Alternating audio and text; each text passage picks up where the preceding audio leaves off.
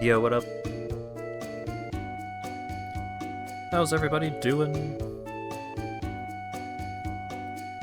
I want to play the RuneScape League so bad. But I gotta wait until Wednesday. So to compensate, I'm attempting to clear out some of my backlog. I have multiple video games that I'm going to play today, which I usually don't like doing, but I'm going to do it. Because, dear God, I got a lot of games to get through. Got a lot of games to play.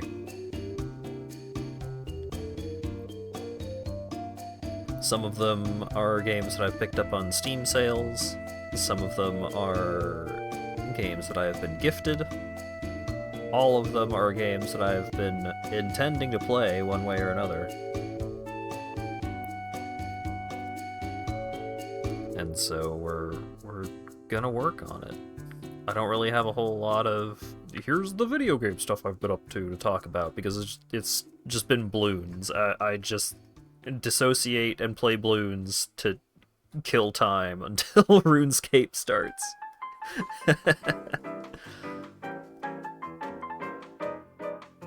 I got another black border, that was cool.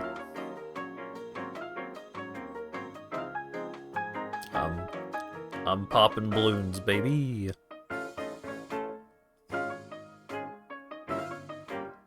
But yeah, so there's no particular theme or anything to the games that I'm going to be playing today. It's just some games that I thought looked neat.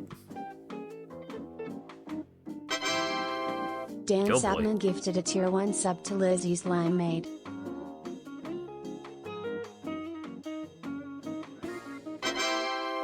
Dan Sapman gifted a tier 1 sub to Lovey Hemoth.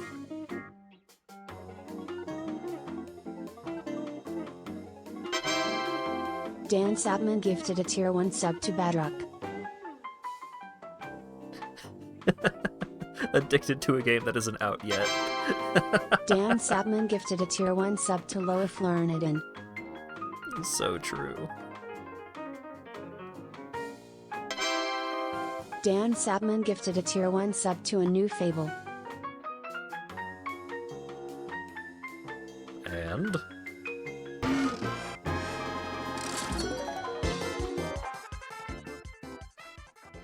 Coffin coffin coffin every day coffin coffin coffin every day coffin coffin coffin every day coffin coffin coffin every day coffin coffin coffin every day coffin coffin coffin every day coffin coffin coffin co 00055 and 5 and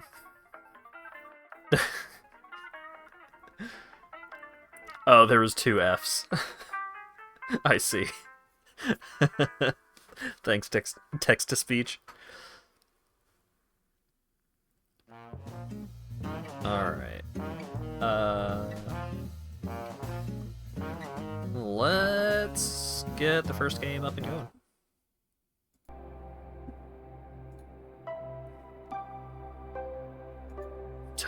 Also, thank you very much for the 5 gift subs and $25 donation. Sometimes I forget to actually say that part, because, like, I'm just hanging out waiting for the text-to-speech messages to finish doing their thing, and then I just move on. Like a jerk. But I appreciate it very much. Okay. Internet is all the way down? That's fucked up. New game with immediate ad for its sequel. Yep, there's also Tower Tactics Arena, Brawl Tactics Origins. It seems that if I join their Discord, I get 1,000 points.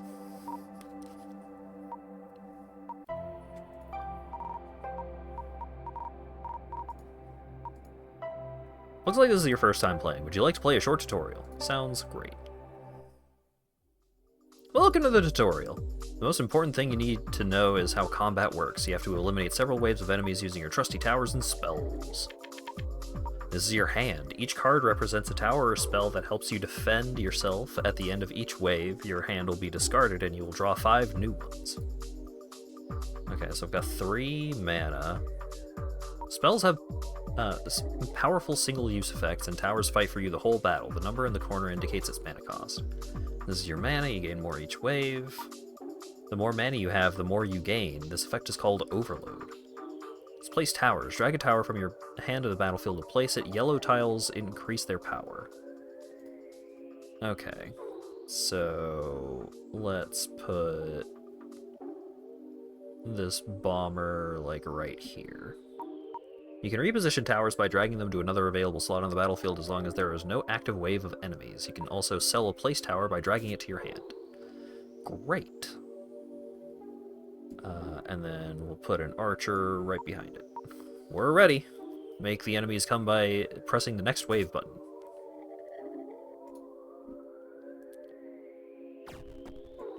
You can also cast Thunder. Now you know how to defend yourself. Test what you've learned by surviving the rest of the waves. That's it? Alright. Sounds great. So let's put another archer here.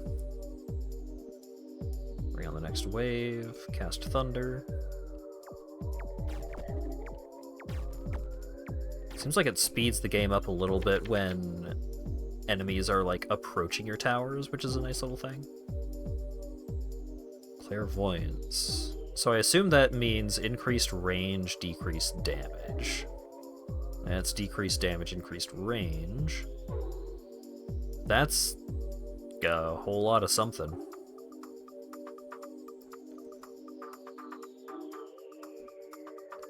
By gathering 3 towers of the same level and type on the battlefield, they combine and level up, greatly increasing their power. Oh. So now I've got a 2-star archer. That sounds great.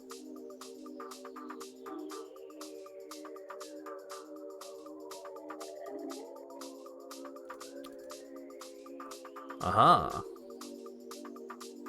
Got a bunch of different targeting modes. Closest enemy, first enemy, last enemy, highest health, lowest health, highest level, closest enemy.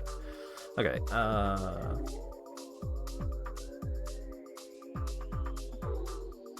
we'll just keep rolling like this. Thunder!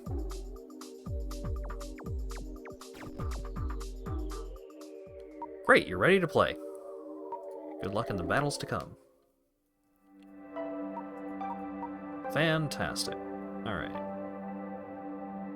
So we've got 20 max health, 30 crystals, which are used to buy stuff in shops. Starting mana. Luck improves events and increases the power of some towers. The critical hit chance and probability of getting trinkets in normal combats and the appearance of rare trinkets. Magic penetration, armor penetration, range, attack speed, shield lost. If you were to lose health during combat while having shields, you would lose that amount of shields instead. Each round you lose shields equal to your shield loss. Okay. Leading Legacy. This deck starts with weak cards with the purpose of removing them and replacing them with what you find. This deck is not meant to be played as is. And I can unlock a bunch of new decks. Ascensions are locked until you win with this deck. I can input a run seed. There's custom runs, daily runs, survival, siege. Alright. Choose a trinket. Magical cards. Towers gain increased fire rate for each card in your deck. Crystal ore. Each time you take damage, gain 10 crystals. Berserker mask. Start fights against elites and bosses with a random tower on the battlefield. Let's do magical cards. Alright, Elite specializes in enemies with magic resistance. Event, Forge, Rest Site.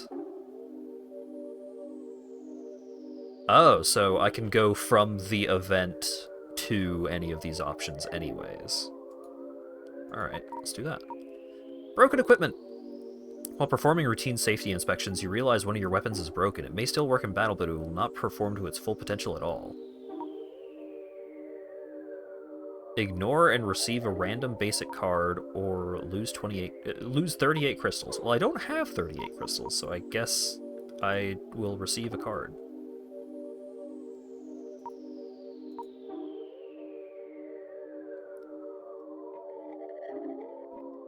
Which is kind of good with magical cards, I guess.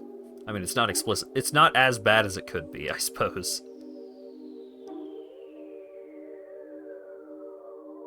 Okay, so even if I pick Elite, I can still go to the rest site. So it's like, as long as an event is, like, kind of within range and to the left of a following event, then I can go do that. So, like, I can go to the Forge and the rest site, despite the fact that I could go to the rest site right now.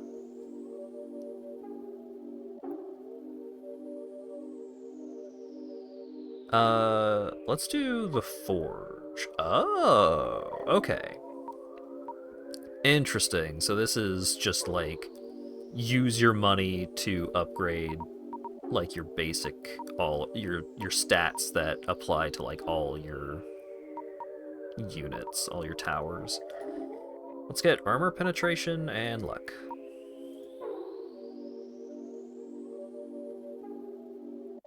I just spent all my money, so I'm not really interested in going to the shop, but I can go to this rest site and then I can go to the Elite. At the rest site, I can upgrade a random stat. More armor penetration? Hell yeah. Sounds great. And let's go fight an Elite. Alright, so their pathway goes like that. Anti-Mage specializes in magic resistance. Eliminate him by inflicting physical damage.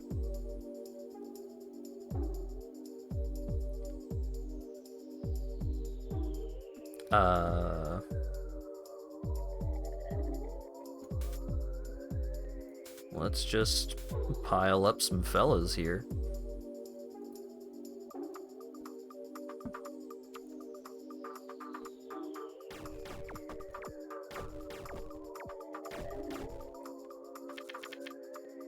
Anti-Mage rank 2. Basic Sniper. Well, that costs 2, but we can still drop down another Basic Archer. And we've got 2 Thunders we can throw at these enemies that have high magic resistance. Still helps. Got a tank, armor, and magic resistance. But what if I improved my basic archer to rank 2? I guess we're making triangles now.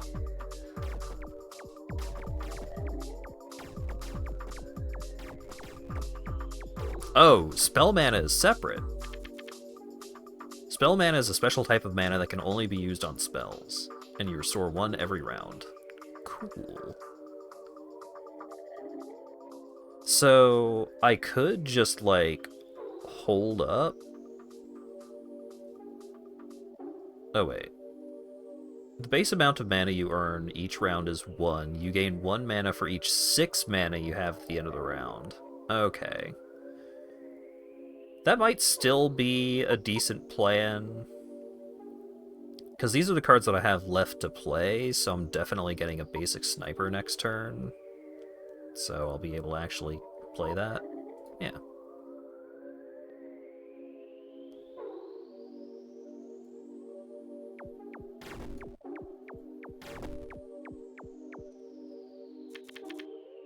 Alright.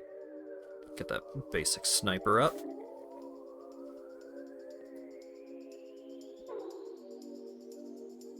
Infiltrator.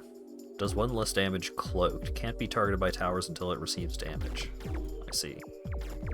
So for something like that, you want to either have spells or, like, AoE effects.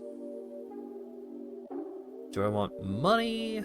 Add a card, enhanced healing. Every time you would restore health, you restore 1 additional. You can get all rewards. Oh! Fantastic. Okay, so enhanced healing is a relic. What do we got? EMP wall. The towers in range cannot be deactivated by any means.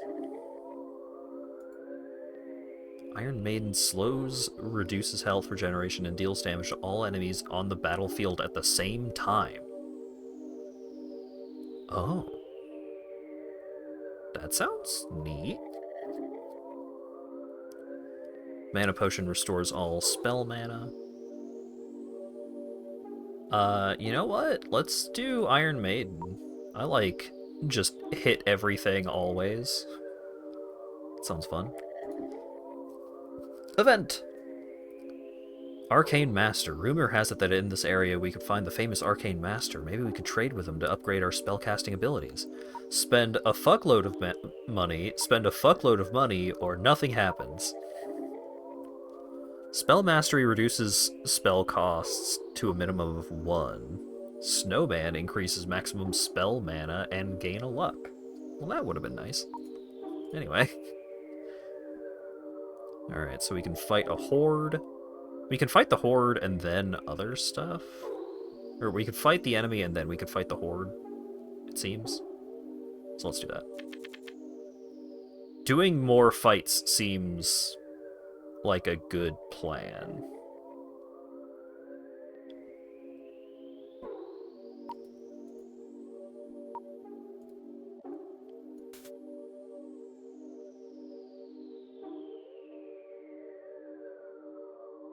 I think it's probably not actually a good idea to just, like, hang out and save up for the Iron Maiden, like, right away.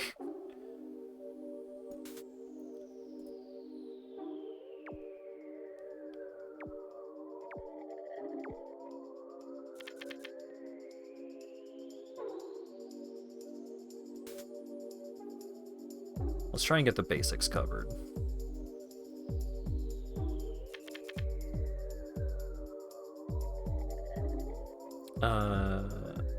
You know what? I don't give a shit about the bomber. That's how I will save up for the Iron Maiden. Is I don't give a shit about the bomber towers.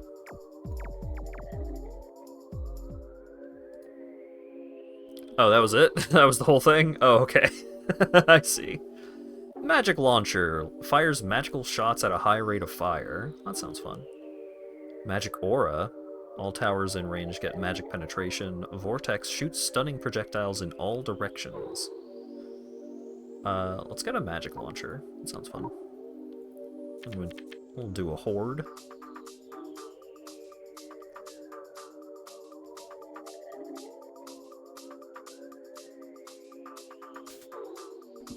Sniper here. Magic launcher here.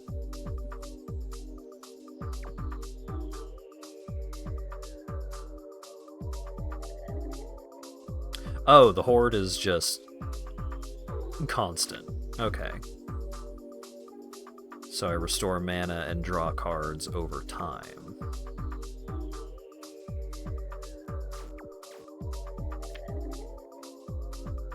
Draw one card at a time, huh?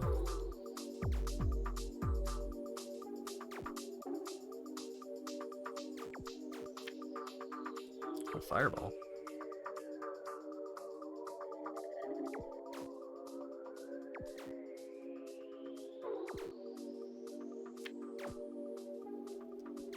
Basic bomber. Alright. Let's just get a tier 2 archer going. And we'll just chill.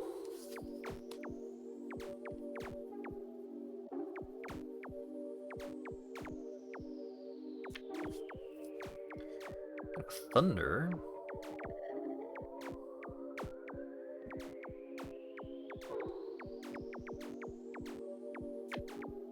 Another thunder. Wonder if the game scales off of doing more fights. Yeah, I don't know.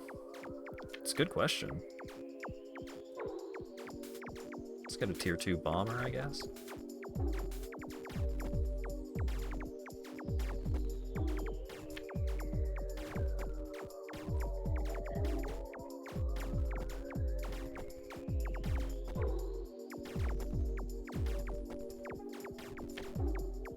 There's the Iron Maiden. Another minute left. I might get it.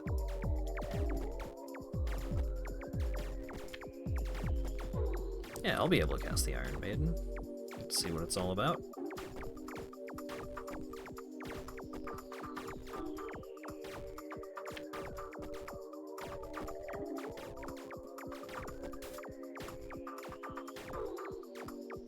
Okay, so it's not a lot of damage, but it is indeed hitting every enemy on the map at the same time. It's pretty cool.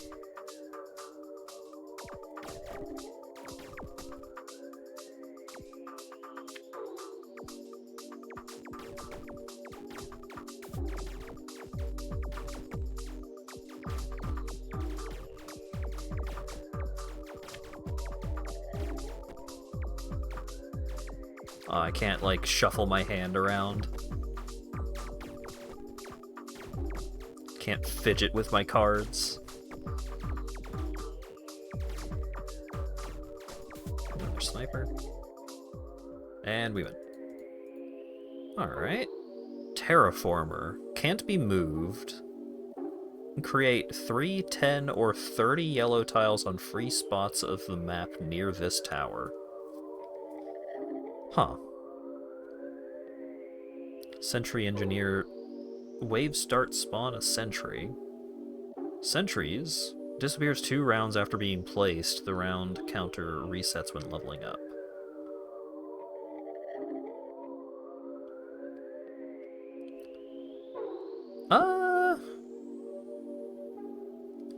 None of these are, like, impressive. But I get bonuses for having a stacked deck, so I guess I'll get the Sentry Engineer.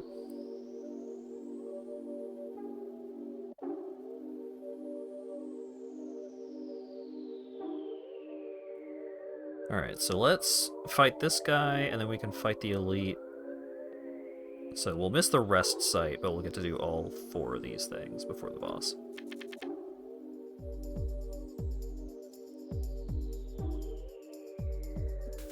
Drop down a basic sniper. And an archer. Oh.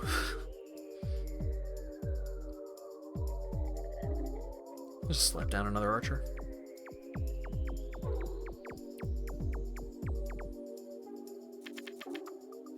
I can't slap down another archer. I don't have one.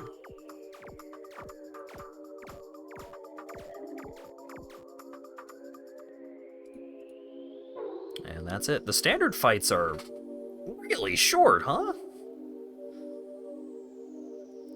Transcend. You transcend when you have 20 or more cards in your hand and draw, discard, and dispel. Why is it worded like that? Hand and draw, discard, and dispel piles combined. So if I just have a lot of cards, then Shields Up only costs 2. Alright. Disruptor reduces enemy resistances with each shot. Cremator slowly burns enemies, slowing them and reducing their health regeneration.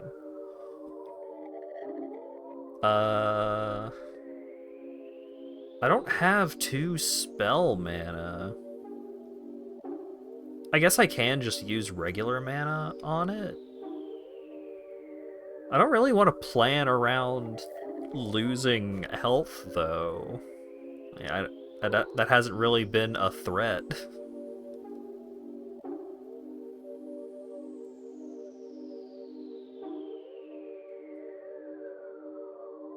Yeah, we'll do Cremator. Seems alright.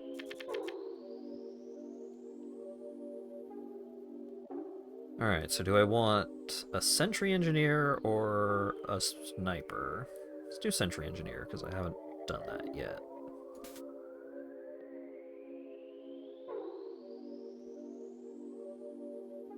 And then we'll drop down... let's drop down a Archer. So I have a better chance of The sentries just get put down wherever, huh? I see. Alright.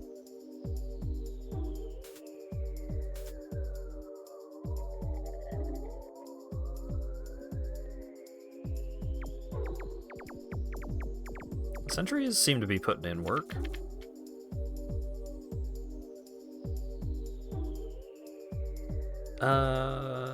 Let's bring in a cremator.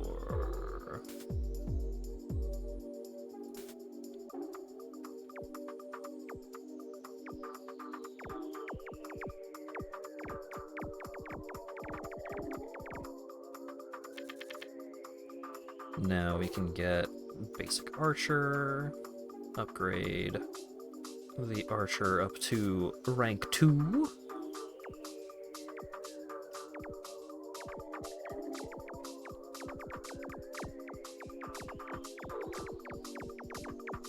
This is seeming alright so far. I'm still kind of baffled by how short the standard fights are, but other than that, seems like there's a good variety to the cards that you get access to. Dark Spear. Towers have 30% more magic and armor penetration. Love it. Revitalize is an enchantment. This card disappears until the next combat, and its effect is applied until the end of combat. At wave start, restore a health if you have less than 50%. Asuna! Activate all deactivated towers in an area, draw one more card next round.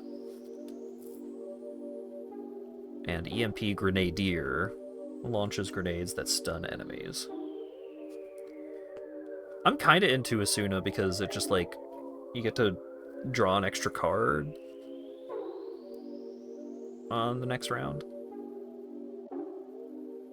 That seems neat.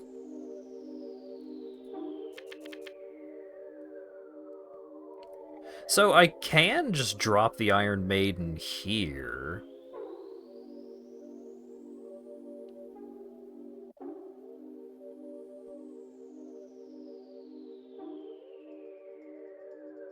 Yeah, so by default the Iron Maiden does 1 damage. So I think even if I had a thing that like had a tile that increased its damage,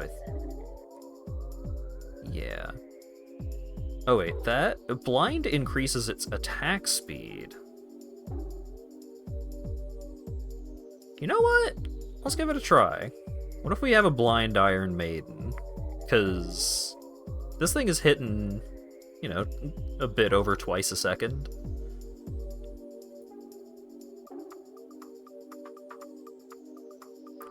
So it's slower overall than just having towers down, but it is just constant. It's kind of neat.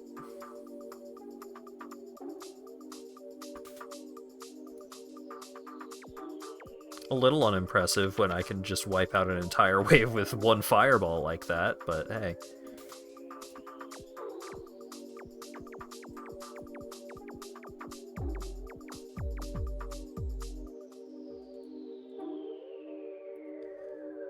Boyfriend Rifle. Deals a very high amount of damage at a high cost. Stuns enemies.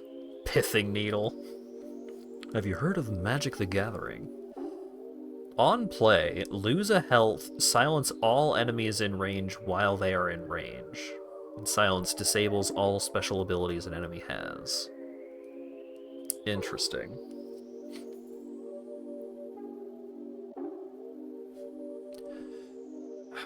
So that's 125 range. That's the same range as the basic archer, but the basic archer does 7 damage. This thing does 65. The problem being getting enough mana to actually cast the damn thing, because it costs 5.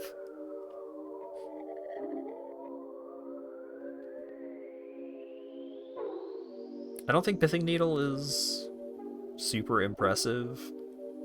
I don't know. I don't know how good silence is, but like definitely losing health whenever you play it.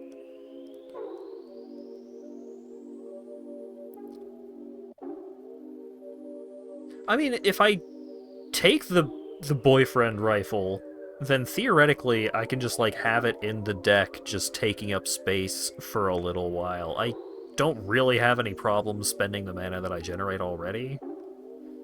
So it's just like a dead card until I finally get a thing that makes it not dead. Ah, fuck it. It's an investment in the future. Enemy fire! You're under enemy fire. Since you are at such a disadvantage, the logical thing would be to flee, but your sensors detect that there may be valuable relics in this area. Wouldn't be worried about 1 to 2 damage from the needle. So that's just like guaranteed damage is my concern. Just like I for sure lose 1 health, and then, you know, if I just end up in a situation where I just don't have access to healing, that's a bummer. So I could lose 1 health, have a 7% chance to obtain Storm Conduit. Whenever you play 6 cards in 1 round, gain a mana and draw a card. That's so many cards to play in 1 round. Holy guacamole. I'll do it once. I'll do it twice. I'll do it 3 times. Sunk cost fallacy.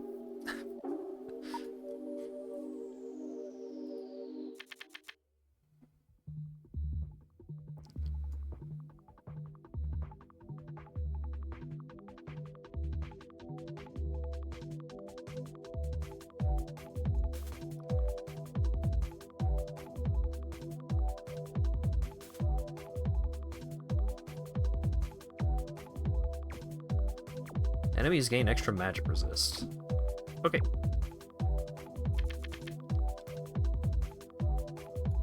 I'll just place down a bunch of archers then. See how you like that.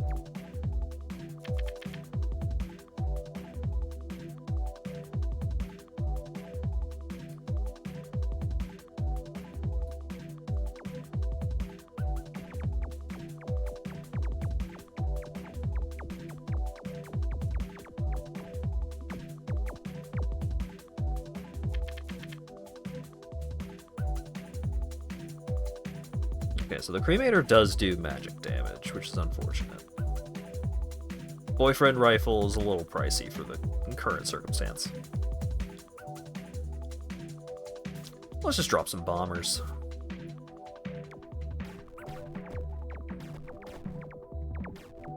Moves faster the lower its health gets. Boink. Alright. Medic and Hijacker. While it's alive, disables a random towers, receives triple damage from spells. Huh.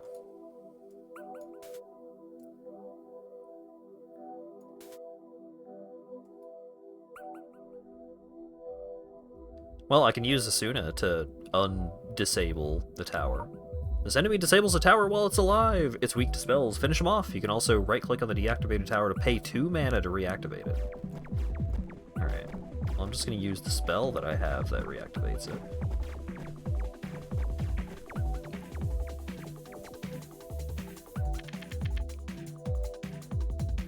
Bunch of thunder. Let's get Shield Breaker. Before it deals damage to you, it removes all your shields. Great.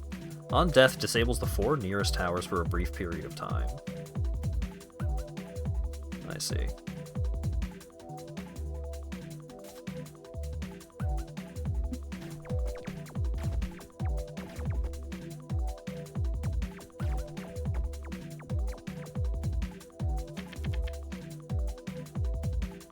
Another one of those. No one has more magic resistance than this enemy.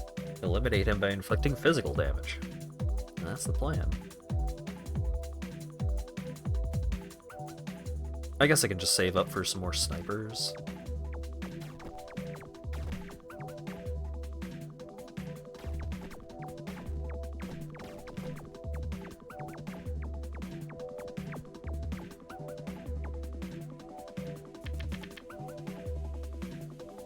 The Iron Maiden does do physical damage. Shame that I don't have enough mana for it.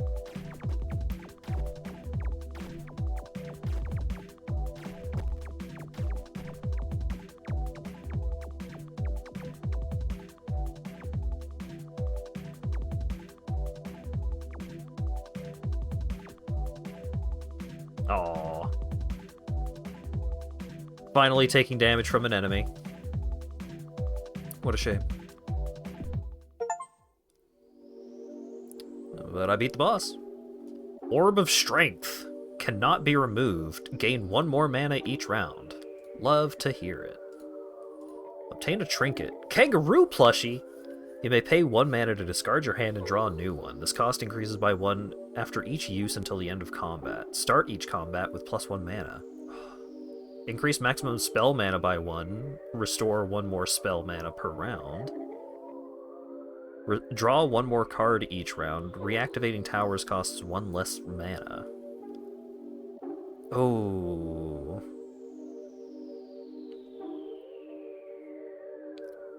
I'm kinda into Kangaroo plushie.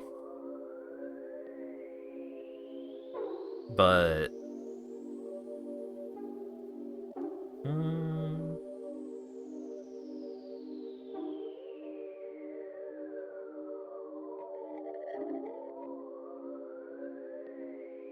So, Kangaroo plushie is +1 mana for the whole combat, and so, like, you get to discard and redraw for a mana cost, but this is just, like, constantly more draw. So, like, this would make my starts a little stronger, but I don't know how often I'm actually going to want to pay a mana to redraw my hand compared to having more cards. Yeah, let's do that. We started the Arc of Spire-likes. I'm pretty sure this is the only Spire-like I'm playing today, but... maybe I'm wrong. Decimate the Weak. Destroy level 1 enemies. Restore 1 health for each enemy destroyed this way. Intimidating Glare. Silence all enemies. Draw a card. 3-cost Infernal Beam. Deals increasingly more damage when targeting the same enemy, up to quadruple damage over 6.5 seconds.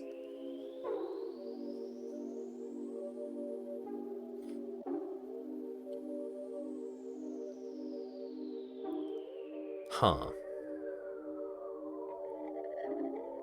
Yeah.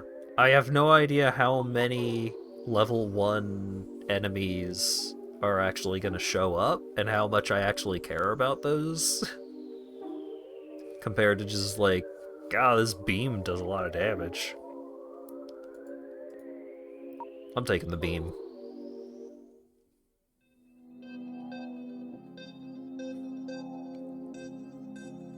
Elite. This combat specializes in enemies with armor.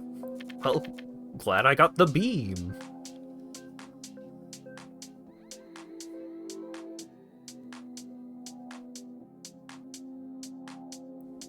Holy Sigil. Increased range for all towers of the same type? I think that is. Was there no boss? That was the boss. That was the boss fight.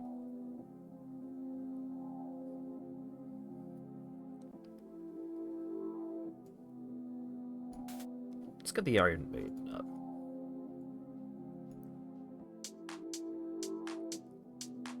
So, like, even though he's armored, he's still taking 1 damage per tick from the Iron Maiden. Alright, so now we can get a Cremator and Magic Launcher. And we've got a Thunder.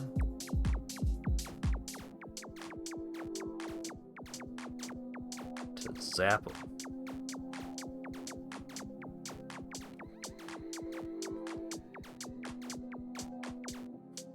Yeah, the Iron Maiden is putting in work. Hopefully this thing actually dies before it reaches the end, though. 3, 2, 1, dead!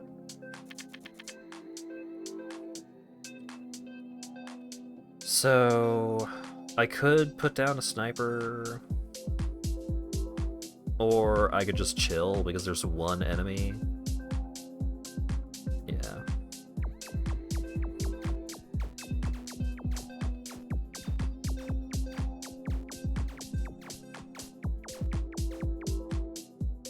Oh, this one enemy is getting through.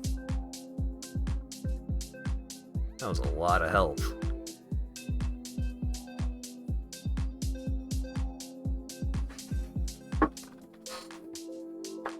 And I take 3 damage because it was a 3-star enemy. Alright, so I could drop another Iron Maiden and just be really annoying to all of my enemies.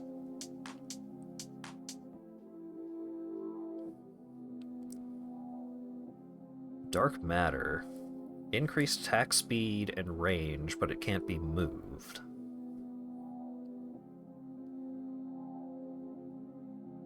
Yeah, I could drop another Iron Maiden and also put down a magic launcher, but I should probably put down the Infernal Beam. I should probably see what this thing's all about.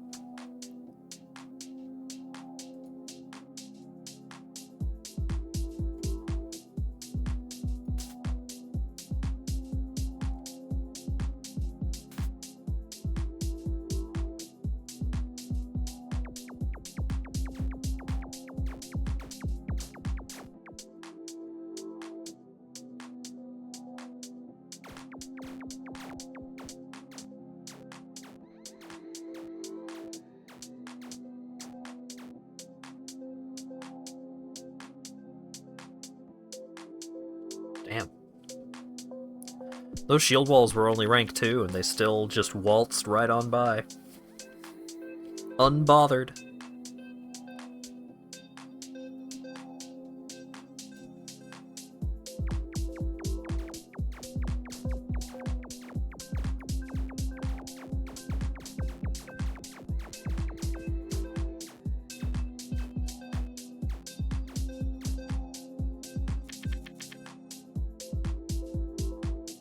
Well, another cremator is really nice.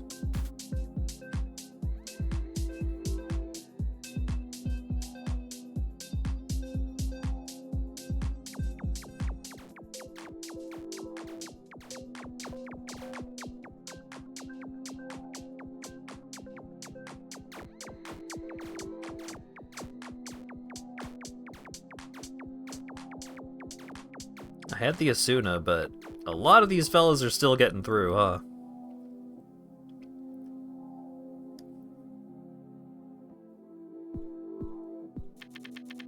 Ouch.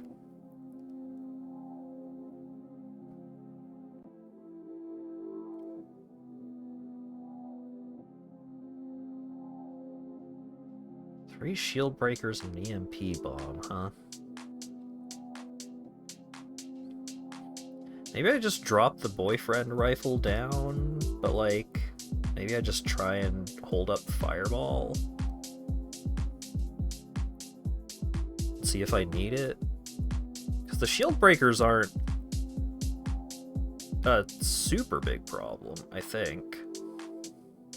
Let's see. I'm gonna be brave.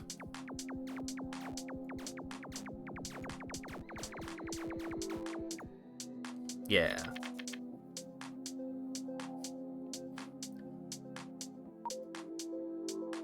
Well, all my magic towers are in my draw pile.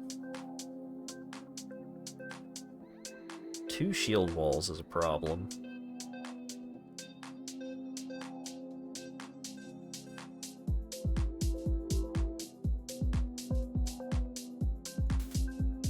Let's bring out another Iron Maiden.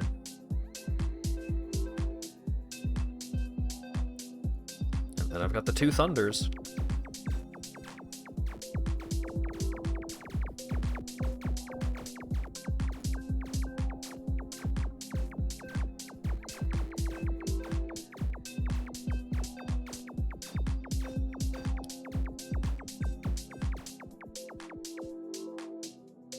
Alright.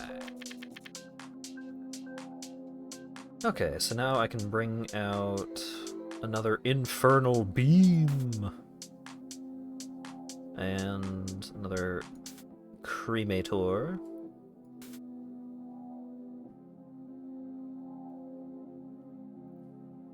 So we've got a Titan and 2 Shield Breakers. Titans regenerate HP.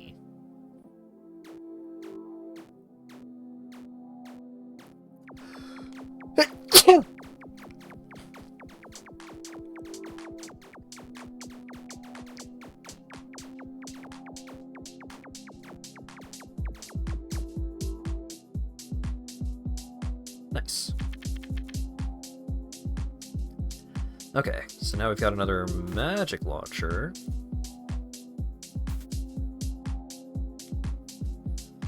And we've got another infernal beam, which I should have played instead of the magic launcher. I'm a fool. Oh well. A medic and 3 shield walls. Medics apply HP regen to everyone nearby, but maybe that's fine.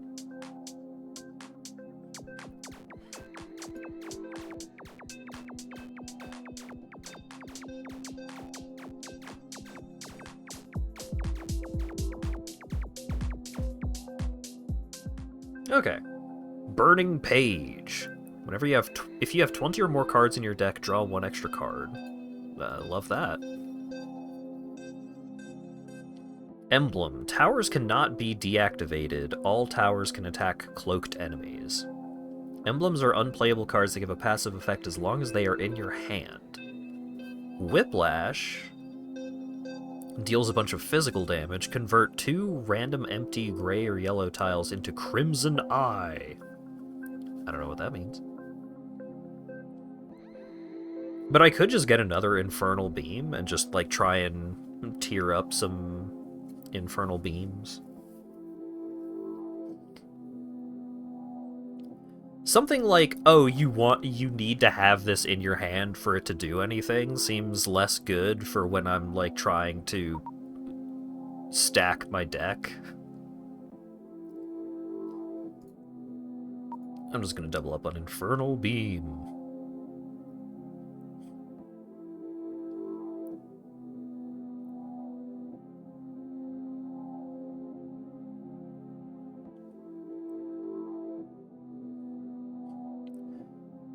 I don't know if 267 crystals is a lot of crystals. I don't know if I should be going for the shop, or if I should be going for the event. Oh my goodness, I'm so congested right now.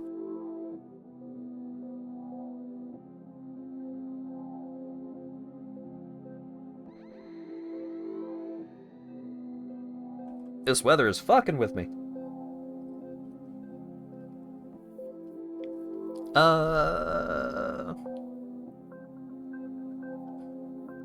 Like, I got kind of fucked up by that last Elite event, but I also got a cool thingy from doing the Elite event.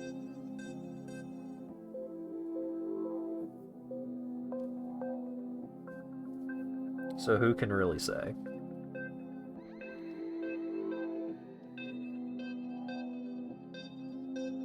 Let's go for it. Let's be brave.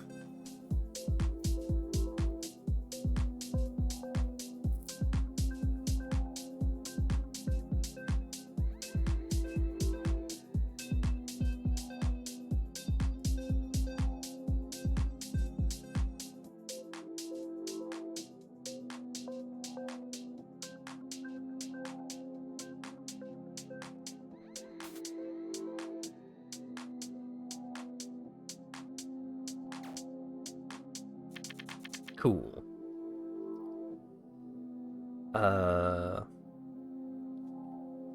Tower Defense FTL the Spire. Yes.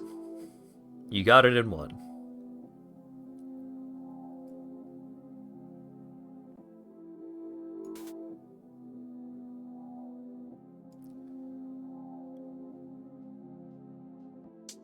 You know what? This tower can't be moved, but I think we're okay with that. Because now this laser can hit guys all the way up until, like, here.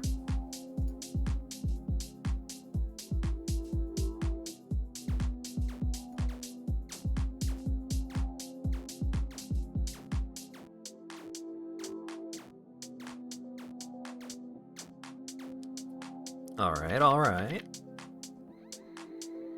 Doing good.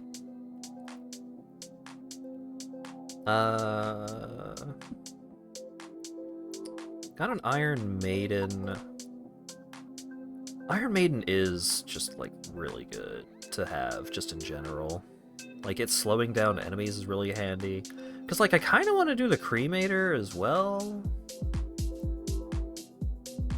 I'm doing Iron Maiden. So we got a blind spot to put it on, because its range doesn't actually matter. One tier 3 shield wall. Okay, so let's just do this so I don't forget. And then zappy, zappy.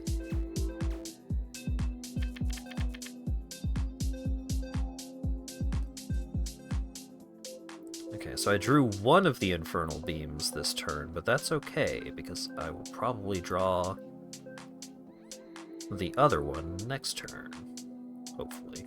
Or the turn after that, I suppose. Okay, so we've got an EMP coming in, but we've also got an Asuna, so this is good.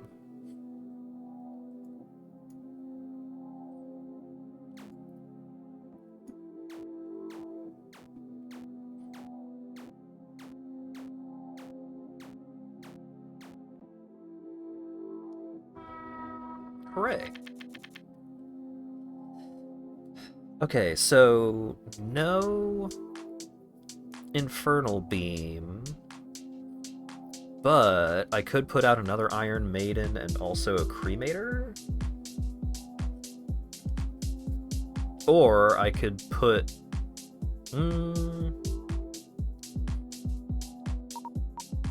So I'm definitely drawing another Infernal Beam next turn. So I could put down the Iron Maiden and nothing else, and then next turn I cast the Infernal Beam and nothing else. Or I could put down a Cremator and a Magic Launcher. I think 2 towers is probably better than 1 right now. I think that's part of why I got hecked up on the last map. So I was just not putting down enough stuff on the map.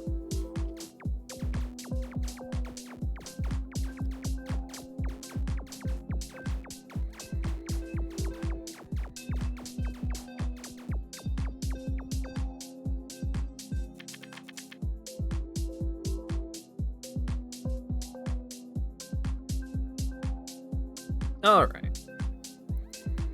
Let's get another beam going.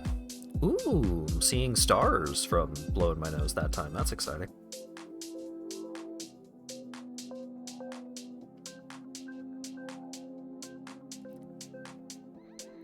So I could put this tower here, or I could put this tower here, and then this guy has giant range. Holy guacamole. Yeah, that seems pretty good.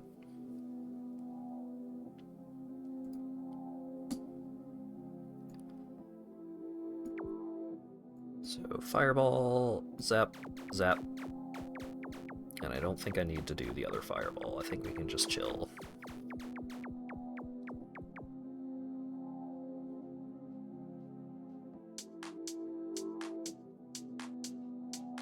Yeah. Alright. Tier 2 Infernal Beam does 3 times as much damage. That's pretty hot.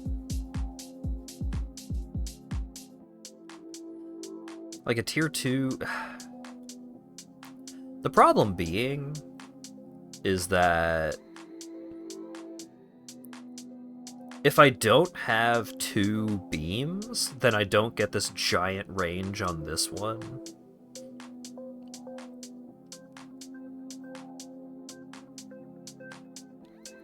So I could just do another Iron Maiden.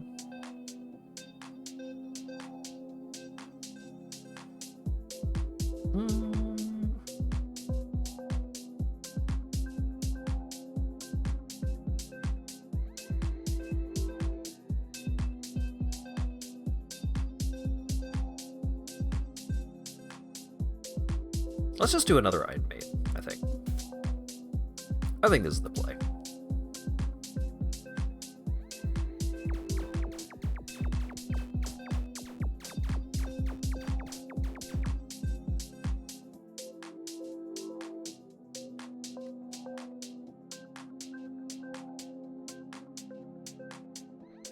Nice.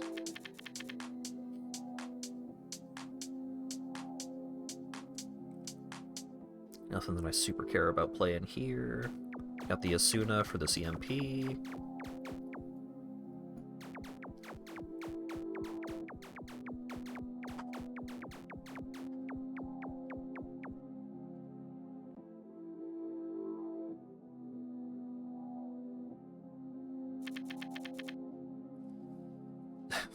Which of the two infernal beams do you want to play?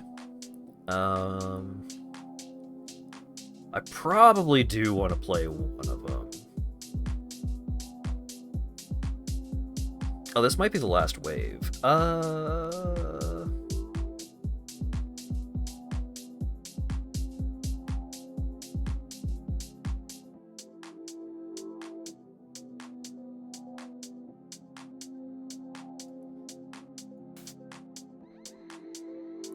Cremator.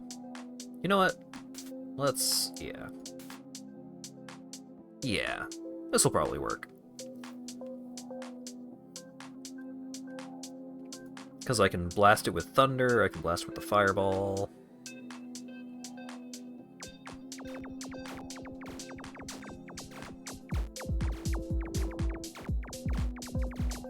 Yeah, we're all good.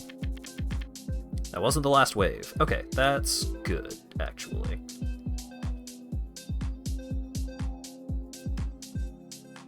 Let's make you into a tier 2 magic lawn chair.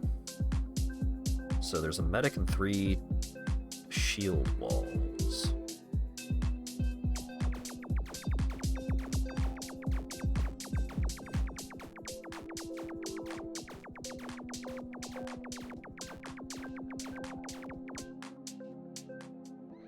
Holy Bracelet. Negative events no longer appear, gain 6 luck.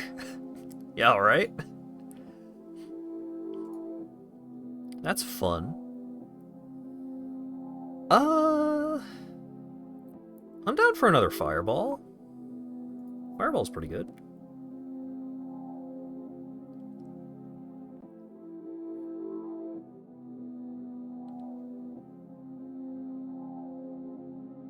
And let's do another elite fight. Fuck it.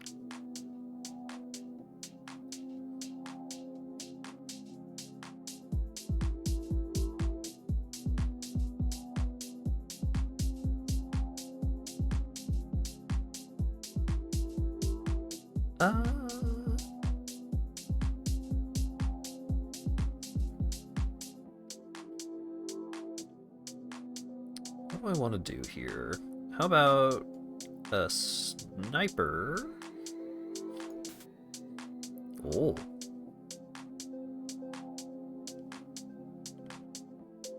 Juzu bracelet, but good. And a cremator. That seems neat. It's playing pretty neat thus far. I'm enjoying it.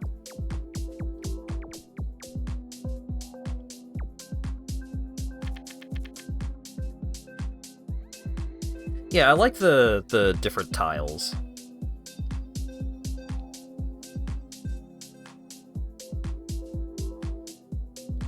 I can put down an archer here and then an archer here. Oh, the one on the Holy Sigil itself also benefits from the range increase. That's pretty cool.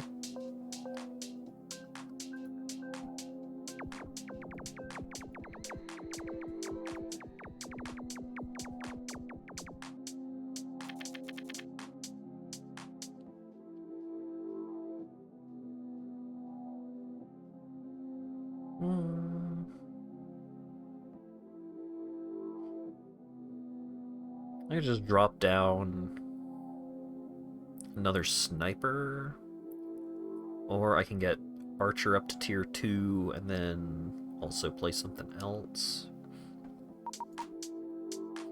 Oh, I'm definitely getting an infernal beam next round, so what I can do is I can drop basic archer down and then save my mana.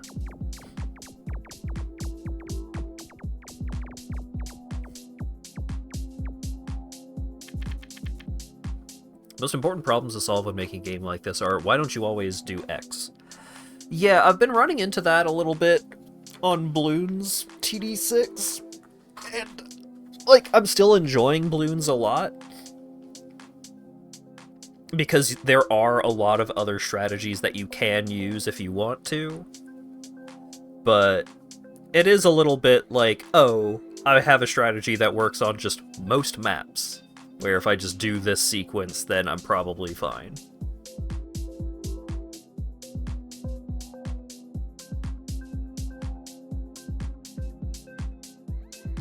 Which, I guess, like, part of the fundamental appeal to this one is that it's a frickin' roguelike deck builder. And so that variety is kind of built in. The variety is unavoidable. Oh, what if instead of a beam, I just make another tier 2 archer?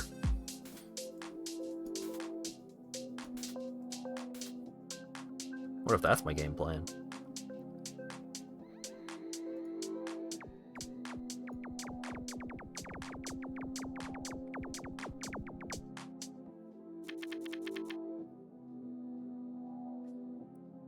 Alright, and now I can put down another sniper.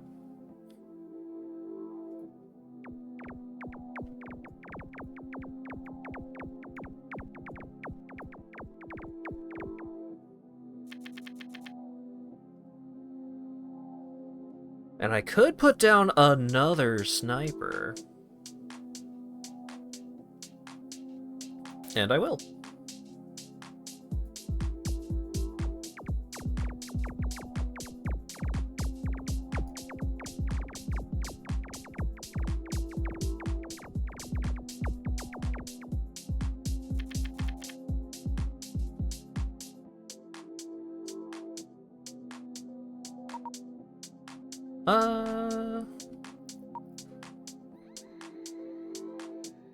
I'm not super impressed by the basic bombers. I think I'll just save.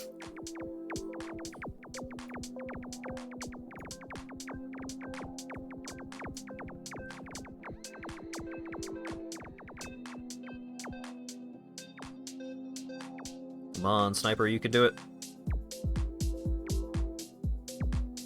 Yay!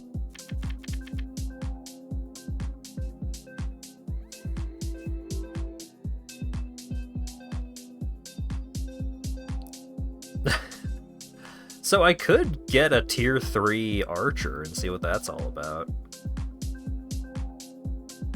It does more than double damage, faster attack speed, pretty good range.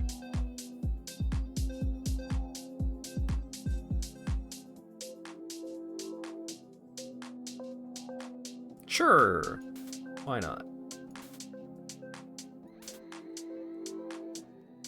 Look at that.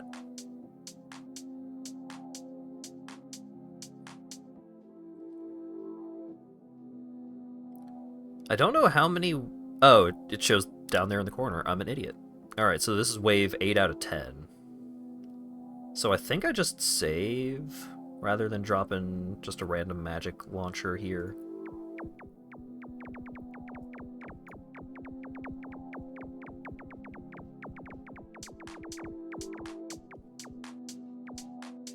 Sniper should be able to handle these two.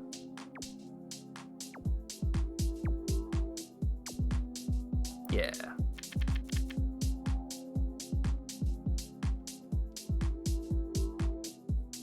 Whoa.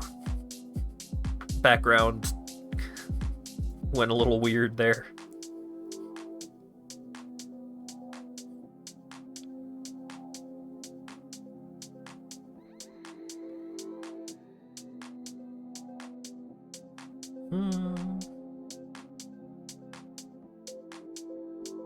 A medic and 2 hijackers, huh?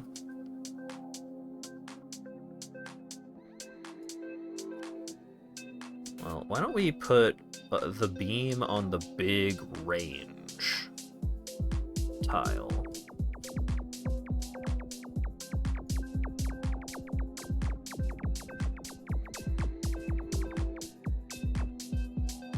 Nice.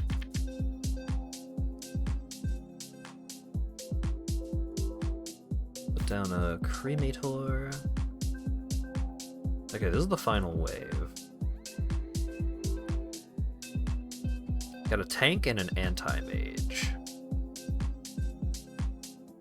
So...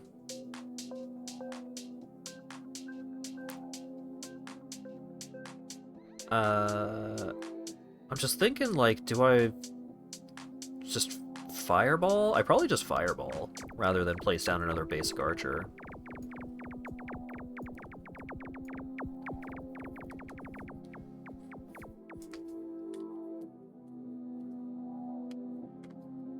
Alright, Esoteric Scroll. Whenever you play a tower that costs 3 or more, draw 2 cards. Hell yeah. I be casting towers that cost 3 or more. Mystery Boost. 7 mana spell. Level up a tower. Man, that's asking a lot. Every time this tower shoots, lose 1 crystal. Can shoot when you have 0 crystals. Stuns.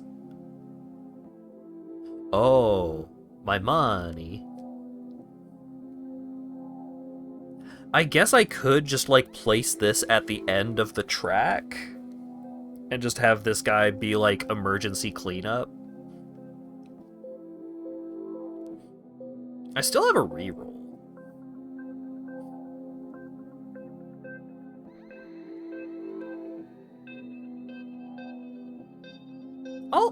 I'll grab the emergency cleanup tower, sure. Okay, so if I go to the shop and then the horde, then I can do enemy, enemy, enemy, forge, event, boss. Or if I spend all my money at the shop, then I can go shop, horde, enemy, enemy, enemy, event, event, boss. That seems alright. Let's see what the shop is like. Giant's Bane! Every 3rd shot deals a percentage of the enemy's total health as true damage. Revitalize is the one if you're very hurt, you heal. Disruptor reduces enemy resistances with each shot. Oh, Snowman! Spell mana and luck. Whenever you teleport an enemy, deal 10% current health magic damage to it. Tactical Garlic, reduce enemy resistance against stuns, slows, and teleports by 25%. Convert a random basic card into its non-basic version. Remove a card from your deck. Duplicate a card from your deck. Huh.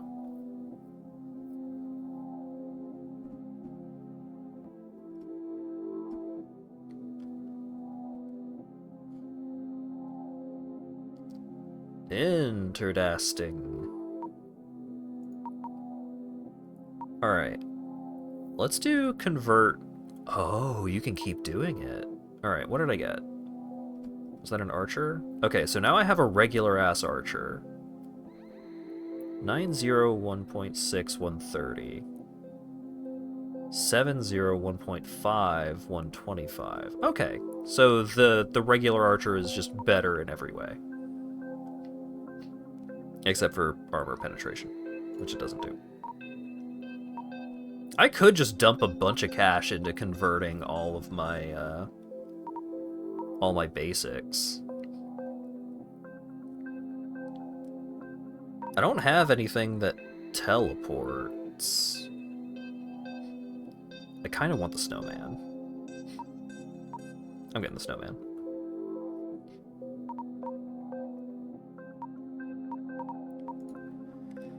Are there any cards that I would want to remove? So I could remove the bombers, because I'm not super into them in general. And then... Oh, I don't have enough money to actually do that. Hello, Dura!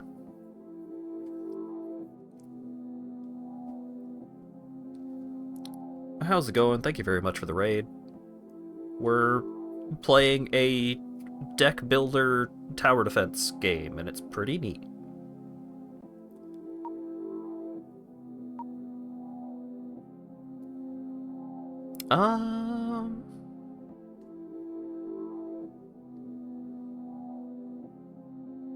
Reduce enemy resistances with each shot. Like, I'm kinda into that. Okay.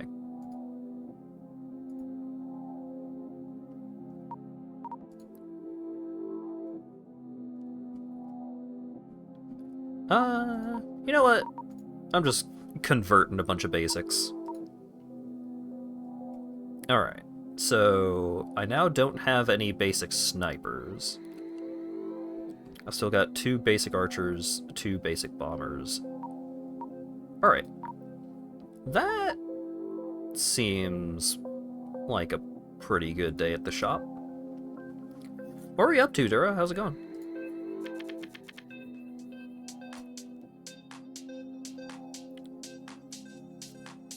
Do I just instantly drop down a death beam on the dark matter? Or I could just drop down an Iron Maiden and be really brave.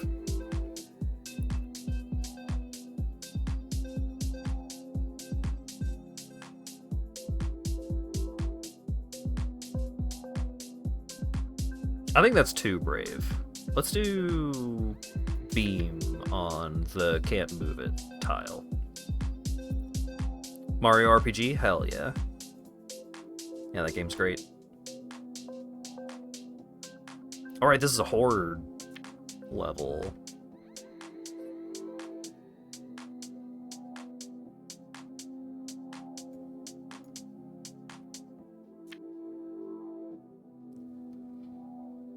So, once I gain a bit more energy, then Iron Maiden is probably a good thing to play here.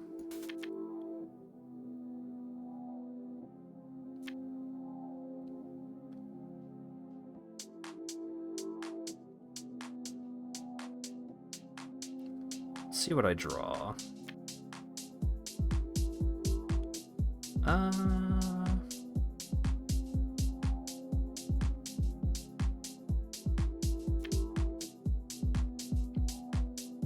Got another beam. Let's play that. Oh wait, the beam is a bad idea. The beams don't know what the fuck is going on here.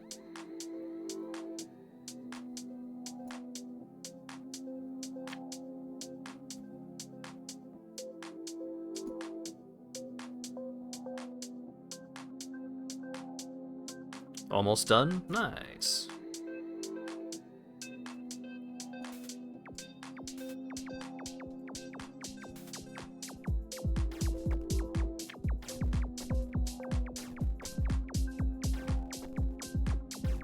Yeah, I think the aesthetics for this game are pretty strong. One of the best aspects of it, I think.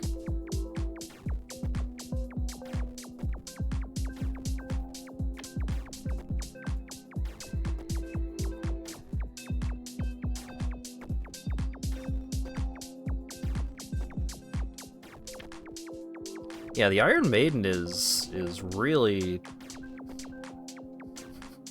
doing it up here. So now I can just like chill for long enough to start getting overload mana.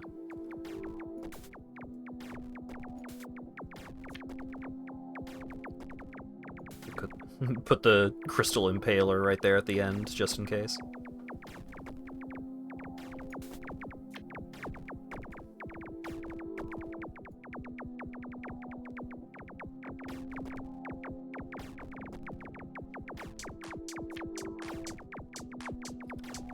So the non-basic snipers cost 3.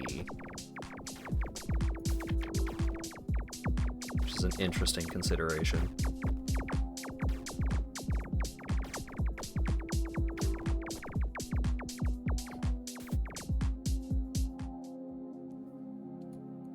This map almost outpaced your build. Yeah, because the enemies were moving too fast for the lasers, and the first 2 things that I put down were lasers. So they didn't fucking do anything.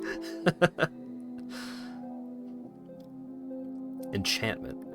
At round start, add a random card to your hand. It costs 1 less this combat.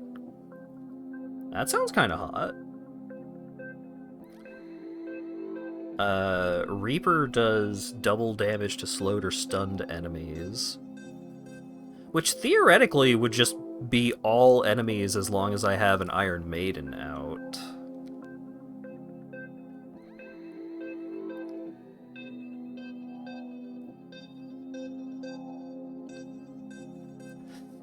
Random card.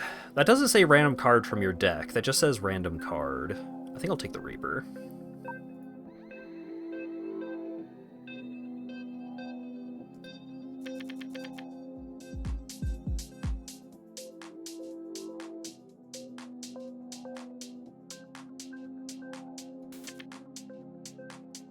Drop down an immovable sniper. It has very big range. Alright, this is a regular fight. I don't have to try.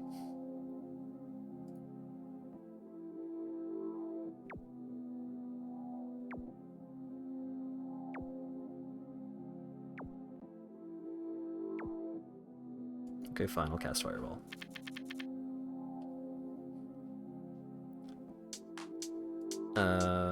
Place down a basic archer. And just let her rip.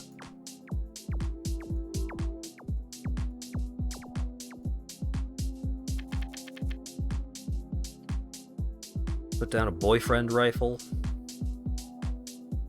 Put down another sniper. This is the last wave. Let's just put down another sniper.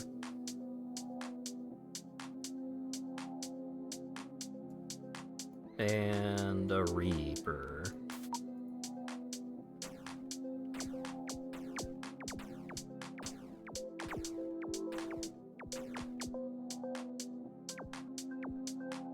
I did it. Pursue Glory. Gain 5 shield if you have 25 or more shield. Level up 3 random towers. Draw 2 extra cards next round. When leveling up, gain 5 mana. Slightly slows nearby enemies. Huh.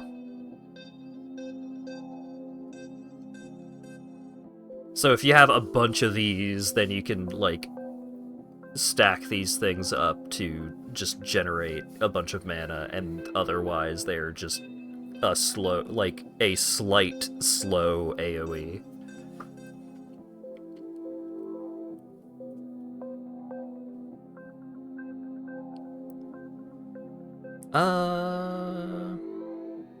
Let's do Premonition. Just get a card that draws cards.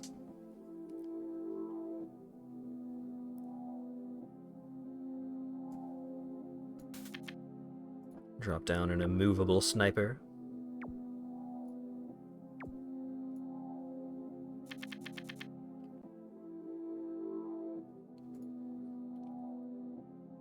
You have so many expensive towers, yeah.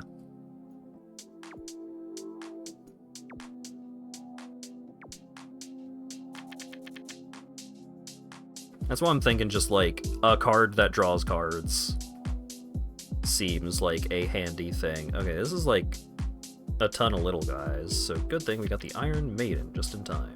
And then we drew Premonition because we have a relic that lets us draw 2 cards when we cast one of our big towers.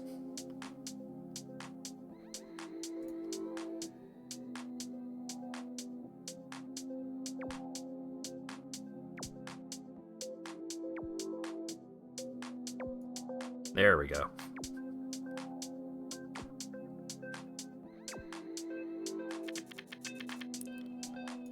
We'll cast Premonition again for funsies. This is the last wave. This is another a million guys wave, so let's put down some basic bombers.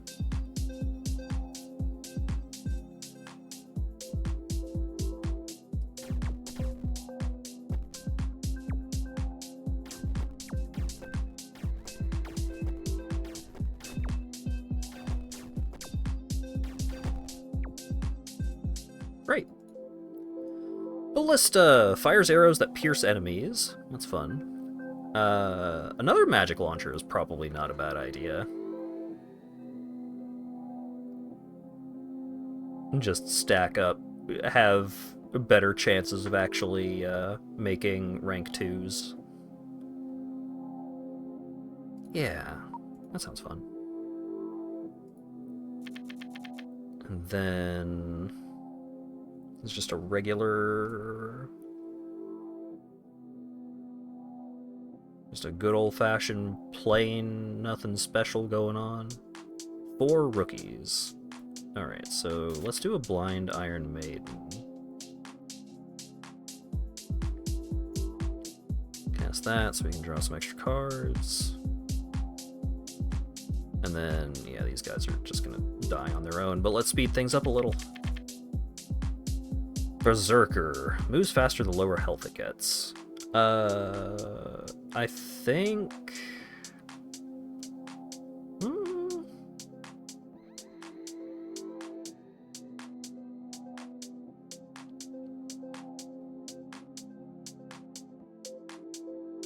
Let's play a regular archer. Does the towers combining after 3 identical ones feel better or worse than filling up the whole map?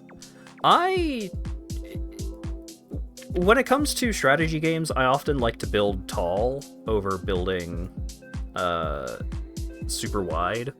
Like, I am not as big a fan of filling out every tile as I am of having, like, 3 super good towers that can just handle the whole thing by themselves. So I'm into the tower merging mechanics. I think this works for how I tend to like to play this game. This kind of game.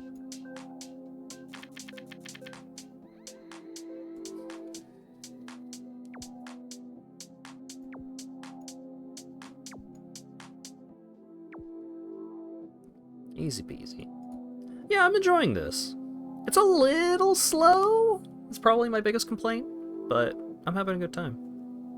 Can target cloaked enemies stuns from a long distance. Yeah, that sounds great. I don't have a ton of ways of dealing with cloaked enemies. Antiquarian Merchant. You stumble across a peculiar merchant offering rare antiquities at costly prices. Should we trade? Golden Guardian. If you were to receive lethal damage, prevent it and lose 50 crystals. Can only activate up to 3 times. Dark Knowledge. Draw 1 more card each round. Enemies are more vulnerable to stuns, slows, and teleports. Yeah. Give me that one. Take all my money. What am I going to do with it? We wouldn't miss this chance. You already feel the upgrade was worth it. And an event. Oh. No, I could have been so lucky. Rumor has it the famous Star of Fortune is capable of transforming crystals into a more prosperous future. But nothing happens. Whether it's true or not, we are the true masters of our destiny.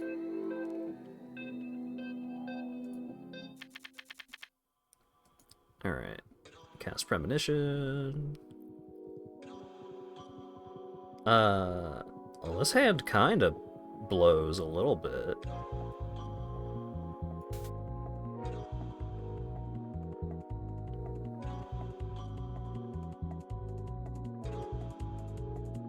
Alright, this is the boss. Oh, the song rules, though. Okay, alright. Enemies have more health. Okay.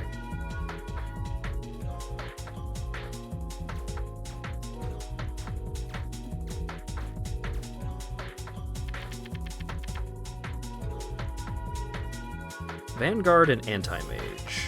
Specializes in armor, specializes in magic resist. Fine, I'll just do whatever I want then. Start dropping down snipers, I think.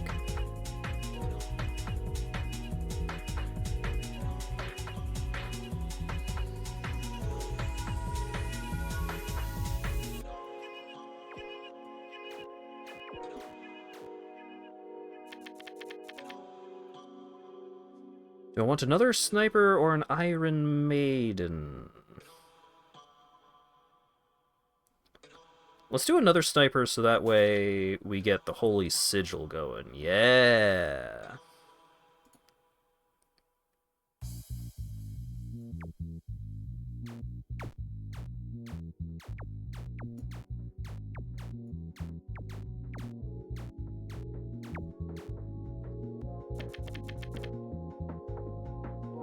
EMP Bomb and Juggernaut. With fairly balanced stats, this enemy seems to have no vulnerabilities. Alright, I'll drop a bullseye. And I've got the Asuna for the EMP bomb. Although it's the 4 nearest towers, which will just hit all of my towers, but oh well.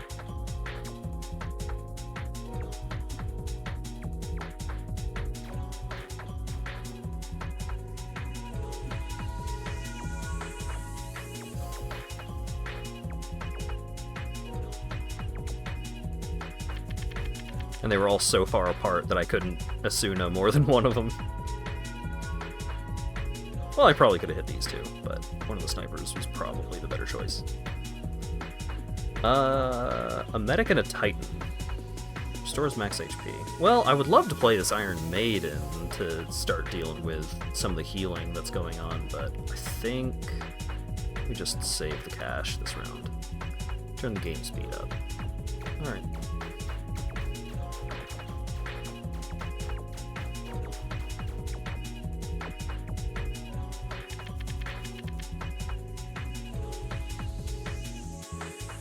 Alright, so we can get a tier 2 sniper going.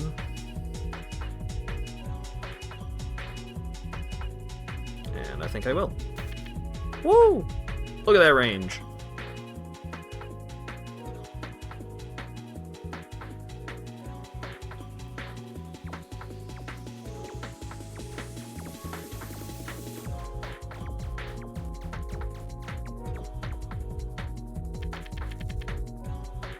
And then we'll get another sniper going.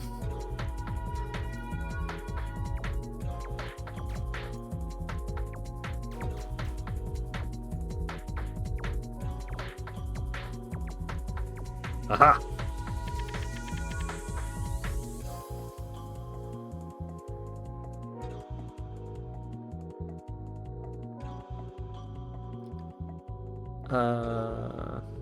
Do another bullseye?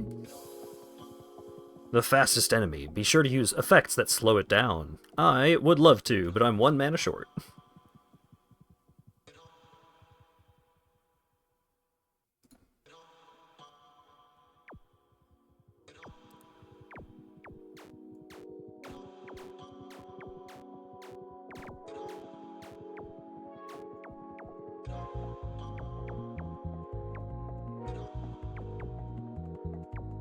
Nice.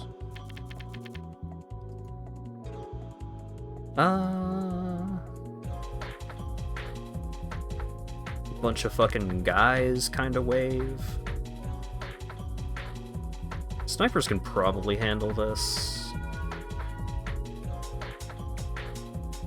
Because they're not fast guys or anything. It's just a lot of them. So, bam.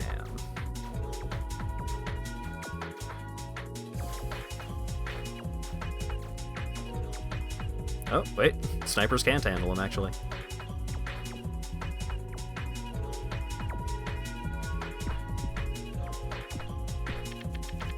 Down to 2 health.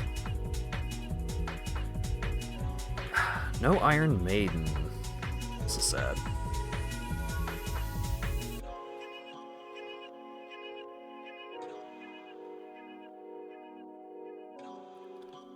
Alright, let's do Magic Launcher and 2 Archers. Because there's just a lot of guys.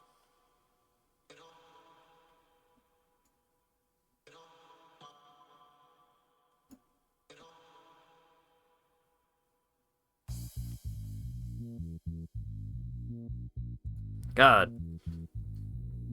Really should have tried a little harder to find an opportunity to drop down one of the Iron Maidens.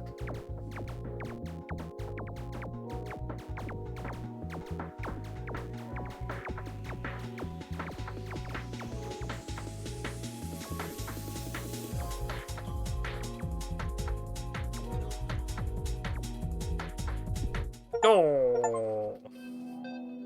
I lost. I got Astral Dust, though. And I got Common plus 6% Crystal Modifier. Whatever that means.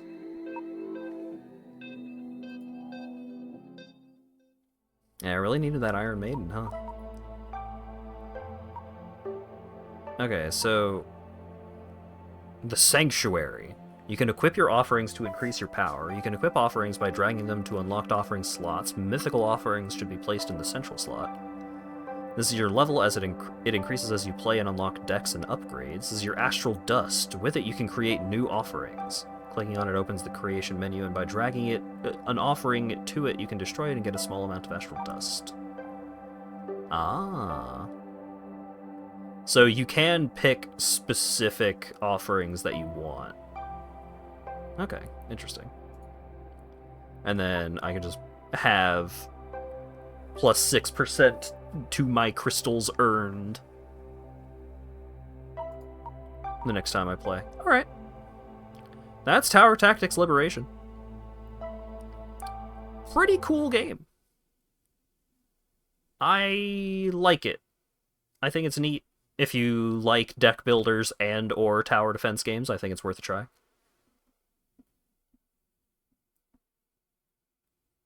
Okay.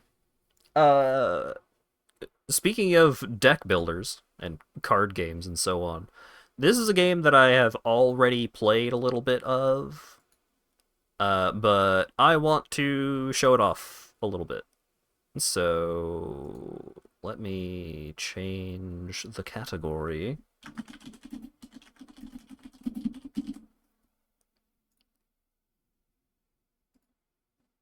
And then get this game opened up.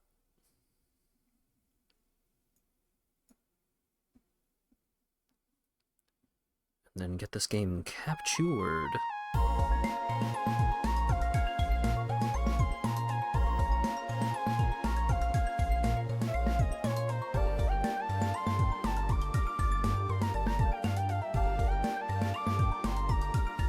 Maybe turn it down a wee bit.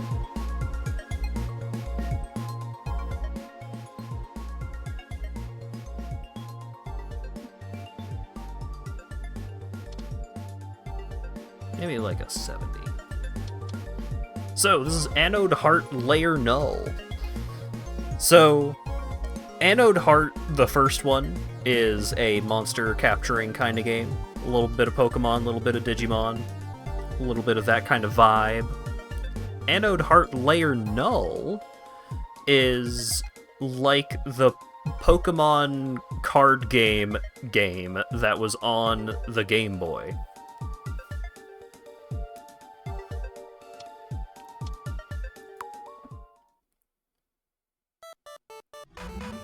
So if we just start up from the beginning. Hey there, I'm Riley. Are you a new player? I think so. Where am I? Oh, you don't know? This is Analog Town, the central hub of the dueling servers. Since you're here, how about I show you around? Follow me to the card shop. Let's get you registered as a card tamer. Hey, Patch, we got a new player on the server. They're not registered yet, so I brought them here. Oh, welcome to the server. Interesting. You have a blank name tag? I didn't know that was possible. You really don't have a name? What should we call you? How about... name. Did I hear that correctly? It's name, right? Yeah. Nice! That's an easy name to remember. Oh, you got it already. I'll start the registration process then. Your name tag is all that's needed, really. Patch is the creator of the first Tama monsters. He opened the very first card shop all the way back in Layer 1. Giving me too much credit. I had a lot of support from the local residents and the net folk. Couldn't have done it without them. Oh, it's complete. Name, you are now a card tamer. I've transferred a free starter deck to your collection. It's a mishmash of various cards from starter and some later packs, so feel free to open your deck editor and trim it down to 40 cards to make it stronger. Help you get started, I'll also transfer one starter pack to your inventory, and let me register a tutorial quest for you. Talk to my assistant, Miss Vixel. She'll explain card battle basics. Congratulations, you've got a starter deck now. You can view all of your collected cards and edit decks inside of the main menu. Do you want to explain how the server ranking system works? Nah, I'm good. I'm sure you'll get the hang of it quickly on your own. I'll be hanging out in Analog Square if you need anything. So, let's open a booster pack. Drag boosters up to open them. So cool. kablam, and then it explodes into cards. So, there's a variety of different card types. You have apps, which are generally like spells, and you have Tama, or Tama. I'm gonna say Tama. You have Tama, which are like creatures or monsters or what have you. And then patches are like instants. They're like... The patches are generally like counter spells or just like stuff you do in response to other stuff happening. Oh, I'm blocking UI. There we go.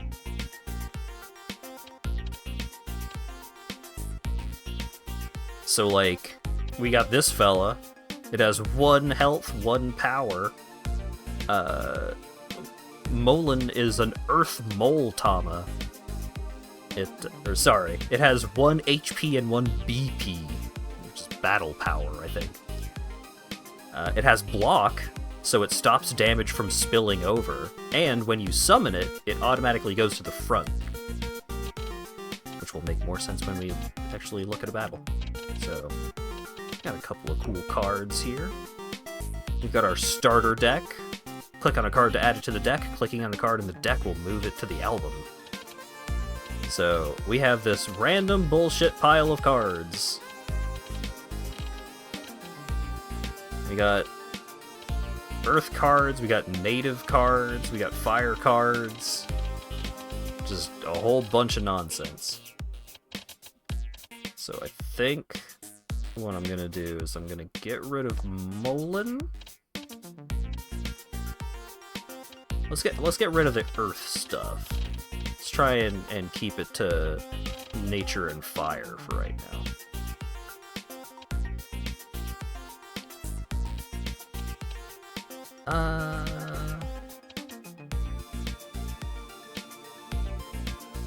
Do we want a thick dummy? We don't need the thick dummy.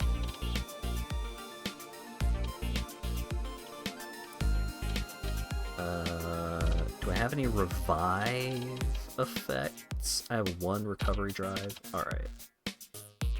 Oh wait, but these guys have bonus. Alright.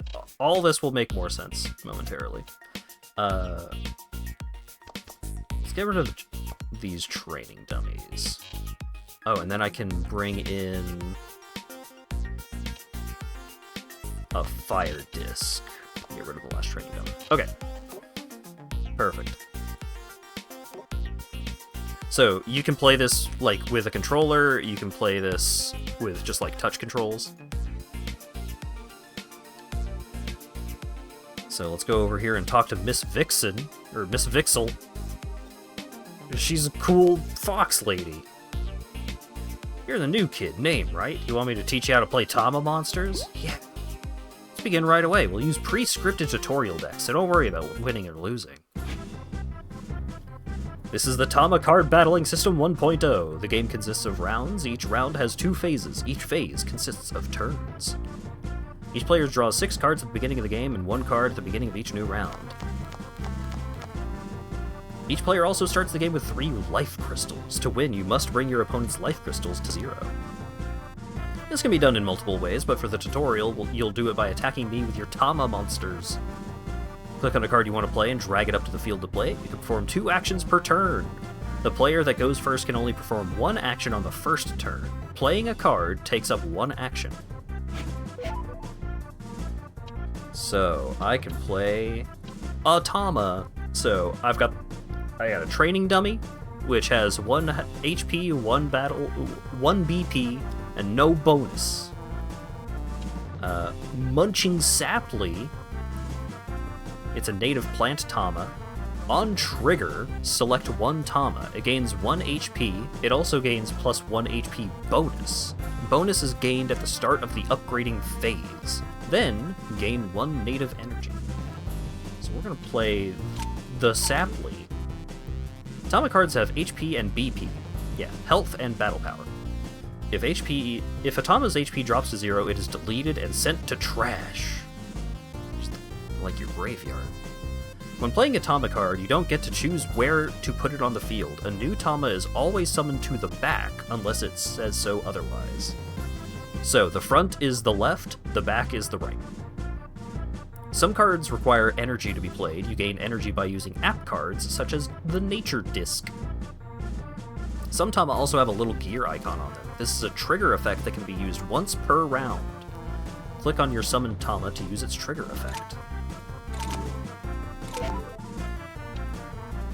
So, we can use the trigger effect. We can choose to use the acorn on Munching Saply. So it gets +1 HP. And now, if you look over on the left, you can see that its bonus is +2/+1.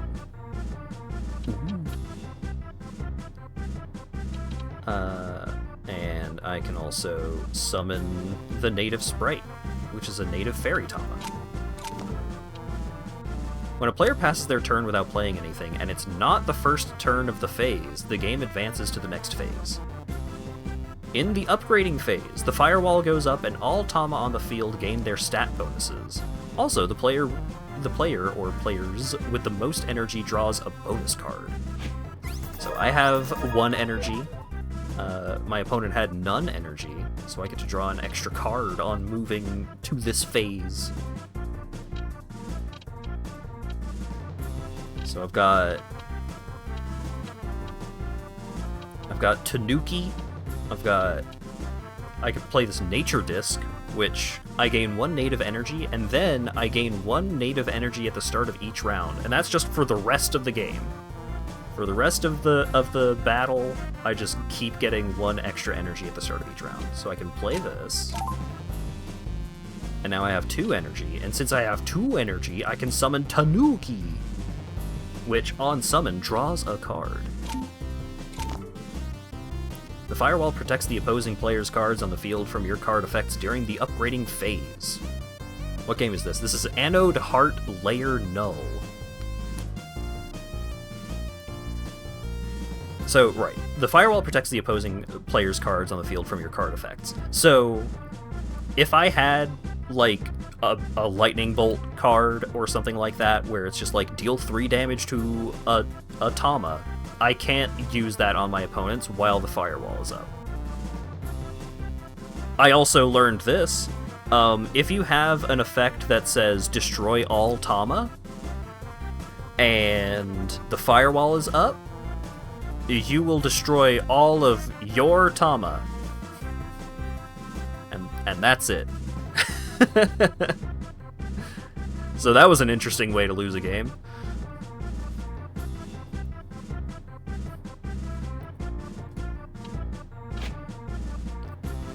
Now that we've both played our cards and the upgrading phase is over, it's time to battle! Battling proceeds automatically, so you can sit back and enjoy the show. Each Tama generates an attack with power equal to its BP stat.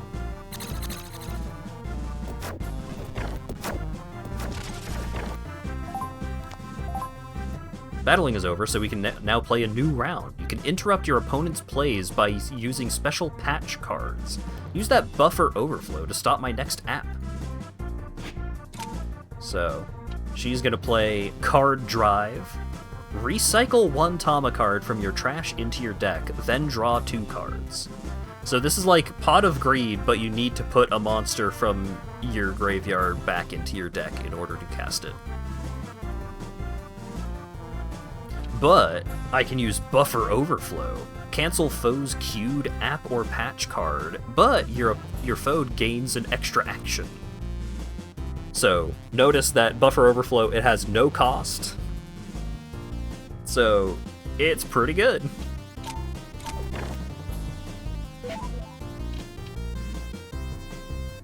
So, she didn't mention it during that first battle, but the way the battles work is that, like, each of the Tama generates an attack, and those attacks are generated left to right. So right now, if I were to generate attacks for each of my Tamas, I would generate an attack of 2 damage, an attack of 1 damage, and then an attack of 2 damage. And then those attacks are applied to your opponent's Tama left to right. So if my battlefield were to attack myself, I would have an attack of 2, an attack of 1, and an attack of 2.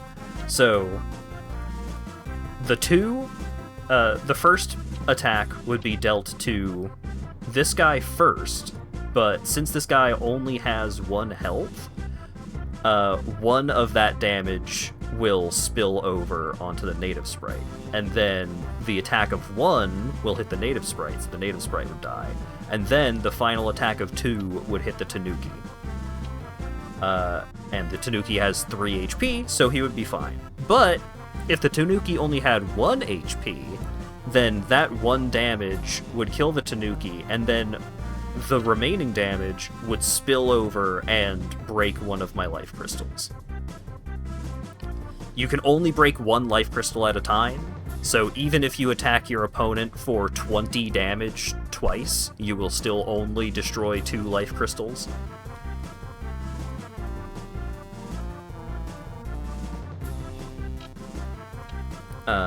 So yeah. None of my Tama have died, so I can't cast my own card drive. So I'll just cast Acorn, targeting my Munching Saply, and then I will use my Munching Saply's trigger to use Acorn on my Munching Saply. Then the opponent did nothing, so since this guy's bonus is +4, his HP is now pumped up to fucking 7. Beefy boy. So now I can play a training dummy, I can play a native sprite. And now kablow!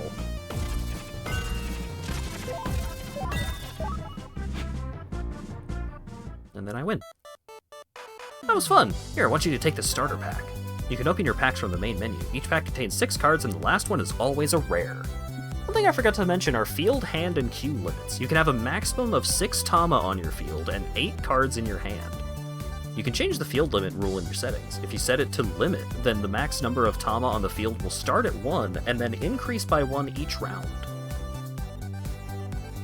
The playing queue is also limited to a maximum of 4 cards. You cannot respond with a patch or virus if the queue is full. Also, if you attempt to draw a card while your hand is full, a random card from your hand will be deleted.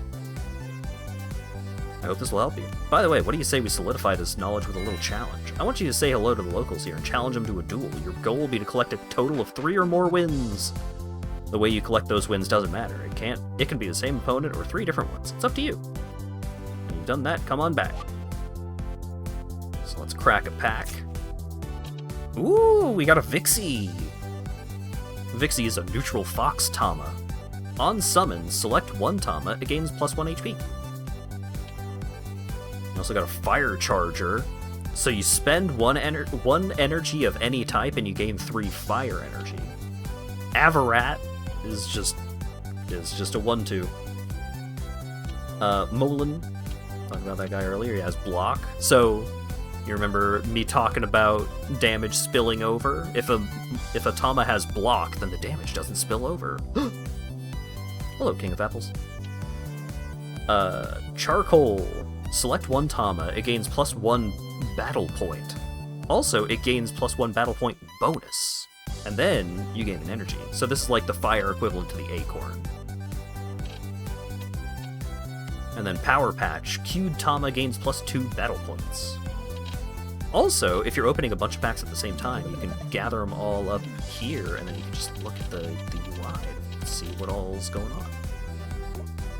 Also, you can buy cards registered in the album with bits. Bits are earned through battles, quests, and bit crushing. So, I have 5 of this Avarat card. So I can bit crush to convert all cards beyond 4, because you can only have 4 of any individual card in your deck. So you can bit crush to convert them into cash. So it's like, this is a common, so it's not worth a whole lot. So I just get $4. But now I can spend that $4, and now I can go buy a Vixie for $70. So now that I have at least one Vixie, I can continue to, like, just try and open packs to find more, or I can just buy them outright.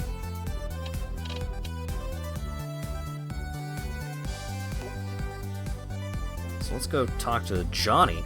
I'm new to this game, so I need practice. Want a duel? Yeah. So now we're using the deck that I had customized earlier. Welcome to your first real Tama Monsters duel. If the game's not going your way, you can always left-click on your life counter in the lower right corner to surrender. But my advice is to never give up. Believe in your cards. Good luck. So, you can mulligan exactly once. Yeah. Your foe had no immediately playable Tama in their hand, so they chose to mulligan. When this happens to you, you get a chance to mulligan as well. So you can redraw your opening hand once, and only if you have no playable Tama in your hand.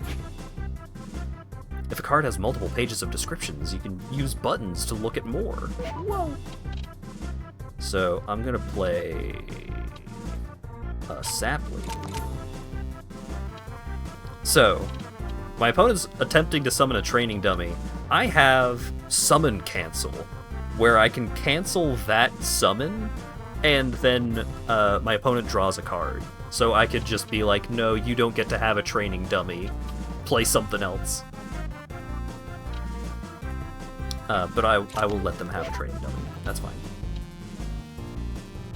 And then I'm going to play a sapling. And then I'm going to play an acorn on this sapling. Yeah, you can have a training dummy. Oh shit, they used a heart patch. So now the training dummy is thick.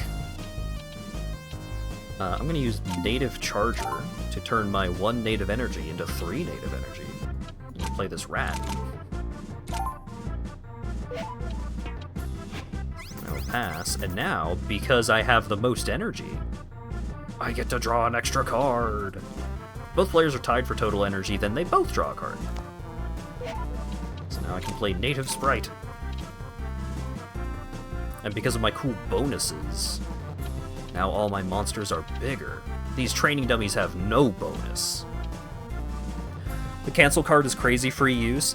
Yeah, the problem being, like, if you just throw it all willy-nilly, then your opponent could be playing, like, a garbage creature, and then they just get to draw a good creature instead. You gotta be careful.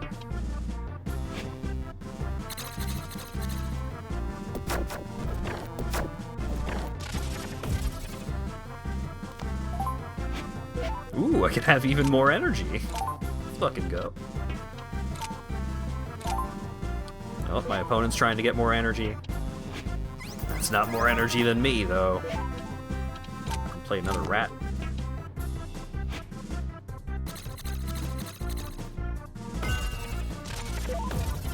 Now I just blast him. And for beating up this scrub, I get another pack and $18. Hey, you're pretty good. I probably need more destruction cards to beat you. So now I can go and open that new pack. I got another stick pull, which is an earth patch. Cancel foe's queued Tama card if it has 2 or less HP. Gain 1 earth energy. Foe gains 2 shards. So shards is a whole other system that we'll get to. Also got a water disc, heart patch. Queued Tama gains plus 2 HP.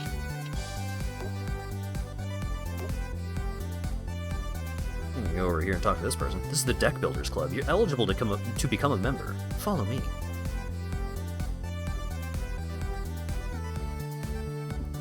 Greetings, are you a Tama card collector? I'm a member of the overworld-renowned traveling salesman troupe. You'll find one of us selling starter decks in every zone. Would you like to just check out our daily shop? By the way, cards on display are on a 20% discount. You can save bits if you buy them here instead of from the album. So I can get a Vixie for a discount if I want. And I do want. And then I'll also buy a pack. And I'll open that pack. Ooh, oh god. This fucking card. Rainbow Gate! It is a virtual app. It costs 1 fire energy, 1 native energy, 1 water energy, and 1 earth energy. You can't counterspell it, and at the end of the round, if you have more than 0 life crystals remaining, you win the game. A certain trainer uses this card, and they're a son of a bitch. So, it's not super easy to get 1 energy of each type, is the thing. Like, I have yet to find a card that gives multiple different kinds of energy. So, not only do you need to have this card, you need to play 4 different cards that each generate, like, 1 of each kind of energy. And then also, while you are doing that, you have to also not die to your opponent.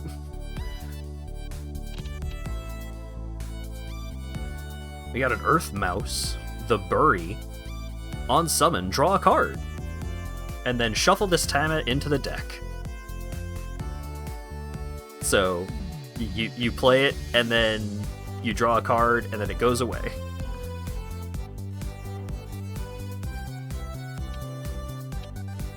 We got a Tapple. This Tama can directly evolve into Shogekun. On summon, gain a water energy. On revive, gain a water energy. So if you want to be playing Rainbow Gate, then this is the kind of monster, this is the kind of Tama you want, because it has health, it's a creature on the board, so it stops your opponents from attacking your life points directly, and you gain some water energy. But also, it kind of sucks. It's a very weak creature.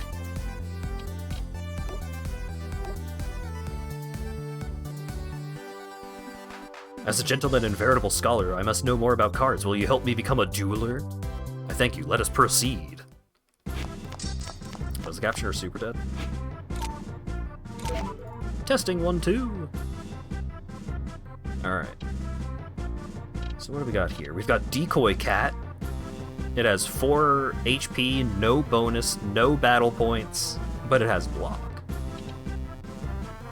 Fire Sprite gains 1 fire energy on delete, so that's cool.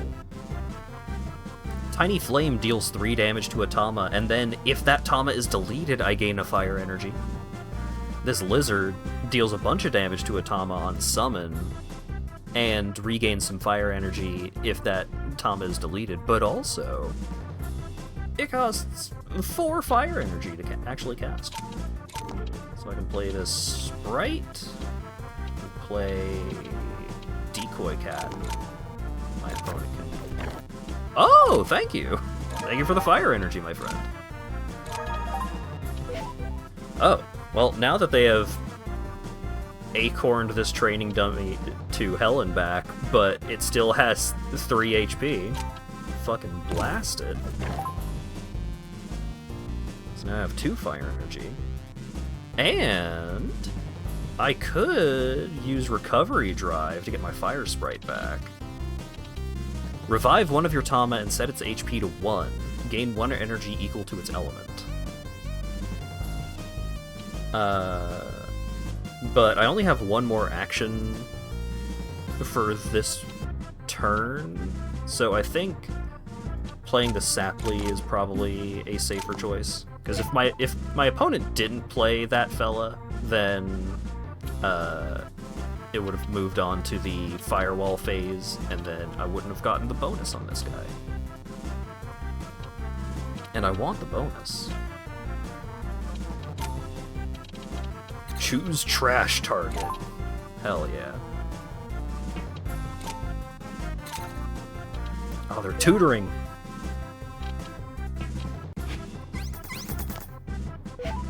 Alright. This guy costs 2 native energy, and I have none native energy. So, unfortunate.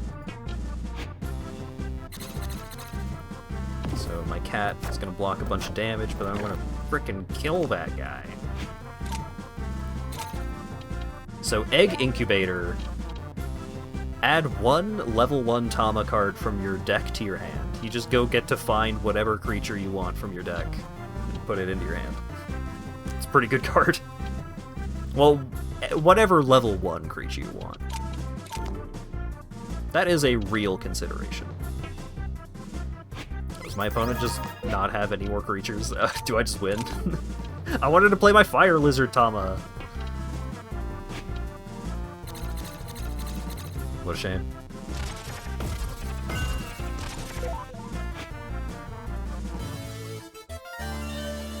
Got another pack.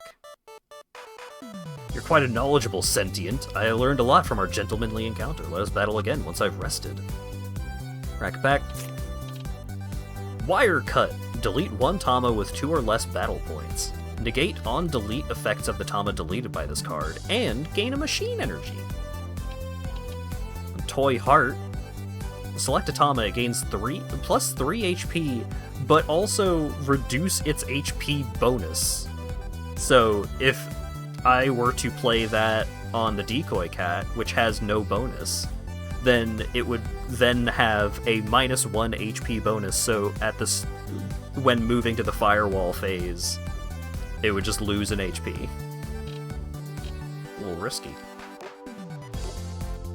Alright, you. Would you like to play Tama monsters? I must warn you, I'm strong. She's no rank 5. I'm gonna play a Fire Sprite. Decoy Cat, alright. I'm gonna play a Native Sprite, and then the Decoy Cat. Foe passed the turn. No! My bonus!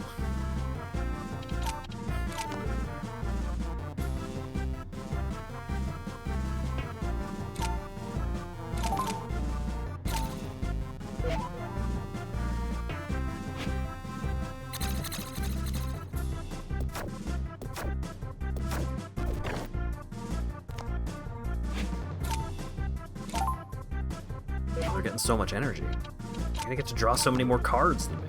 This is so sad. Guess I'll just have to kill them. Uh-oh. Uh-oh, they're playing cards. No, the thick dummy!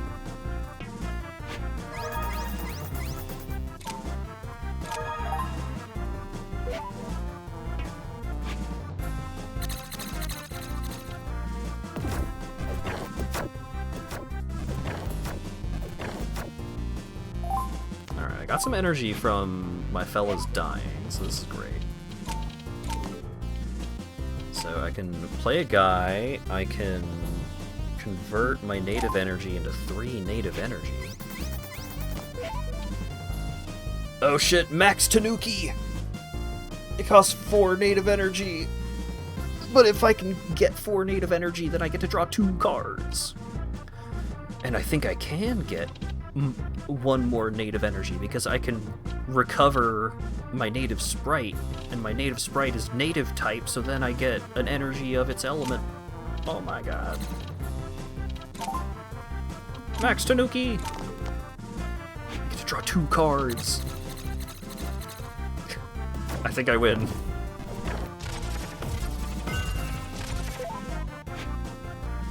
I did it! So I got a starter pack, but also I got a Fire Sprite card. Sometimes when you beat an opponent, you will get, like, a specific card reward. You're very strong, even though you're just a beginner. That's incredible. I think you'll go very far. Now we come back and talk to Vixel. Aw, name, I see you collected 3 victories. Well done, I knew you could do it. Take this booster pack as a reward. And by the way, maybe we'll give you a special reward if you could beat me in a duel. So come talk to me when you're ready to duel. Hell yeah. Are you ready to duel? We'll play a best of 3. I have a special reward prepared for you if you manage to squeeze out a victory. Fantastic. Let me show you what I got.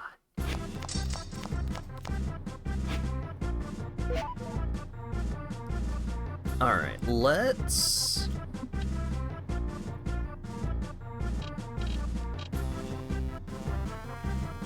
Egg Incubator tutor up a Fire Sprite. And then I'll cast a Fire Sprite. Big dummy. And then we'll play a Decoy Cat and a Sapling. Stick pull! No! She pulled my damn stick! That's okay, because now I can use card drive if I so desire. So let's flame disc, and then card drive, recycle my Saply back into my deck, and draw 2 cards.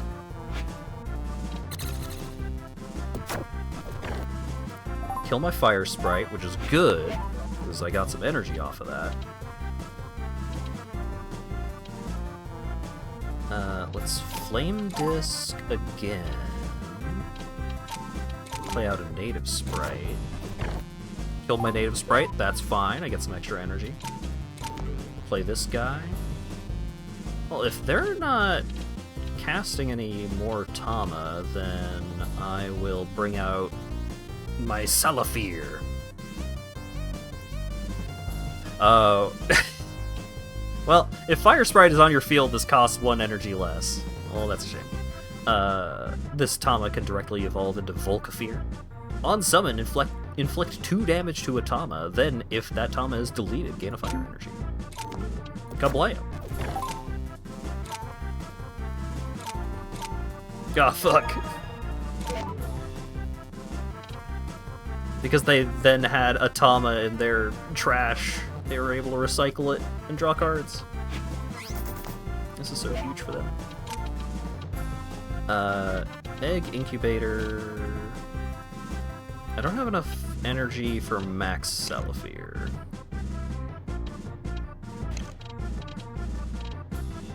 Well, let's just go find a Saply.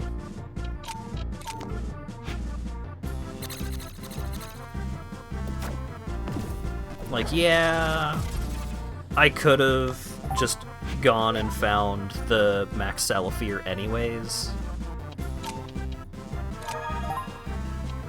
Because I have the discs going, so I would have gotten enough energy to cast it this turn, but that's okay.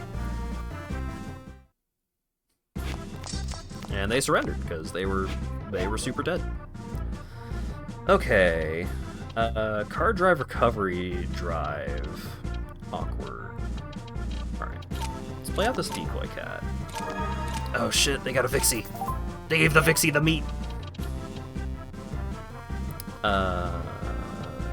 Let's get an acorn on my cat. Let's get a charcoal on my cat. So now it has +1 HP and attack, and it has +1/+1 bonus. Get the Saply out there and pass the turn. Play this nature disc. The Vixie is pretty big.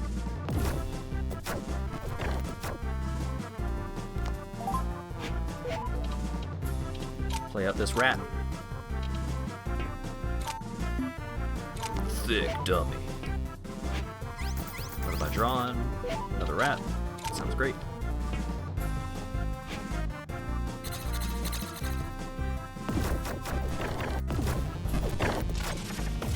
Yeah. And now I can card drive, recycle my decoy cat, draw some cards, play a Tanuki, draw a card, and foe surrendered. Fantastic. I got a starter pack B, and some bits. Ooh. Choose my bonus reward. So I could get another recovery drive, I could get another wire cut, or I could get an arrow shot, which I don't have any of yet, so then that would unlock being able to craft them from my album. Ooh. Let's do that. Wow, that was amazing. Super fun. I really have a knack for this name. As promised, I'll give you a special reward. It's a one-of-a-kind Tama DNA. You want me to explain what Tama DNA is? It'll help you in battles for sure. Yeah. Tama DNA is collected from wild Tama creatures by defeating them in battle. Card battle. Because the creatures also card battle. There are 20 known Tama in the overworld, but more may exist yet in places yet undiscovered. Each one has different passive effects and can be assigned to any card deck as a sort of guardian spirit. The Tama DNA I just gave you is Vixie. Her effect is very simple. Each time you summon a neutral Tama, you will gain 1 shard. Clicking on the shard icon in battle will open up a shard shop menu. You can exchange shards for one of 3 cards to be used immediately on your turn. To try all this out, go to your deck editor and assign Vixie to your deck by clicking the hexagon in the bottom right corner. I'm sure you'll get the hang of it once you see it in game, and if you need any help, don't hesitate to talk to me. So, well, first let's open a bunch of packs. Bam. Look at these fucking packs. Look at these packs. Whoa, packs. Whoa. So the B packs only have 3 cards in them, but they are all at least rare.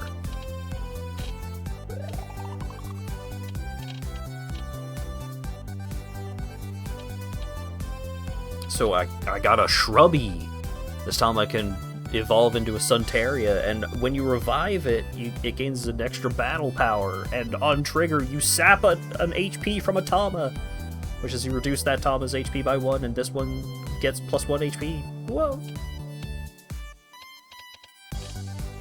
Mithri. Yeah, this one's pretty good. So, it costs 2 native energy, it has 3 HP, 3 battle power, and it has +2 battle power bonus. It's anchored, which means it cannot be returned to your hand or moved. On summon, sap 1 HP from all enemy Tama. On trigger, revive one of your plant Tama, and restore. So this effect can target and fix shredded cards. So shredded cards are basically exiled, which are like cards that you would not normally be able to return from the graveyard.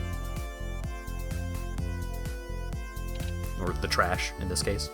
Level Training is a card that I built my first deck around. It's a neutral app that gives +1 HP, +1 BP to all of your dummy Tama. So you just like play out a bunch of these training dummies, which are either like, so it's not amazing if you just have like regular training dummy cards, but there is a neutral app that summons 2 training dummies. So you can have that. There's a level 2 training dummy, the dummy boss, and that dummy boss has a trigger to summon 2 more training dummies. So you could just like fill out the board with a whole bunch of training dummies and then give them all +1/+1.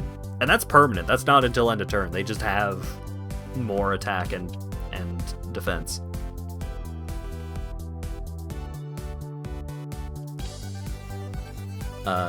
So that was a fun deck.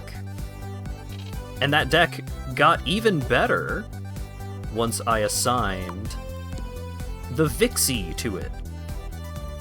Because a summon effect is like just putting a thing onto the battlefield. It doesn't necessarily have to be like casting it traditionally, but specifically returning a thing from the graveyard to the battlefield is a revive. So there's 2 different, it's different, but like the card that summons 2 of the training dummies, that counts. So if you use that 1 card, you get 2 shards. What do the shards do, you may ask? It's a fabulous question. So go to the shop. So, you generate the shards by fulfilling the condition on whatever Tama DNA you have assigned to the deck. So in this case, it would be summoning neutral monsters. So if I summoned 3 neutral Tama, then I would be able to afford this card. And this card is an app that just, you gain a life crystal. This card, shuffle your hand into your deck and then draw 3 cards for 4 shards. And then, the hottest one, Meteor. Inflict 1 damage to your foe's life crystals. So, with my training dummy deck, it wasn't just, oh, I'm just gonna beat you to death with a bunch of little idiots. It's also,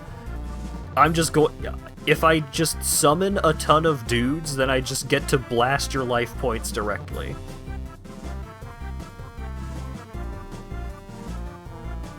So, you know, even with very simple cards, you can have a game plan going on with your deck that is pretty cool.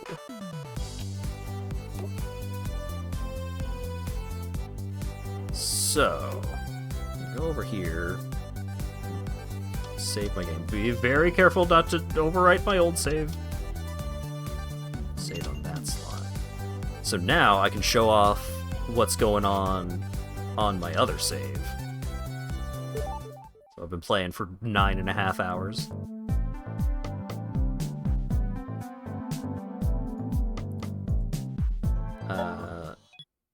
Yeah, let's go, yeah.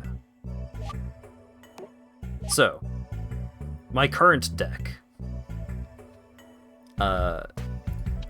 So, my Tama DNA is the Kobolth. Gain 1 shard whenever your Tama gain or lose armor. And so armor just is bonus protection on top of your health. It is removed before health is removed. And for the deck, what this deck likes to do is it likes to bring out this big wolf man, Anode. So it's a dark earth wolf Tama. Costs 5 earth energy, cannot be targeted by enemy cards. On summon, revive one of your dark earth Tama at random, and your Tama are immune to the curse status effect. What's curse? Well, the Rot is the level 1 version of the big dog. So a Rot is a dark earth wolf Tama. This Tama can directly evolve into Anurot. It's ethereal, so the first instance of damage it takes is reduced to 0.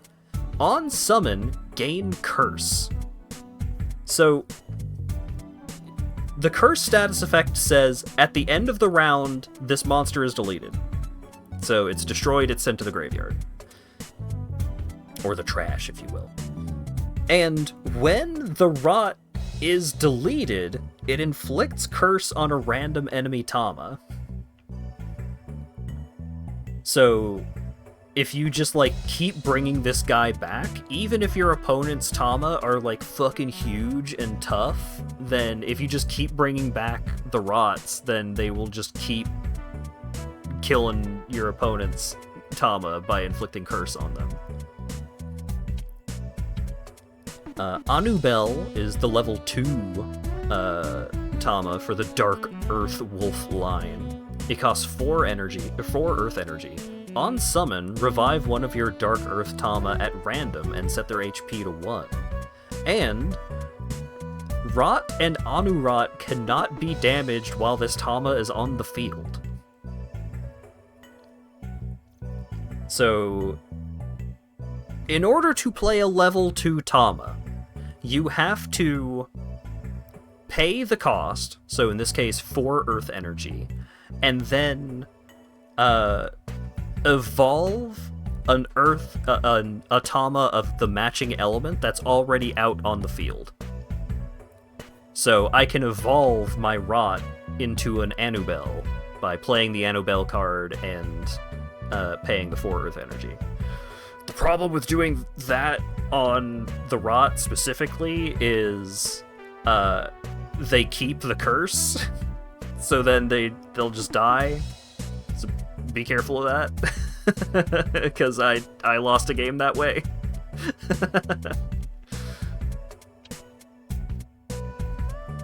And then a level 3 Tama, so Anurot is a level 3, you have to evolve a level 2.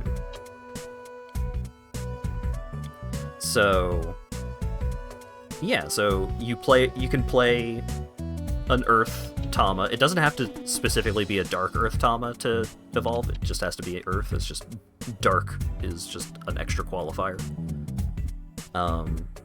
So, to summon Anubel, I could summon it onto a Rot. I could evolve an Armady, which is just, it's a 1/2 with no bonus. It has block, and on summon, it gains +1 armor. And when it dies, you draw a card. Fantastic. And evolving a card does count as deleting it, I think. I think if you evolve an Armadillo, then you get to draw a card. I think. So yeah, that's like one game plan of just like trying to get Anubel and Anurot onto the field and just fucking blasting your opponent. Anurot is also a 12/12. This guy's fucking huge. But also, this deck has other recursion shenanigans going on. So Skullfu, it's an ethereal Earth Wolf. It has 1 HP, no battle points, but its bonus is +1/+2. And when it dies, recycle an Earth Tama from your trash to your hand. So when this guy dies, then you get a random Earth Tama from your graveyard back to your hand, so that's great. So you can evolve Skullfu, and then not only do you get like the level 2 monster that you evolved it into, but you also get a creature back to your hand. And then the natural evolution of that fella is Skeltier, which is a Dark Earth Wolf Tama. Costs 4 Earth Energy. It's a 4/4 with bonus 2/1. It was pretty good. It's also ethereal. And its trigger is you revive an enemy Tama to your field and gain an Earth Energy. So you just... any creature in your opponent's graveyard that isn't shredded, you just get to yoink it out of their graveyard, and it's yours now. So that's really cool and pretty handy, and also it gets you some Earth Energy, and it was pretty handy. So, another mechanic that this game introduces after a while of playing is if you play... if you have multiple of the same Tama card in your hand, then you can combine them when you are summoning them to instead summon the level 2 version of that Tama. So I can... if I have 2 Skullfus in my hand, then I can use both of those cards to summon a Skeltier instead. Same thing works with Rot. If I have 2 Rots, then I can instead summon Anubel. And if I have 3 Rots, then I can use all 3 of them to summon Anurot. And then my opponent has a patch that counters my creature summon, and all 3 of them go away, and then I lose the game.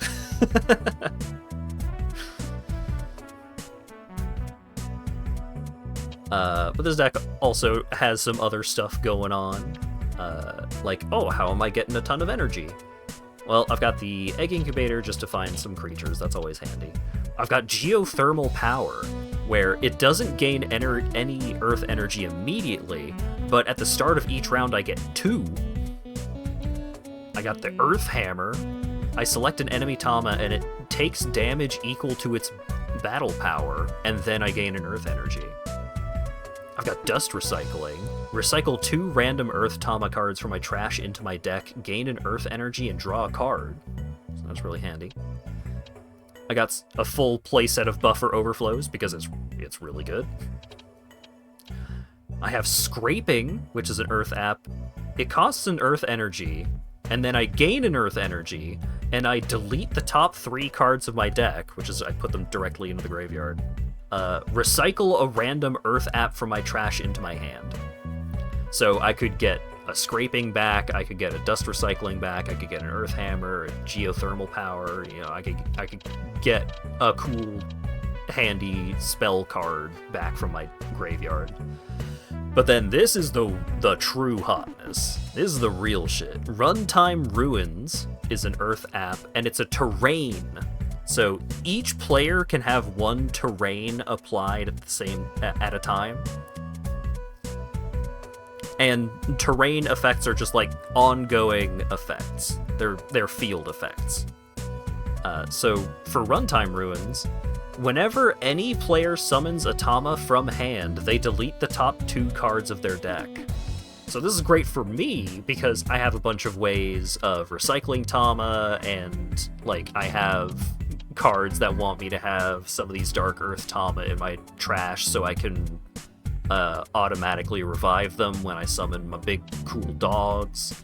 And also, it forces my opponent to also do this.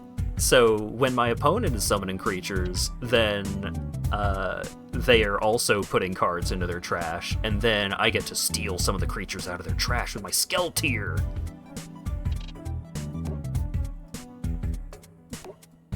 So like if I go fight this guy, see if any of that actually plays out here. Cola. It's like koala, but coal. Shred and negate the on-delete effects of Tama deleted by this card. On trigger, select a Tama, it gains +1 BP, also it gains +1 BP bonus, then gain a fire energy. Okay. So I'm gonna play Runtime Ruins, and then I'm gonna bring out Rot, I think.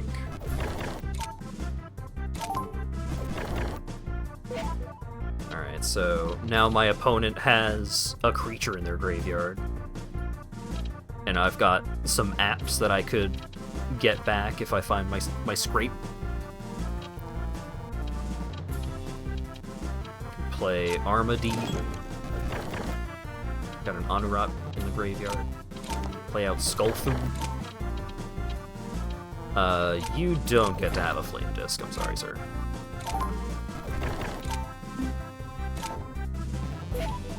Alright, removed the Ethereal on my Rot. That's fine. I want the Rot to die anyways. Then I'll bring out Geothermal Power. So I don't get any Earth Energy from the Geothermal Power this turn, so they're gonna get to draw a card on moving to upgrade. But my Skullfoo's getting strong.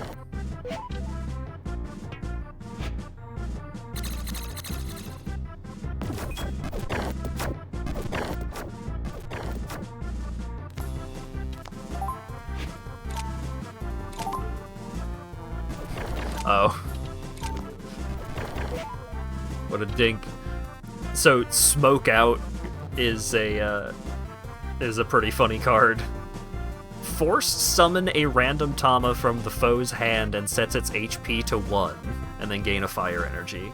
So it would have been really good for me if that had forced my level 2 summon out for free, but can't have everything.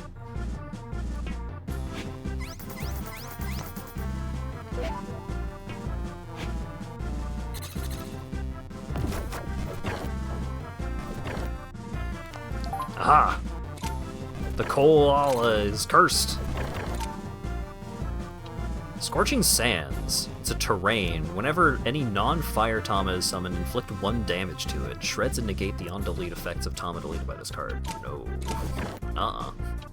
No thank you. So I'm gonna play Dust Recycling to recycle 2 random Tama cards from my trash into my deck, and then I gain an Earth Energy and draw a card, because I have enough energy to summon Skeltier, but I don't have any evolution. I don't have any cards to evolve it with. So maybe I'll draw one. I did. I'm gonna bonk your Fire Dragon. And then I get some extra energy. And now I have a shitload more energy, so I get to draw a card and they don't. I'm gonna play this dog. Throw some more trash into my graveyard. And I'm gonna play this dog.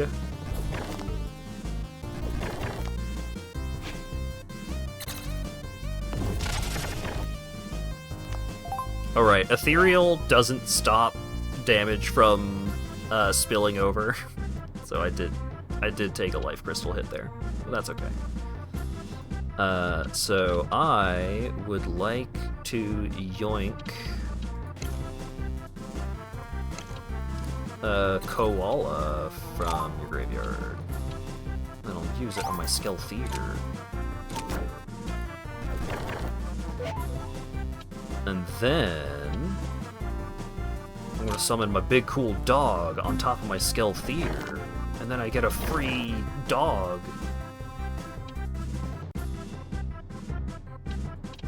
I'm gonna play this guy. Fun.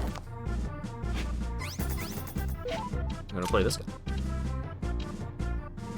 Oh right, and I have 2 of them, so I can summon both of them at the same time. The problem being, while the firewall is up, I also can't target their trash, so I can't use Skelthier's trigger, which is very sad.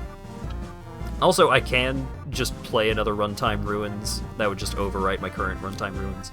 Also, you may be thinking, hey Hat, you only have 40 cards in your deck, and you sure have been putting a whole lot of them directly into the trash. Is there any downside to that? Yes. If you have no cards left in your deck, every time you attempt to draw a card from your deck, you will lose 1 life crystal. So you can kinda get around that by just avoiding playing effects that would draw cards. Or, if you're just generating enough shards, then you can cast Regenerate to get some of your shards back.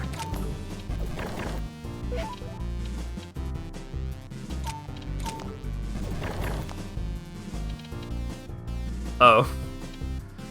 Oh, I don't have enough energy. So if I had enough energy, then if I summoned Anubel onto something on the battlefield, like evolved my rot, like one of my rots or my Armady into an Annabelle, then that would be extremely good for me, because this Anurot, which is currently the front of my battlefield, so it's the thing that takes all damage first,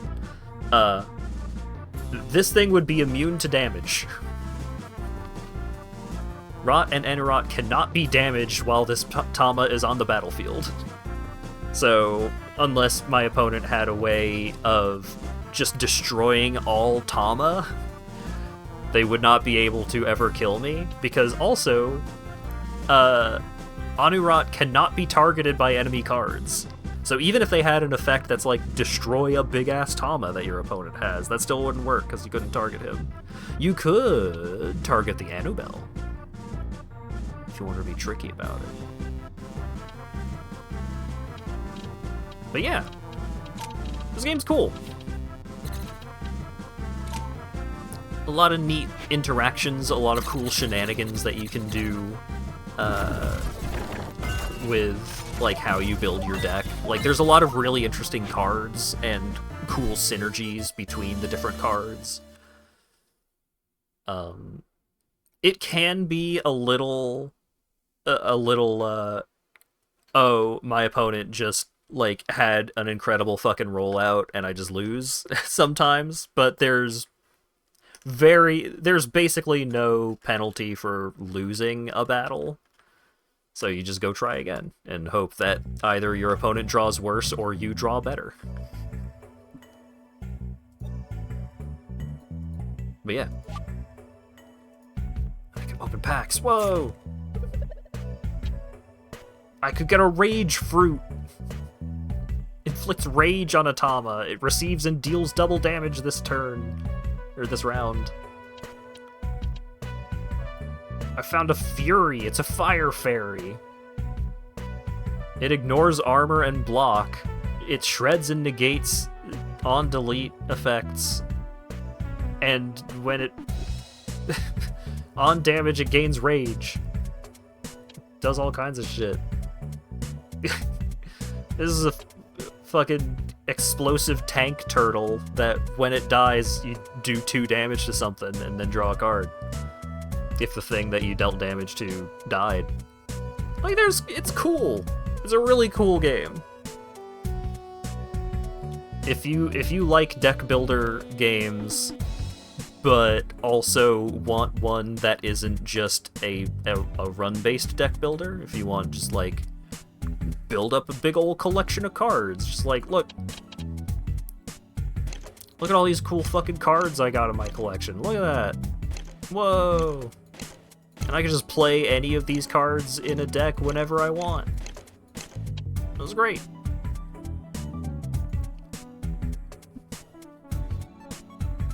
It's a good video game. I recommend it a lot more than I recommend the original Anode Heart, because I thought the original Anode Heart was, like, just a pretty okay, like, monster collector and battler kind of game. But I think this one is a pretty good deck builder. So yeah, it's Anode Heart. Oh, right, because I'm on the other scene. All right. What next? What next? How about something very different? This next one was from the Colin Space Twinks rec thread, which I love those Steam sale recommendation threads. They've always got cool shit going on. Even if I don't always like the games that are recommended, they are at least usually interesting. So, this next game is called The Good Old Days.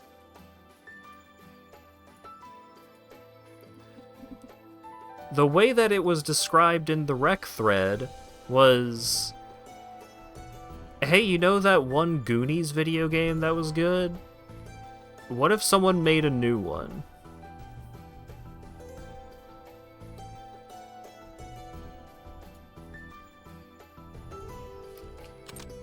It appears that I cannot resize the window, which is unfortunate. So...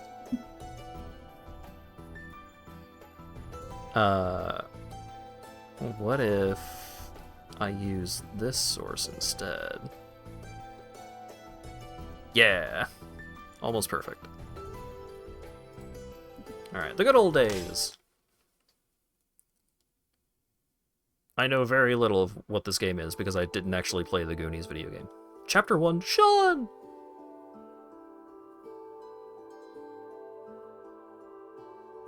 "19XX Arostia, suburbs. A boy named Sean and like-minded friends Foodie, Bruce, and Doc band together to form Noogies in the hopes of one day setting out for an adventure.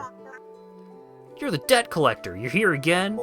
You're finally back, huh? Sorry for letting myself in. The door was open. I thought you'd run off to avoid paying your debt. Where's your mom at? She went to stay with some relatives. She won't be back today. That's too bad, huh? We don't have any money left to give you.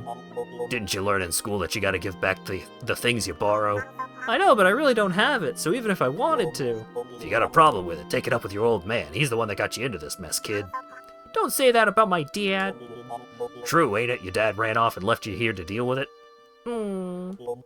Anyway, bring me my money, kid. Calm down, kid. I heard something good that might help you out of this. Something that could help me out? Yeah, turns out your ancestors were pretty rich. Seems their fortunes are buried throughout the underground round here. I've heard that before, but you want me to collect it all up and bring it to you? You catch on pretty quick, kid. You belong to your family to begin with, so you ain't no one can say squat. That said, that ain't the only way you can make yourself some money. Do whatever you gotta do, kid. Just bring me my money and I won't say a thing. And what if I say no? This is an offer you can't refuse, kid. What? We got a hold of your friends, the Noogies or whatever you call yourselves. We're keeping them hostage. What? What a rotten thing to do. Don't worry, we're keeping them safe and sound down in the underground. Why don't you free them while you're down there looking for the goods, huh? That's seriously not fair. Well, as long as you pay back the cash, I'll let you pals go. Fine, you just need me to go down there and bring back the money my ancestors left behind, right? You got it, kid, but today's the deadline. By today. By today? And I ain't waiting any longer than that. What happens if I don't bring it back by the end of the day? Well then, we'll just have to sell off your home now, won't we? How much did my dad rack up? $30,000. $30,000? That much? Seriously? Take a look, I got the debt notice right here. Damn it, fine, I'll go get the hold of the $30,000, rescue my friends, and get back here all before the end of the day. Good, get yourself up, all fired up, kid, but I ain't completely heartless. Let me help you get started. If you're gonna be exploring the underground, take these bombs with you. Bombs? Oh yeah, these things will never run out, no matter how many you use. They're kinda magic or something. What are you doing carrying those around? Don't sweat the details, kid. As a bonus, I'll mark down where one of your friends is being kept on your map. Use that to guide your exploring. I really can't decide whether you're a good guy or bad. Whatever, I'm out.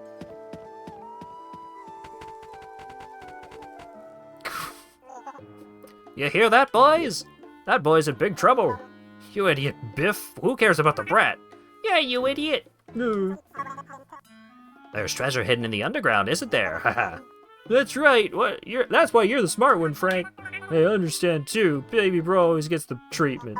He's a special treatment. Chuck, you got something to say? No, Mom. Not at all, Mom.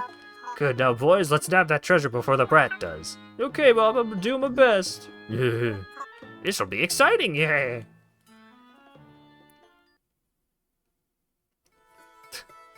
And here's the controls. Jump, action, confirm. Oh, jump on that button? Oh. This is a multiple playthrough exploration game, where the ending story progresses each time the game is cleared. The goal of the game is to save up a certain amount of money. There are many ways you can gain money. How you do it is up to you. You bring the money? Nope. Let me tell you something good. Not everyone out there is going to treat you nicely. Try not to let them pull the wool over you guys. This is some advice from someone who's been around. Life's damn boring. Great. I wanted... No. Stop. Bomb!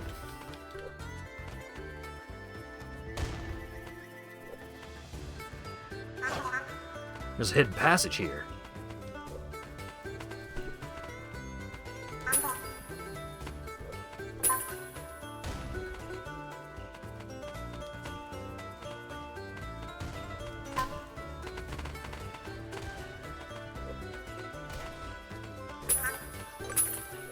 Oh, I got a something. Oh, there's a fellow over there.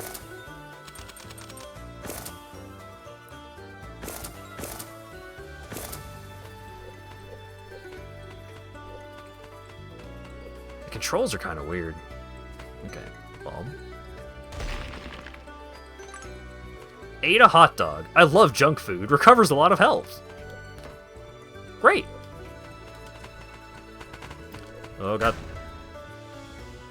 Yep, you can blow yourself up with the bombs, and it does do a lot of damage. Frickin' bat.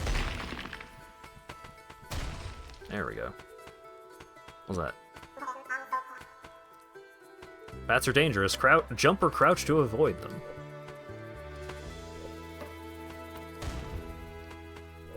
Well...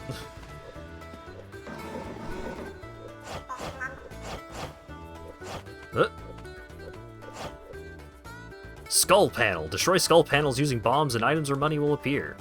You can open doors using gold and silver keys.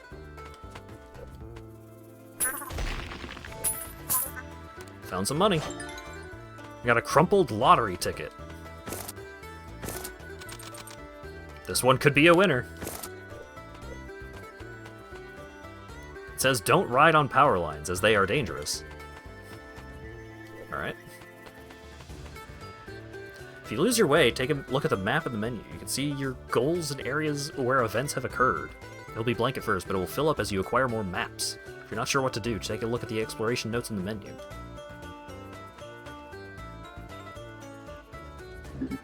Myself for one big, and now I'm living out here in peace and comfort. Why don't you give the lottery a whirl? If you have any lottery tickets, I can check whether you won or not. Will you show me your lottery tickets? Yeah? Is this one a winner? You're drawn 5th place. The prize amount is $100. I'll give you $100 in exchange for that ticket. Thank you.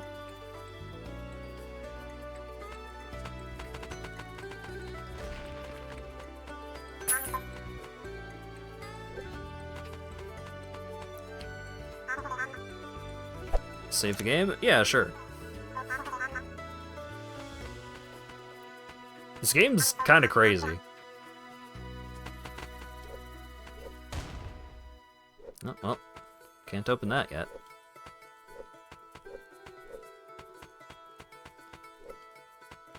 I'm enjoying it though. This is like it controls kind of weird, but like I'm excited to go around treasure hunting, looking for cool stuff.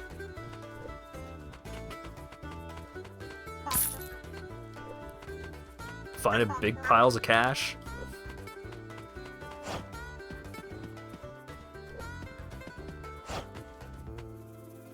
Do not pass this road, as it is a dead end.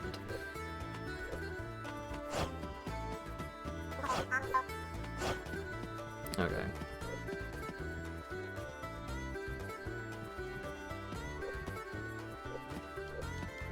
Huh.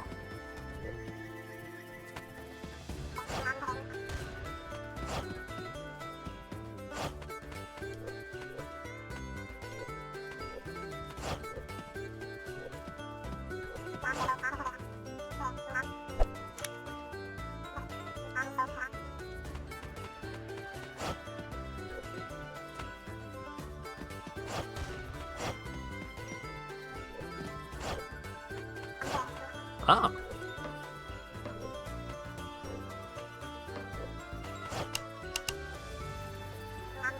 What's with this phone booth? Looks like we can't make any calls right now. Okay. The door is locked. It has a 6-digit code, but I have no idea what it is. Okay. $100 in a tree! The entrance is not always at the front.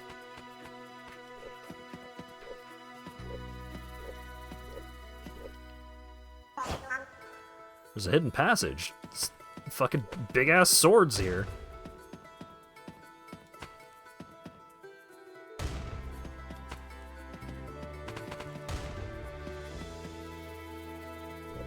Okay, it doesn't let me walk into the sword. Oh. Oh! Hold up.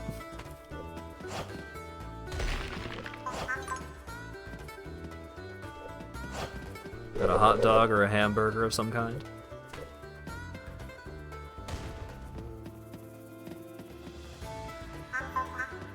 Need a gold key.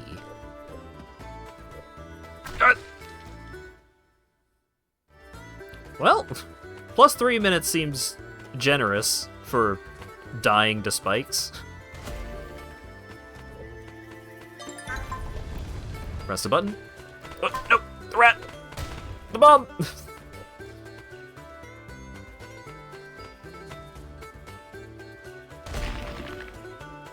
Another key.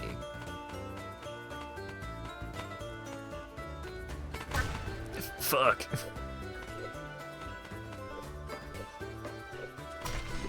Damn it. I was trying to, like, toss a bomb off to the side there. Oh, why did that fall down? Okay. Pile of cash. No! Money's on the spikes. Oh, it seems like it's only $1.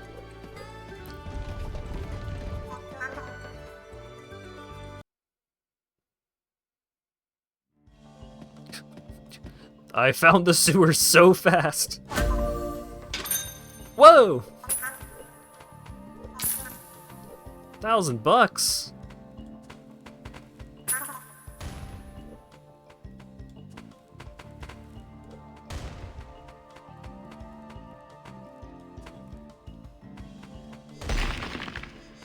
No, I can't crawl. Why can't child crawl? Oh, right. So, I put down a bomb, and then I can jump on the bomb to get up here. Yeah.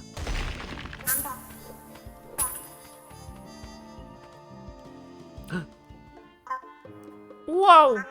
Who are you guys? Who are you? What are you doing here? Oh, you're the twerp from the house. So you made this far, huh? Who cares about the kid? Let's hurry up and get the treasure. Idiot, don't steal the beans. Sorry, Mom. Treasure, how do you guys know about that? We heard you from the yard. Biff, not you too. Keep your mouth shut. Idiots, the lot of you. Yeah, Biff, don't spill the beans, Biff. You heard it from the yard? Who the heck are you guys? You want to know? I'll tell you who we are. We're the impressive, intimidating, all-rounded, inimitable Versal family. The Versal family? I don't know what that is, but if you're after my ancestors' treasure, I gotta ask you to stop. What kind of idiot would stop just because they were asked to? Anyway, we've got no time to waste hanging around here. Time to track down that treasure, boys. Sure thing, Mom. Treasure, here we come. Wait up! Don't you see those spikes right in front of you? How do you think you'll get past those, huh? Yeah, that's right. Is there any way I can get over there? You have to try harder than that. Yeah! We're off, boys!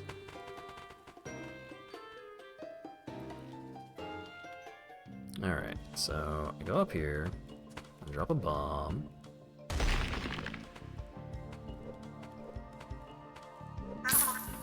I got $10. Aha! $500! This is huge. Damn it! I successfully got the $100 safely, and then I ran off the other side of the box.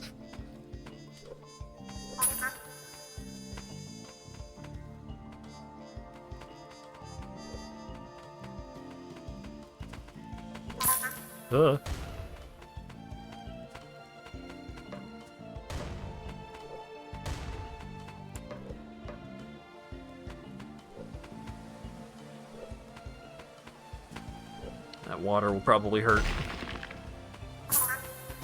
Yep. The music is good. Oh, no!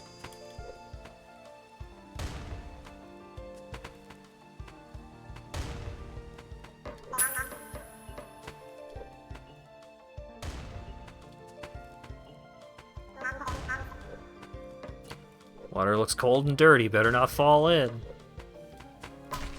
Son of a biscuit! Okay, the rat's gone.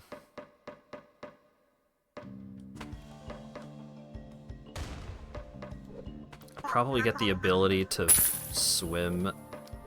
Maybe one of the other characters can swim or something.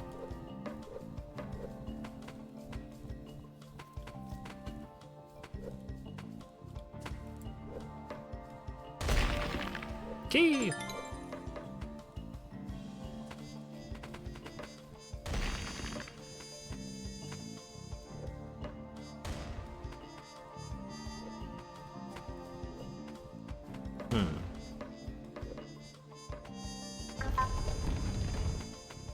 Okay, so I got a way out, and I think that's where I go from here, because I don't think I can crawl to do anything else down here.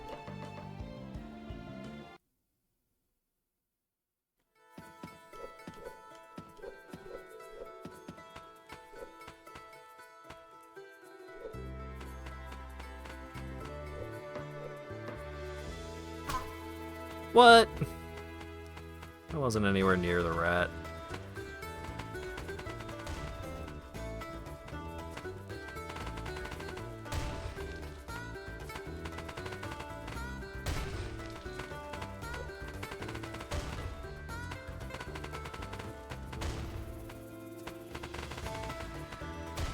Nice.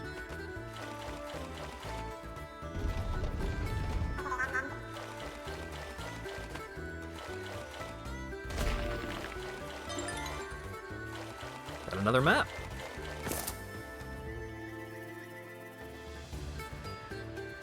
All right.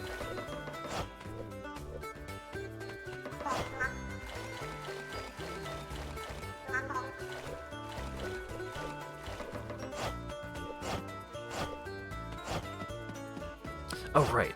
Let's do this little trick. Oh, hold up. Hold the fucking phone. Ah, you might be able to.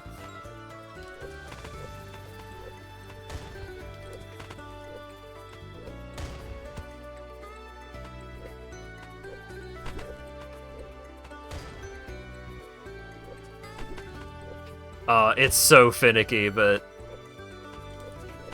Oh my god, you can't.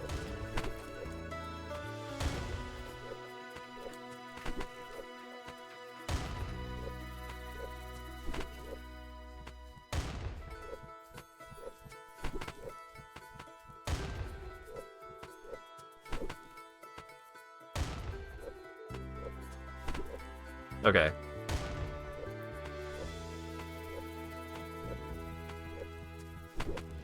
Ah. Damn it. Damn it.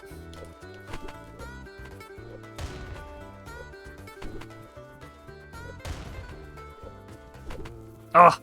Okay. I think even if I do it correctly, I am, like, lacking just a little bit of height.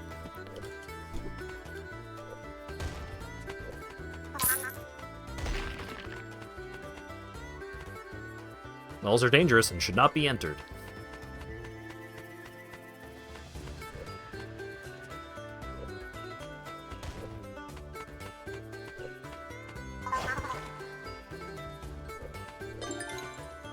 I got charcoal. A silver key. Does charcoal do anything? Super effective against stink. Great.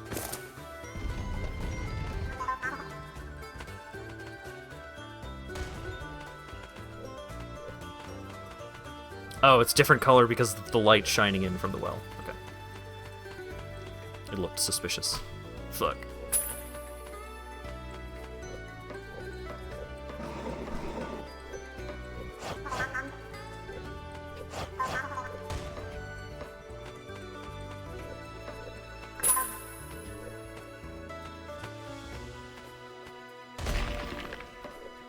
Another key.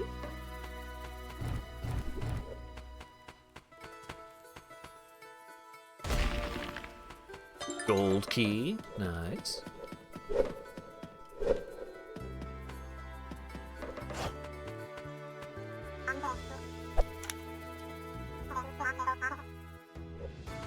We're almost a tenth of the way there already. This is going great.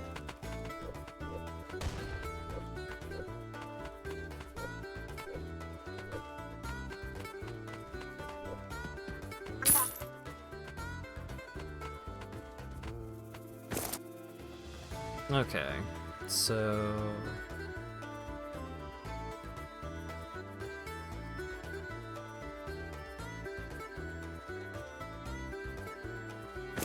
Oh, the skull doors are marked on the map. There's a skull door in the fucking sky?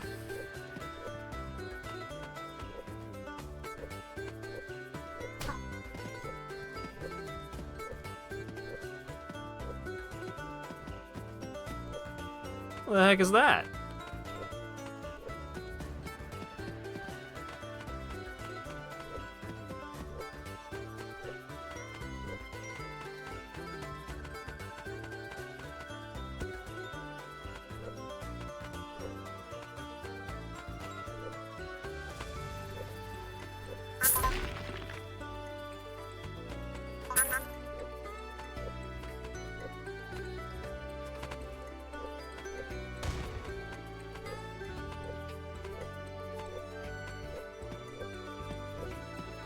Oh, nice. I don't have to go all the way to the other end of the power lines.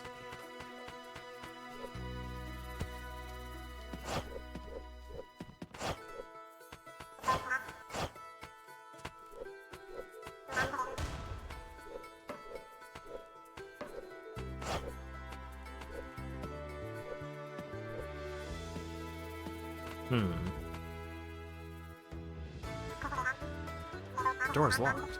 Alright.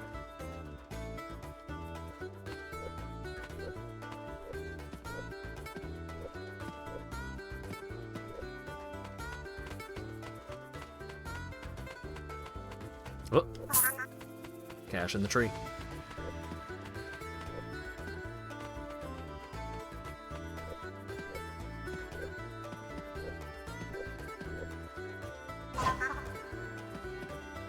Alright, the frickin' swords that I don't know how to get past.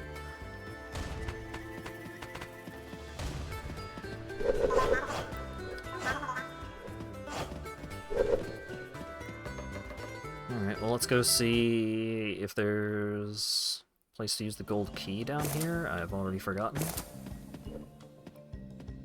I do think I actually have to go through the sewers in order to rescue the first friend, so...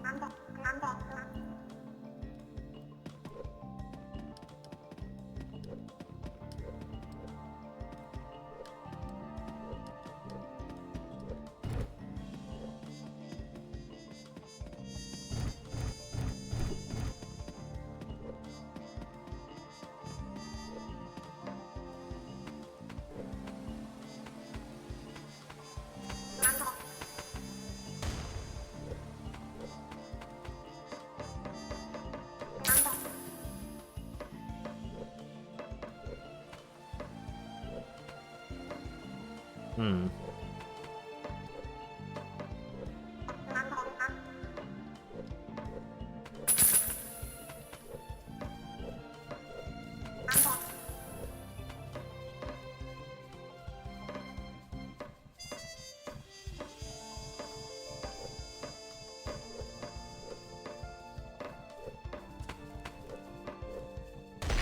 Nice.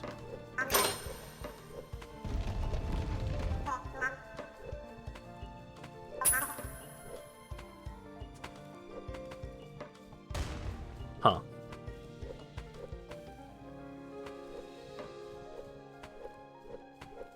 Hmm. Fuck.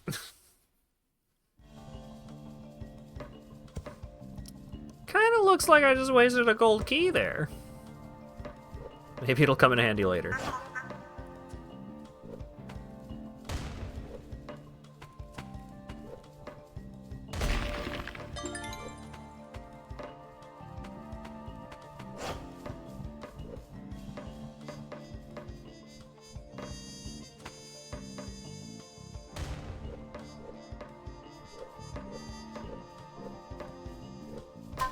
Now.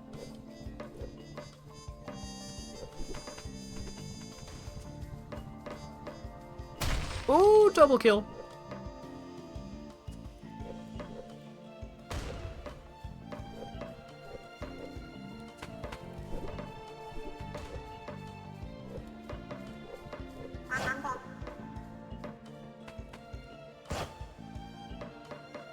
Okay, so I can skip needing the silver key for this, I guess.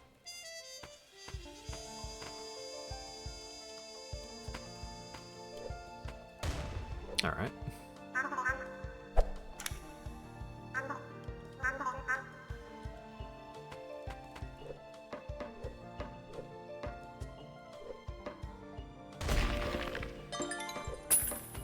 Another key. Burger.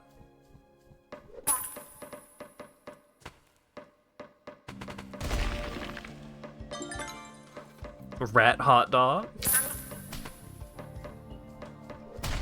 Ooh, another double kill. I'm fragging out. I'm drowning.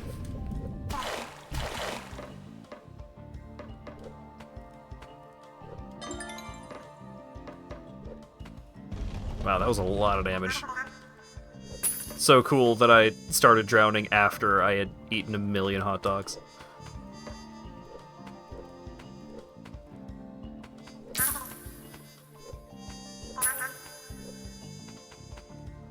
Okay, there's no way I actually go high enough in that. Yeah. Oh. Oh, I can blow up rocks! Oh, shit! Leaving money on the table. Look at that.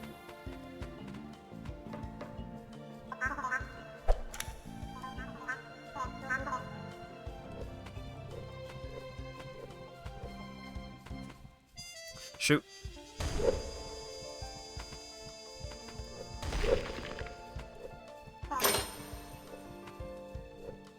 Big money.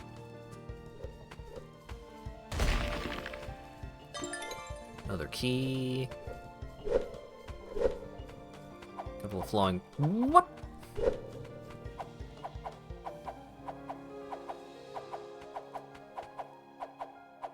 Oh yeah, that already happened.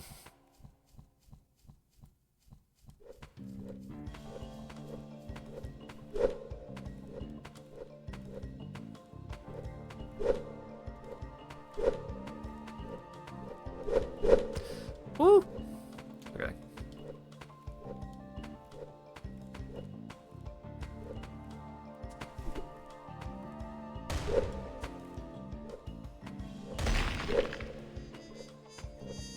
Okay, I'm getting that money. I am the precision platforming master. Got it.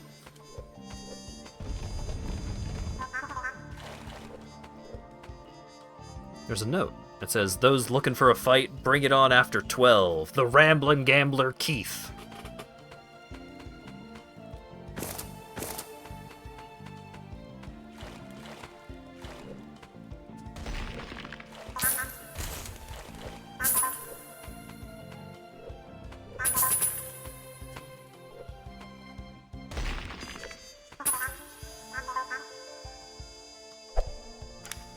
There's a new Clown Girl Warframe that's good to use. Hell yeah.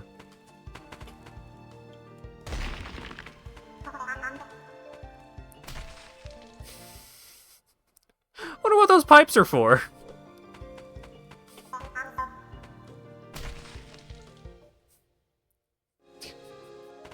Well, I found out what 2 of them are for.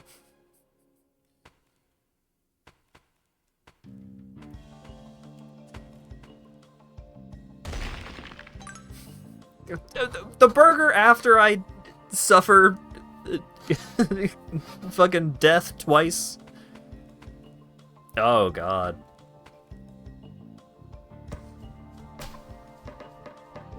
Oh my god. I wonder if there's something we can use.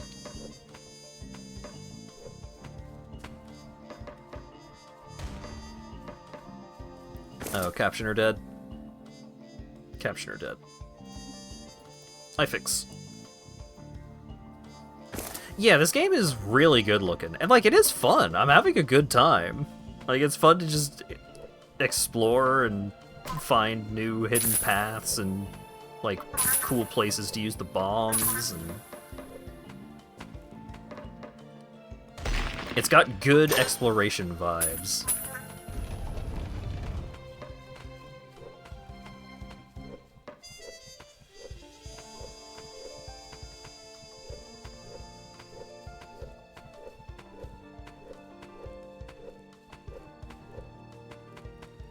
Oh yeah, it's got some retro stylings, if you will.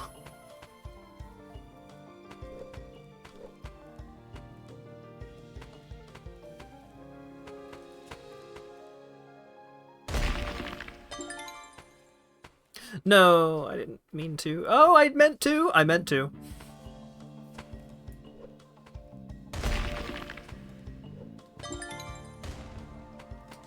Yes! I'm a genius!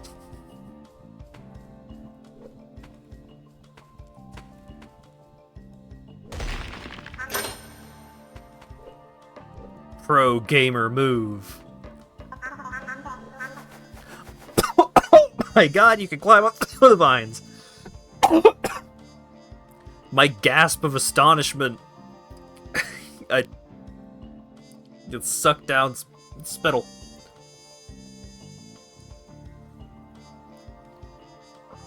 Ow. Okay.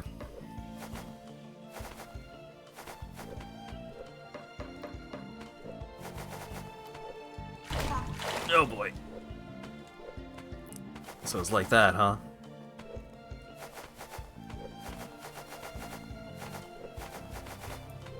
No. Okay.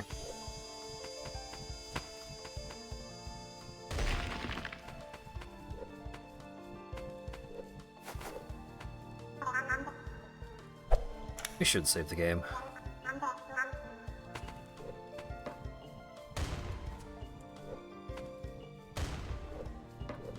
The fucking swords again.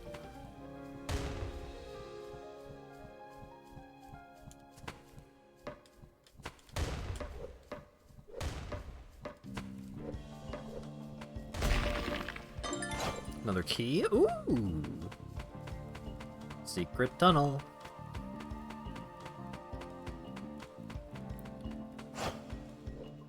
Oh, I see. Okay. Okay.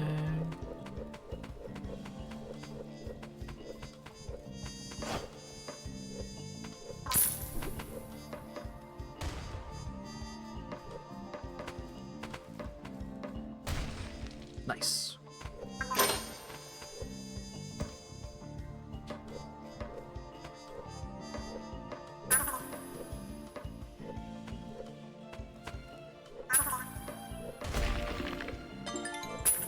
Another key. This door has no keyhole. How does it open?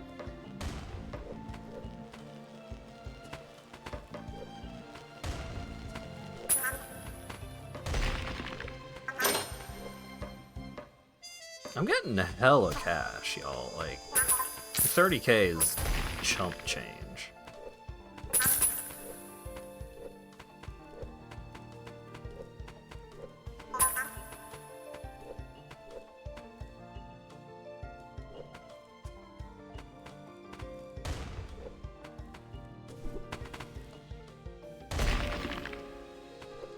Oh, the map! This is huge. Dangerous electricity leakage, electronic shock hazard. Sure seems that way.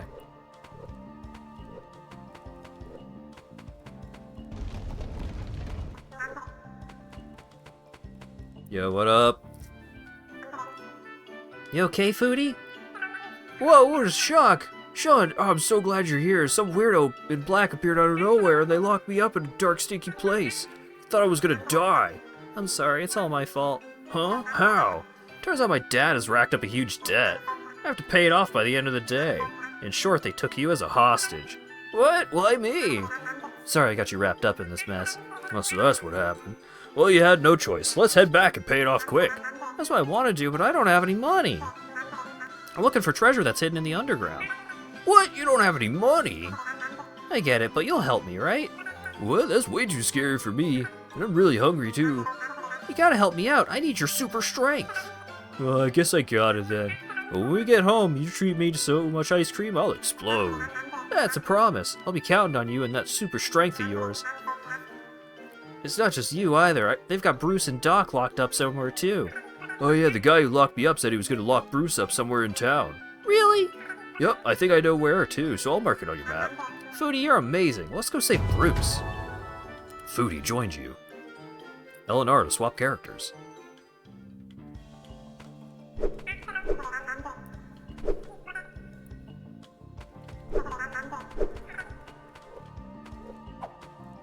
Oh, I just have an attack. That's exciting.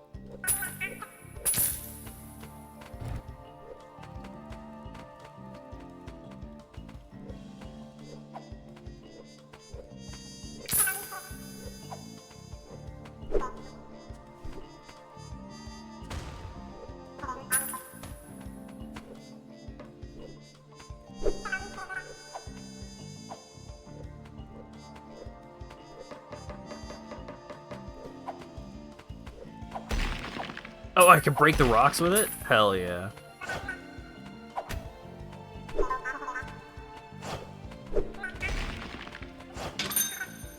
Big cash. Succotash, call us up, win some cash. That was poison gas. Poison gas. Alright.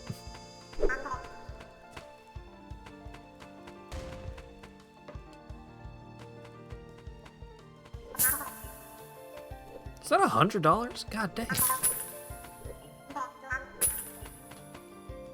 Alright. Maybe Foodie? No. Actually, you know what? Fine. Would have taken me 3 minutes to get back up here anyway.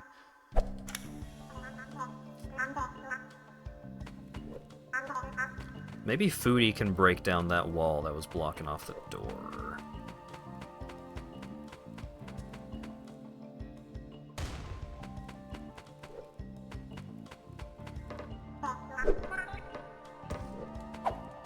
Nope.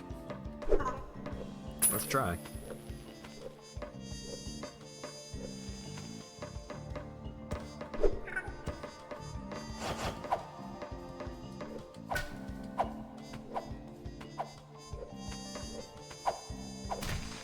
Nice. Ow.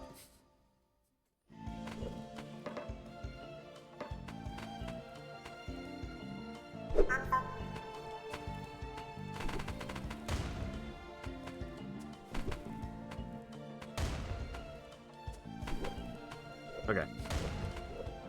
It says there's a skull door, like, right here. On the map.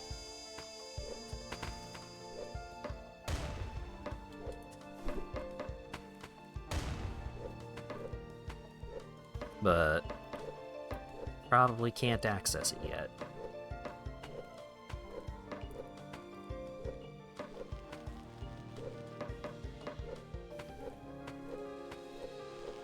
Doesn't really look like I have a way to deal with this electricity either.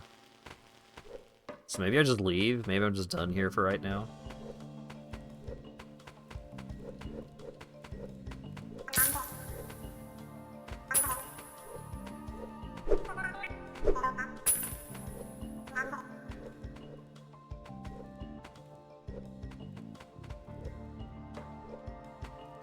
That's a guess. Let's go this way.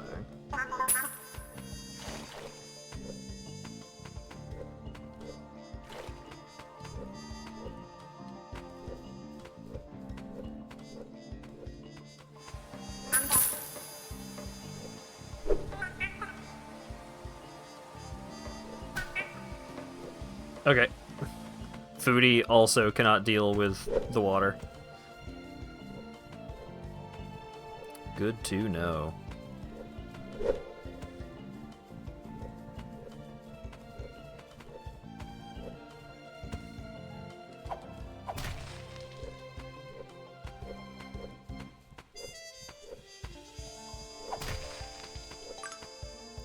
Potato chips? Oh shit! This is huge. Right. Okay. Okay. Okay. Alright, understood.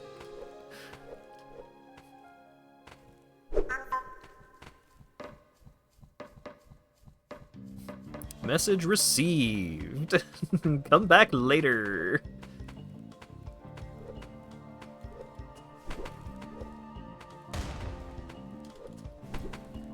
God, I want to do it so bad. I want to bomb jump so bad. Yes!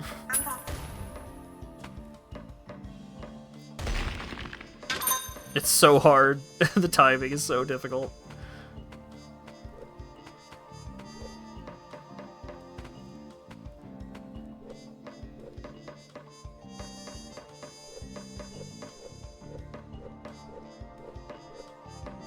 Huh.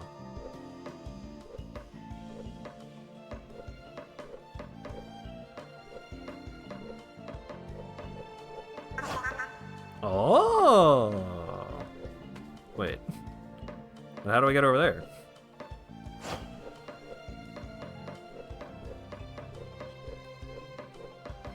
Hmm.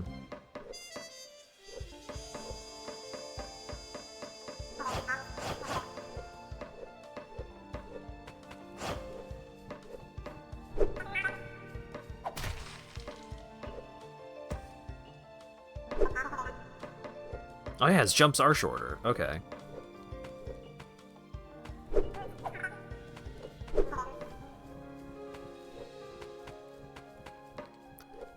Yeah, it's like there's so much implication of mechanics going on.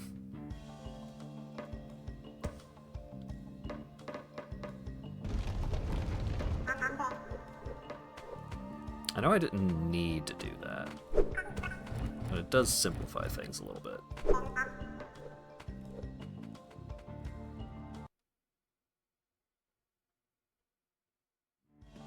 Sewers East.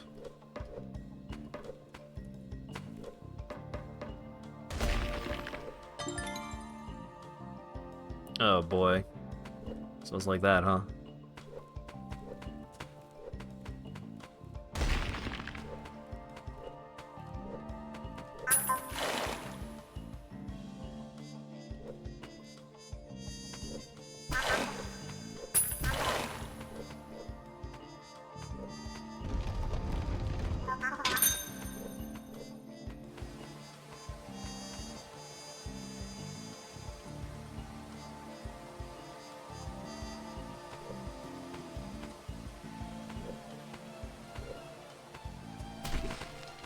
Oh! You can drop the bombs onto enemies to hurt them. Okay.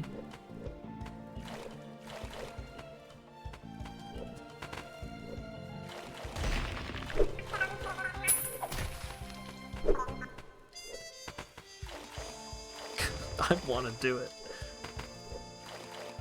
It's so hard, and I know I can. Okay. I didn't actually need to do the full bomb jump for this one. I just want to bomb jump all the time now that I know it's possible.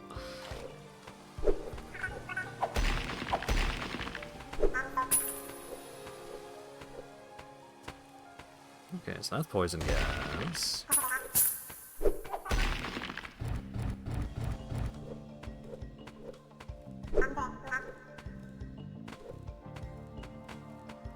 Oh, sneaky.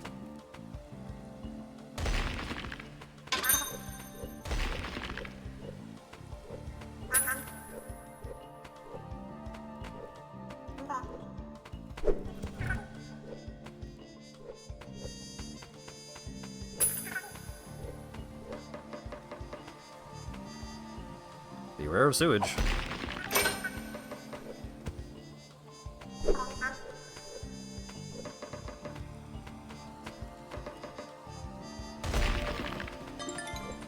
Another key.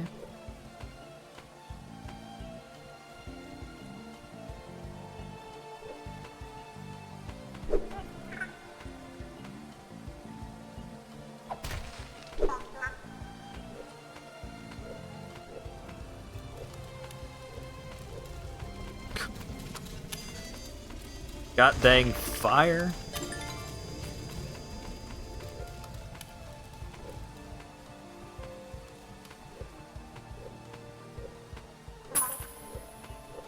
I can go platform over to the fire, but to what end?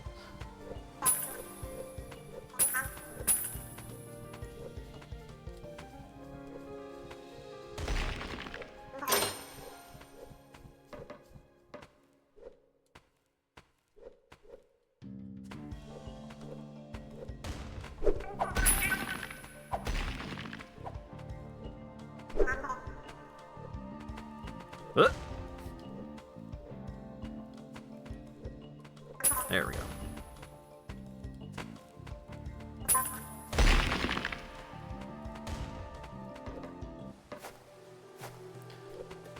Lactose Forest.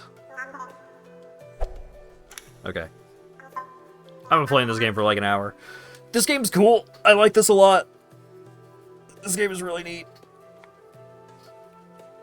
Like, very simple mechanics, but I feel like the world is pretty well designed. It's got a lot of secrets, so it's encouraging you to just toss bombs places, try to go through walls, just like explore the space, have a good time. It gives a lot less direction than you were expecting. So, a little bit, like, that first friend was marked pretty clearly on the map. It's just the way that you actually get there is pretty circuitous. But, you know, like, along the way, you're collecting all kinds of treasures and stuff, and then when you unlock the guy, then there's stuff along the way that you took to get there that you can do with the super strength and the melee attacks and so on.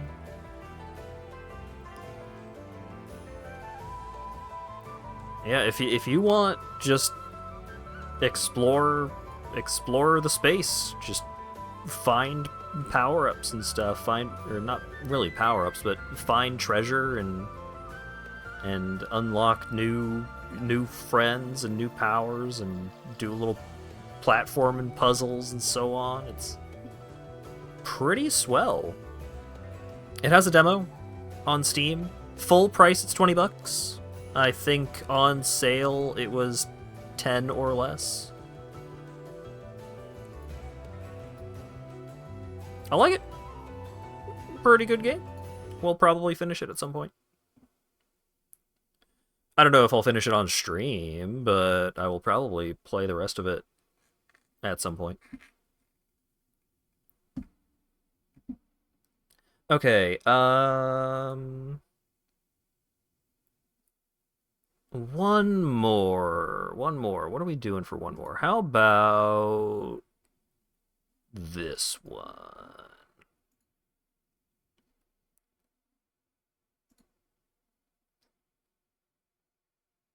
The bomb combat feels pretty bad. Yeah, and I think that's somewhat intentional.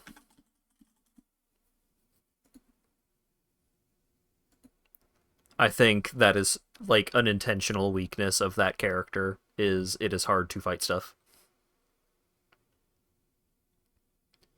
Alright, next up is Absolum.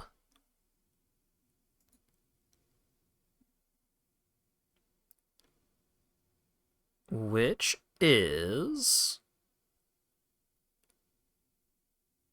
a run-based beat-em-up, if I recall correctly. Roguelite, I think. Got some meta progression, if I recall correctly.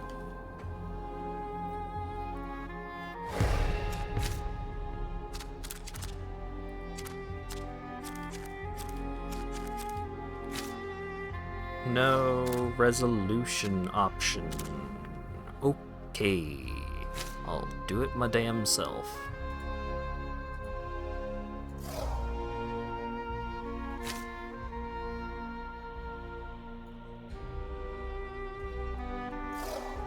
Oh, this is a console-ass video game.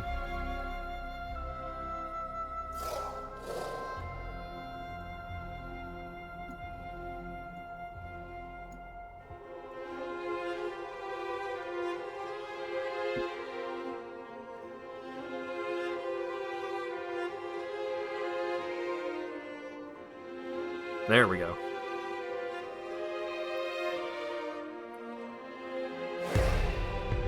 Okay.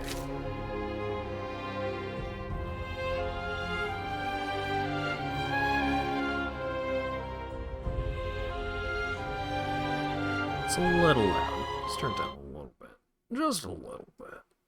Not a lot. Just a skosh, just a 65 or... Alright. There we go. Okay, so we've got Carl, and we've got Galandra. Dwarf or Dark Elf. And I can be blue or green. I'm gonna be blue. I have a blade, power, and a purpose.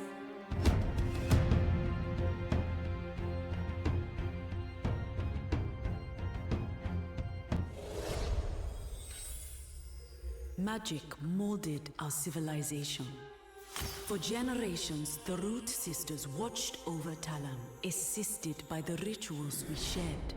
But our ways were not without risk.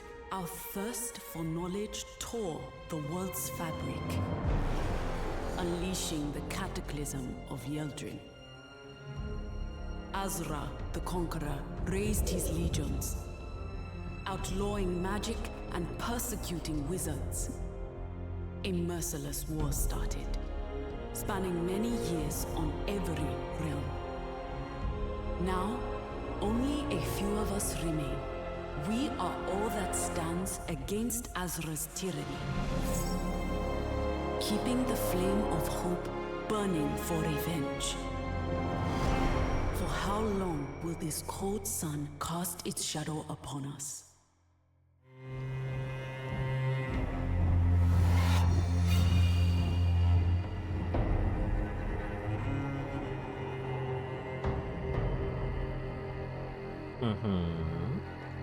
Wake up! The prisoner's convoy is almost here. Let's save Mother!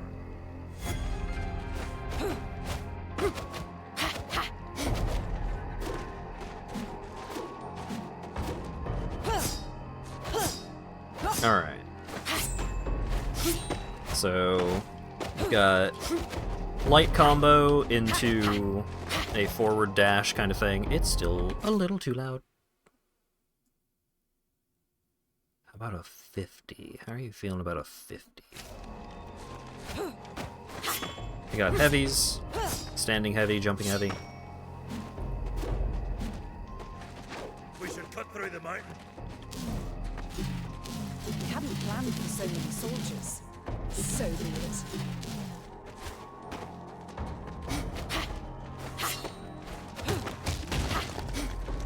Strike and skill. Clutch rooms. Be careful when you jump down. Jump! Attacks charge mana when they hit.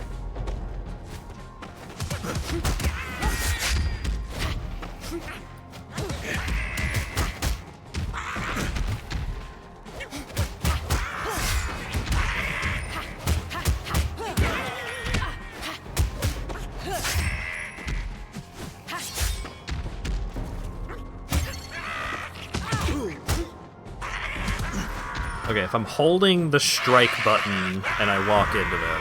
Oh my god, it's still... Arcana!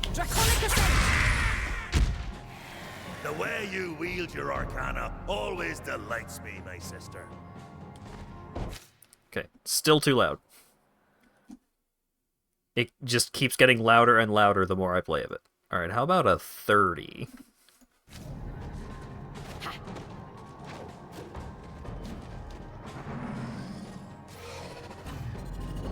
Magic belongs to the Crimson Order. Die! Deflect.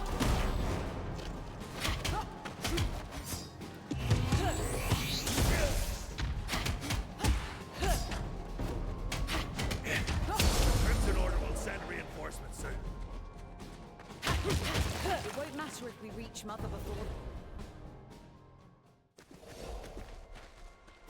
Our comrades are in position.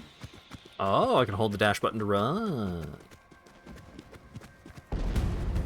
Make their sacrifice count.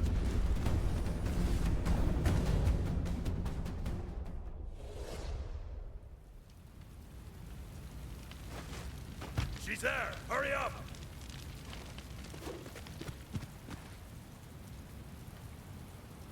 My children, so there is still hope. These shackles are feeding on my essence. Break them!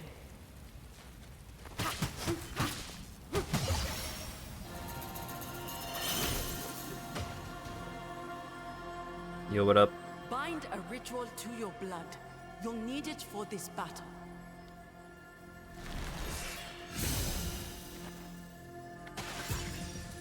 Choose a ritual.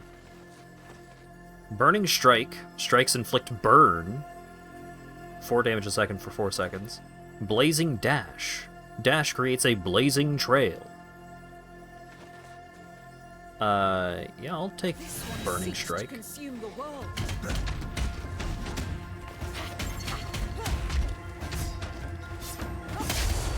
Guard me with your lives. Death is not Oh, you can double tap for a dash. Okay.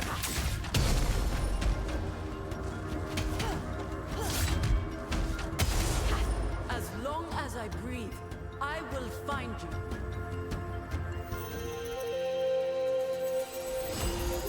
Okay, bye.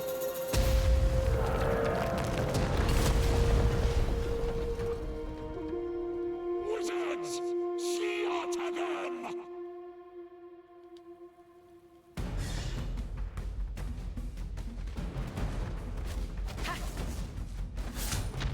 Oh, rude.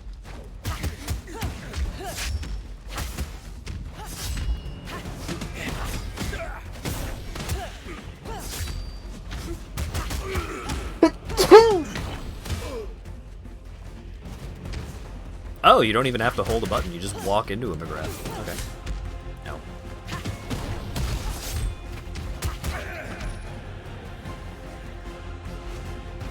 Big boy. Is commendable. I will enjoy breaking you. Crimson Wizard.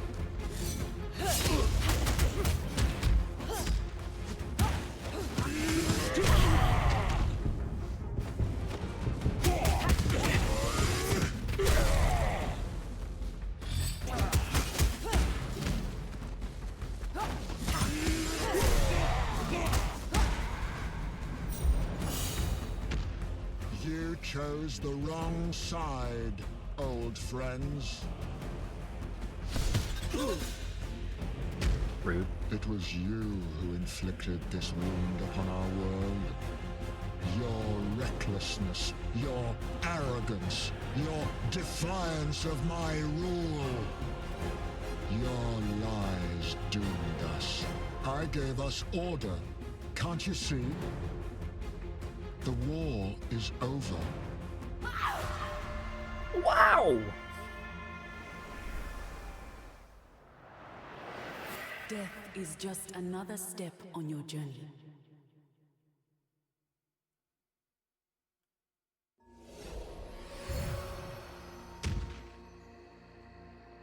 You gave your life for me. I give it back, true to our pact. Azra wants to muzzle magic. He must fall so that Talam can flourish again. I am barely free. His control of magic is too strong. My own body will not give birth as long as he rules. You'll have to weaken him. Claim his great towers, disrupt the stream of his power. There is one nearby in Grandery, the troubled realm of the Mad Underking.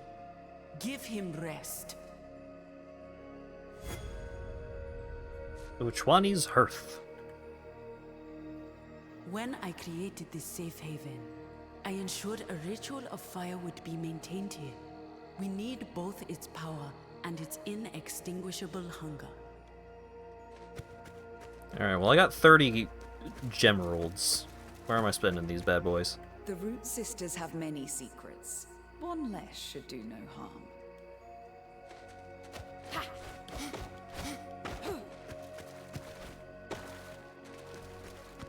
Door of Unlockability.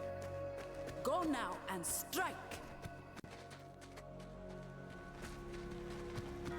Glory to you, children of Uchami. Praise the Blessed Mothers. Death will mean nothing for their chosen children. Your mother bears life. She is the first Root Sister to do so. It's a good omen. Like this old tree, I may be waning, but I still serve. Its roots are weak, but it can regrow. Beyond the altar, you will reach Grandery. There, you should find crystals to nourish the tree. Oh, I got crystals? Oh, you gave me more crystals? Thank you! My tree is famished. Here in Grandery lies many crystals to feed it. Uh-huh. Fear only failure. Throw yourself into the fray and return with crystals. Yeah, I got crystals, man. How do I spend them? This door is blocked from the inside. Dark Souls reference. Ah, you finally made it. Come here by the hearth, sister.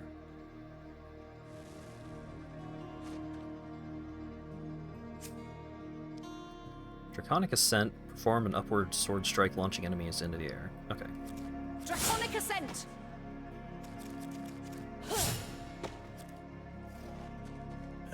It went almost as badly as planned, but we did it. We saved Mother. If you need some respite, just come by the fire and let me do some heavy lifting. Okay, so double tap left or right is run. Double tap up or down is dodge. Fear only. Bro, I have crystals. Stop telling me to go get crystals. I have I created them. this last sanctuary in case all else failed. I had hoped that time would never come.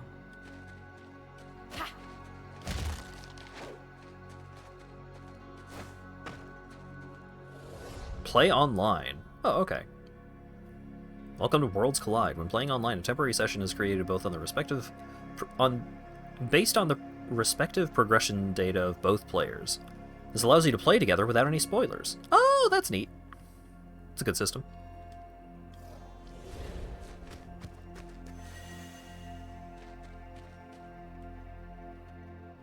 Azra is far away, protected by many kings. He believes the war is over. He is mistaken. It's not going to let me spend any crystals. This is so sad.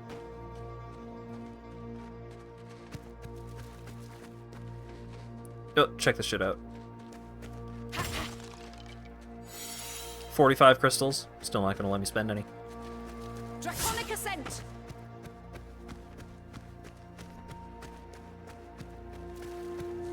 Are you ready for more, mighty child? My tree is famished. Are you ready for... I'm ready. Are you ready for... Let me spend my crystals.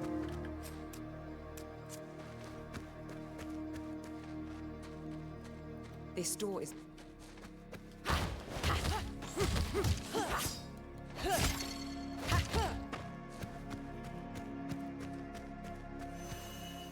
Okay, let's start a run.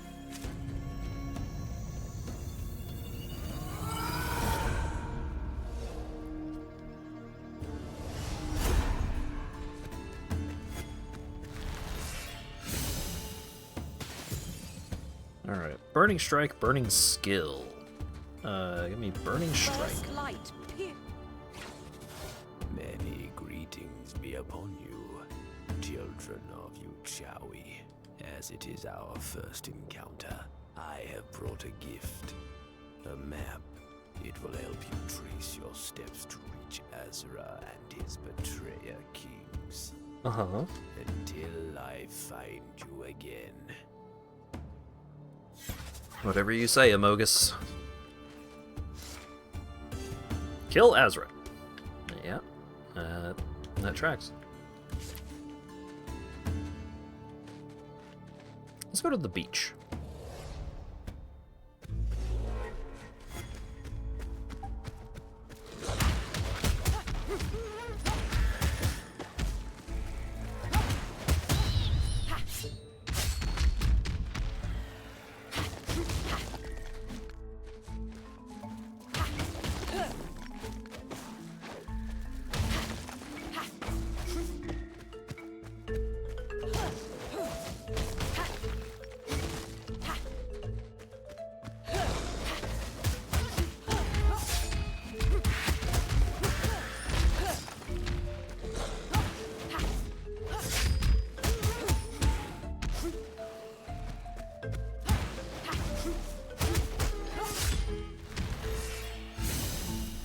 Slowly taking back our land.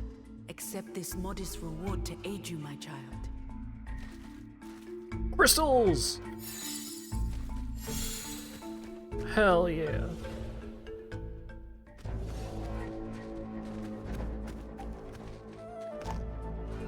Pear.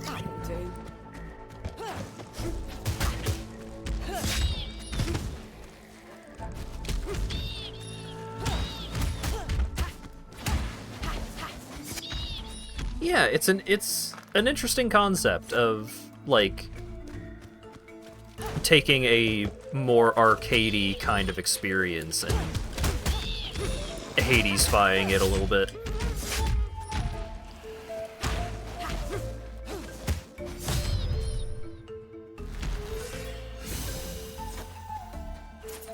Sack of gold.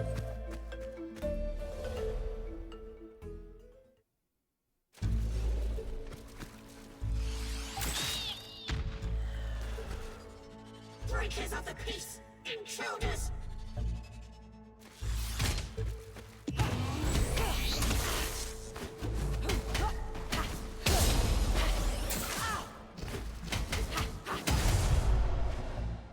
I need to get used to actually pressing the that button. The dodge deflect. Defiled.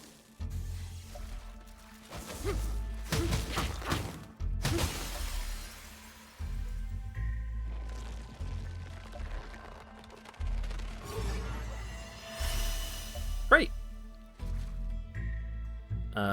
Launch enemies spawn 8% of a mana chunk as orbs on collisions. All attacks cause increased pushback distance.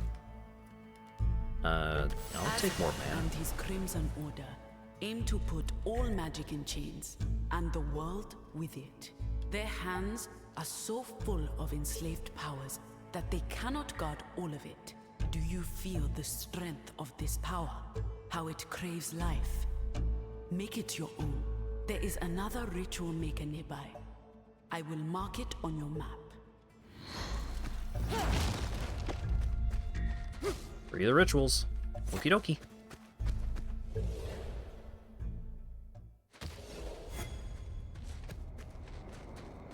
The cataclysm eroded the bond between tribes. Azra finally broke it when his tributes forced them into scarcity. Fucking tax. These fires are havens created by the Root Sisters. You'll be safe here. You may rest. I'll watch over you.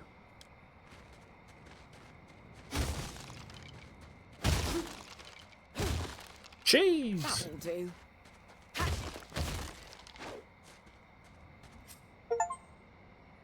I found my first Hearth Root. I can rest up and heal 15% of my HP, or... I've seen worse. I guess I will.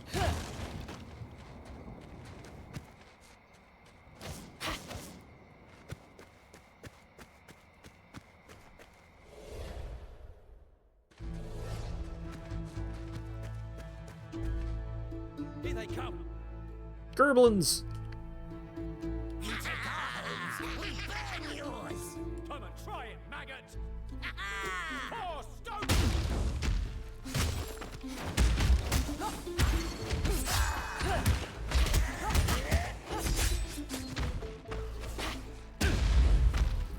Draconic Ascent!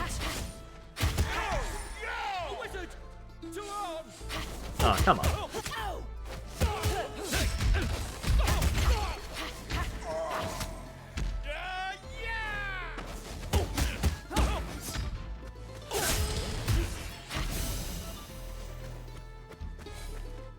Carrot. That'll do. Water Mocks. Ritual of water effects increased by 10%. Next ritual offer will feature a water option. Mono target attacks deal 10% damage. Yeah, we'll go for that.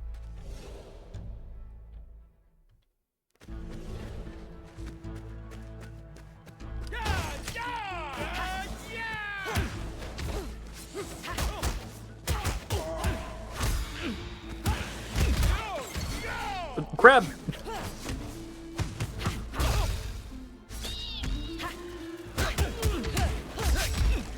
I need to be careful because my cool little jumping knee strike is a jumping attack, and the spearmen seem to have pretty strong anti-airs.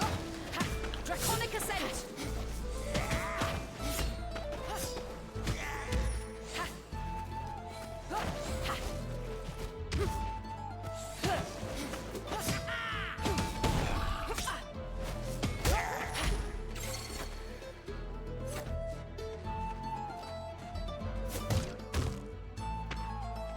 Alright.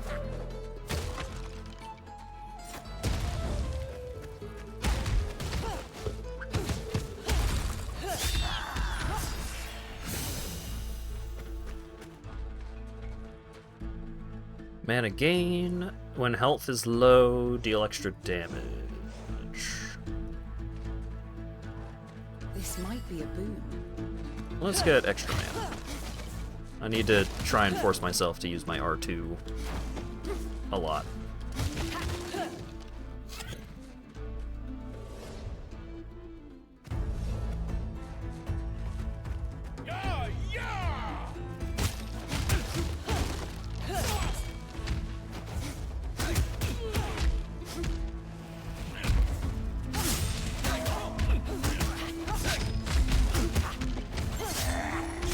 Draconic Ascent!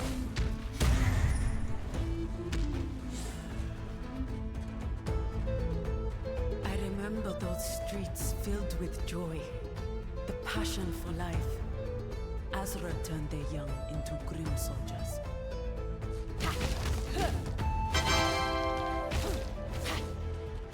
Oh, dip. Raid Demon. Thank you for the raid.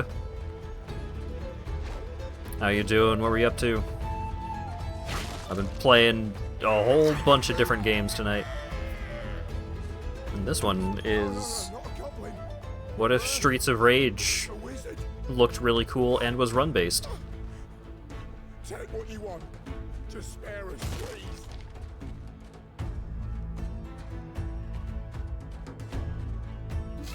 Okay.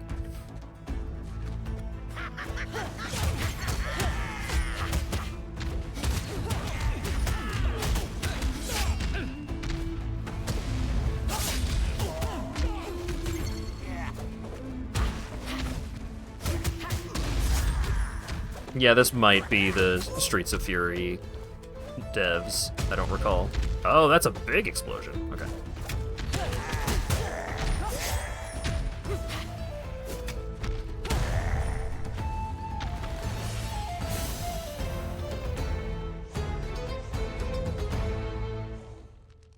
So my notification is Ghost Trick? Is it? It's not supposed to be. Oh. Yeah, Ghost Trick rules. Oh,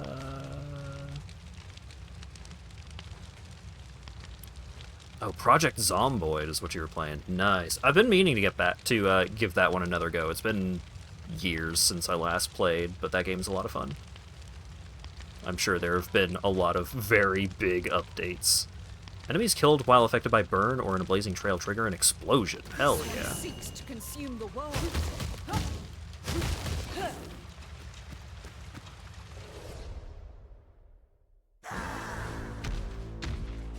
Boss fight. Boss fight. Stonedale will not falter. You. So it was true. Wizards helping the goblins. You'll choke on your own blood. Traitor. Death to you all.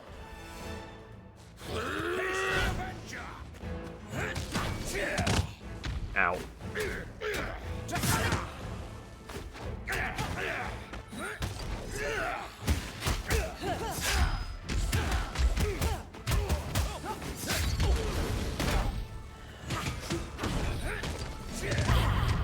Ow.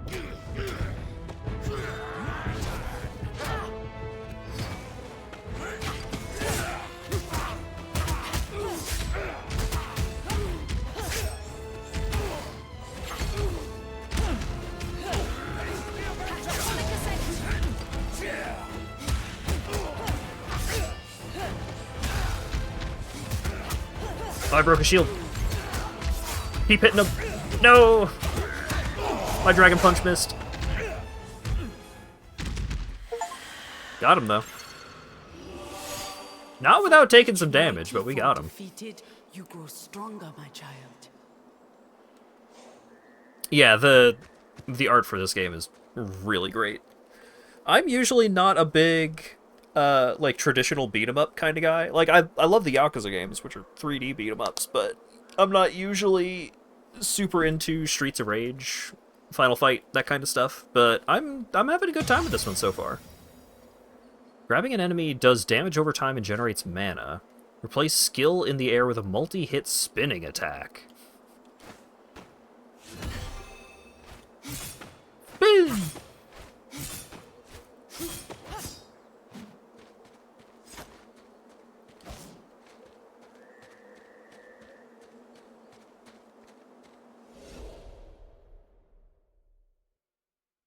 Unstable build 42. What's like the big feature for that one? A sanctuary blessed by the Root Sisters. No one can be harmed inside. Damn true. These sigils indicate ancient sites that are beholden to the ritual of hospitality. No one may be harmed therein.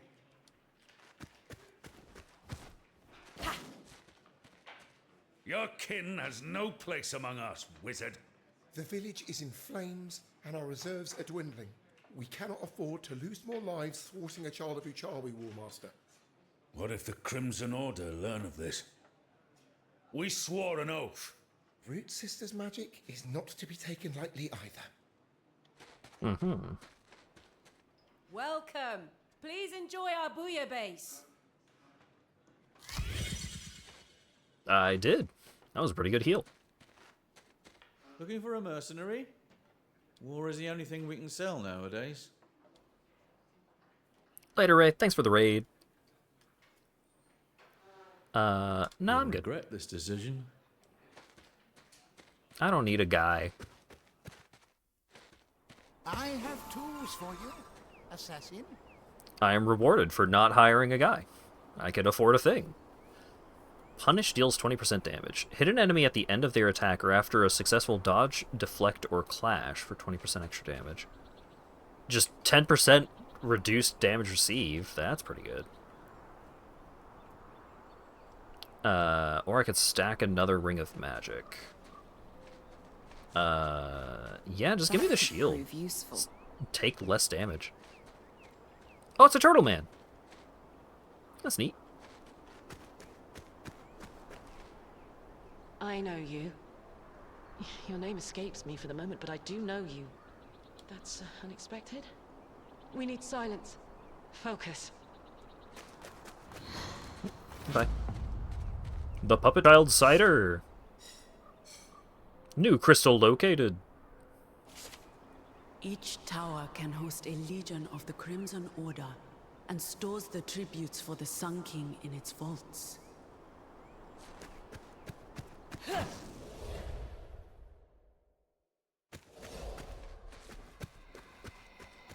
What? Investigate the stump. The trees of Grandery are nourished by the magic seeping through the earth. Their wood is sacred to the goblins, and invaluable for Azra's dominion. Insert some kind of joke about wood being sacred to goblins. I don't know. Access to mine is closed by order of the Council of Stonedale. Leave now or die.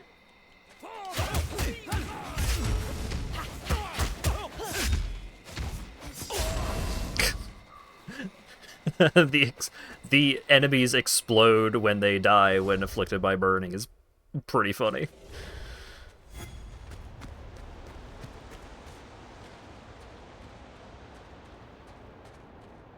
Alright, so do I go that way? Or do I go that way? Something is missing. The elevator won't move. The Great Furnace. Find the furnace. Well, I went up last time, so let's just keep going up.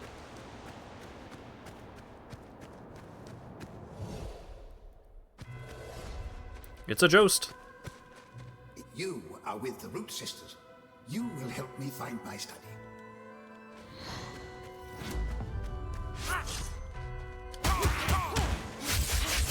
Oh my god!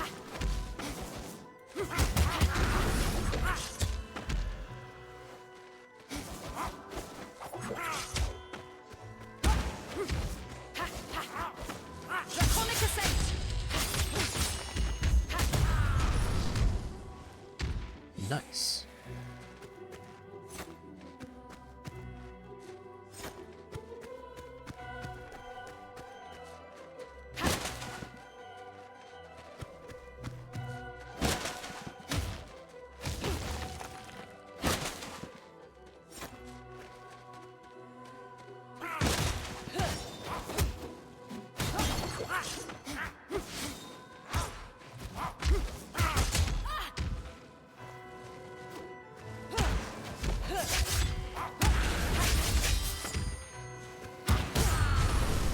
Nice. The archives are nearby. What's hidden behind?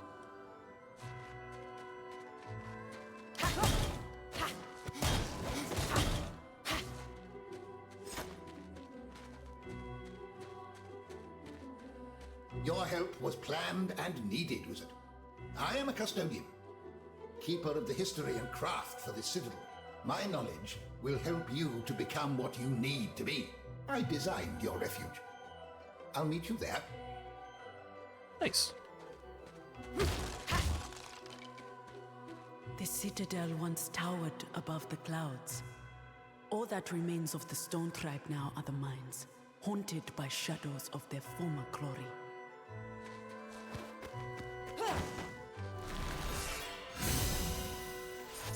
Sack of gold.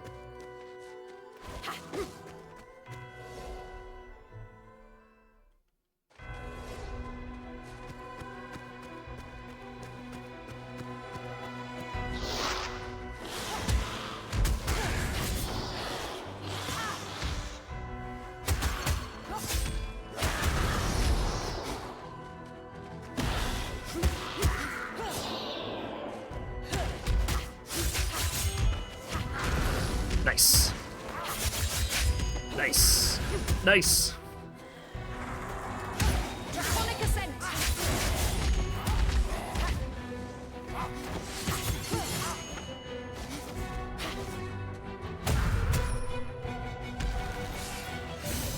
Hell yeah. I'm getting it.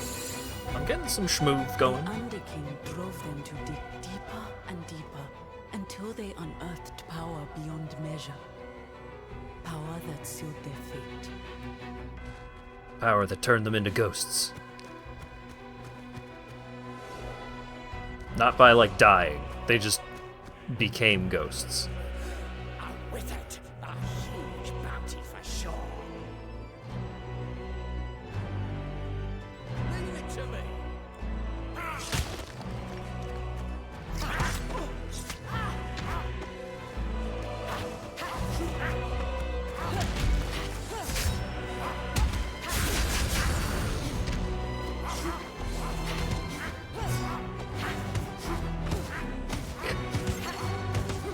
Uh-huh. Uh-huh.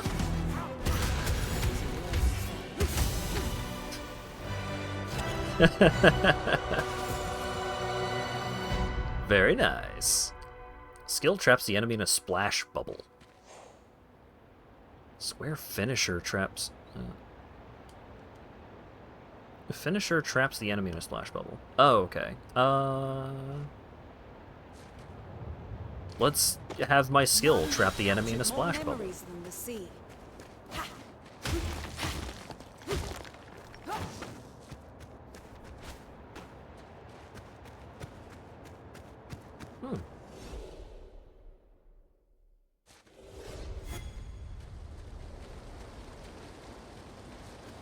Oh. Aw.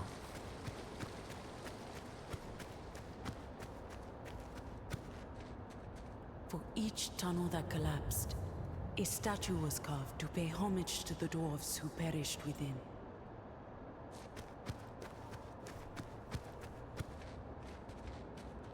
Oh, this isn't a big combat arena?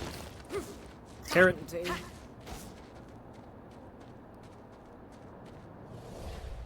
Mm-hmm.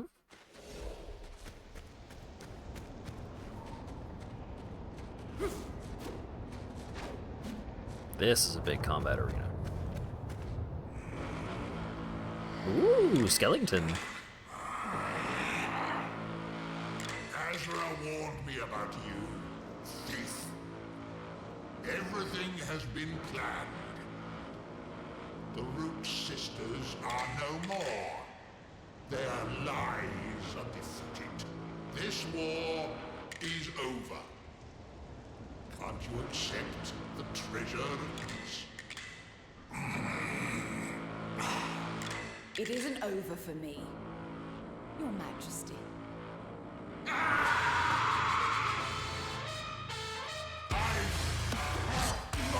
Oh boy, music. Oh, okay. You got a multi-deflect on that one.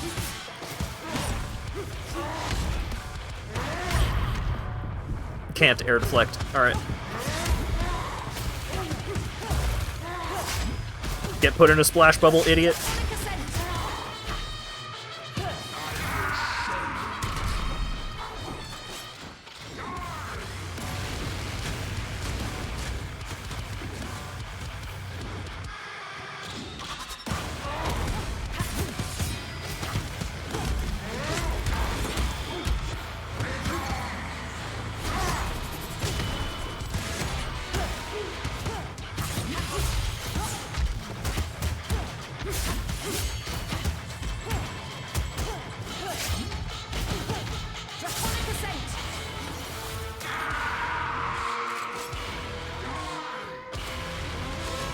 Fuck! Fuck!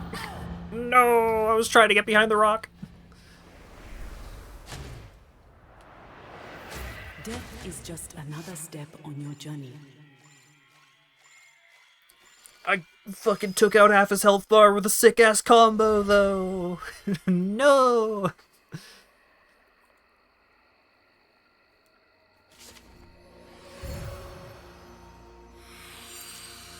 Radiance level 1. Radiance level 2. Radiance level 3. Alright. Hush now, my dove. My hands will let you fly once more. This hidden sanctuary was shaped to regrow the Order of the Root Sisters. Every step you make on the land channels its life force to my tree, the radiance of Talam. Our bond is growing, and so are my powers. Even when you fail, you bring us strength. This is a contest of immortals. Azra will bring life back to his vassals until you reach him and deliver Talam and myself from his grasp. Mm-hmm. Orb.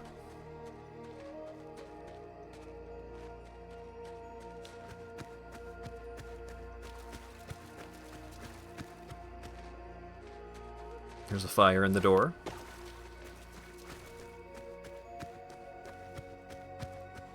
Okay, but let me... Oh, okay, here's a run history. That's nice. Hey, let me spend my fucking jewels, please. Your visit was planned for, young one. You were as useful as expected, young creature. It was not difficult to adapt this space for my purpose. It was planned for. Soon, I will have other tasks for you. Find your first hearth root. I get a fruit. Defeat Rudolph. Get a fruit. Finish a run with another player online or locally. Beat the Mush Troll. Launch 3 enemies in a hole at the same time. Perform an out-of-this-world combo. Alright. So he does quests. Let me spend my crystals. My heart lies in this tree. Our connection with Talam. The roots of my rituals. Feed it crystals. Yes. And your powers will blossom.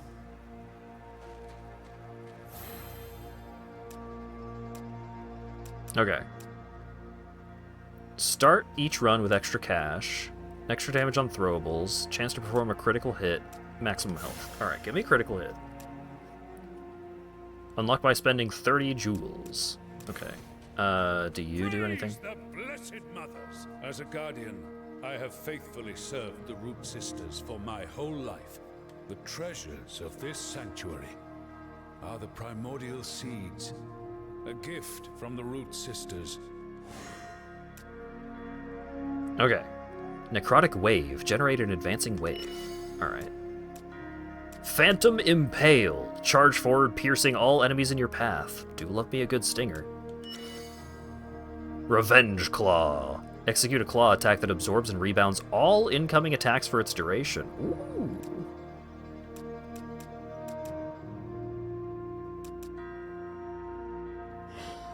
Okay, so I have fruit. Step closer. I won't bite you. Hey! Nice to meet ya! It's good you managed to free the big lady. You did better than any of us. She's tasked me with pushing you beyond your limits.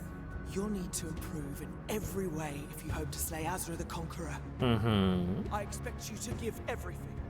Die as often as you need to, and forge the way ahead. Defensive moves, other moves, free training.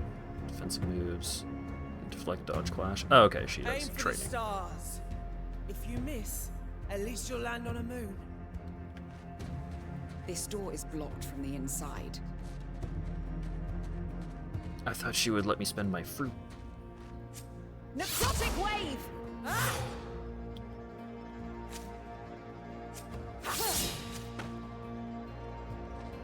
You look more weary than usual, lass. What's going on? Those waterfalls remind me of my beloved Yeldrim. The memories are starting to fade. I cannot remember them all. I fear my city will be truly lost. If we fall into oblivion, I swear to inflict the same on those who caused the cataclysm. Explore Galandra's past.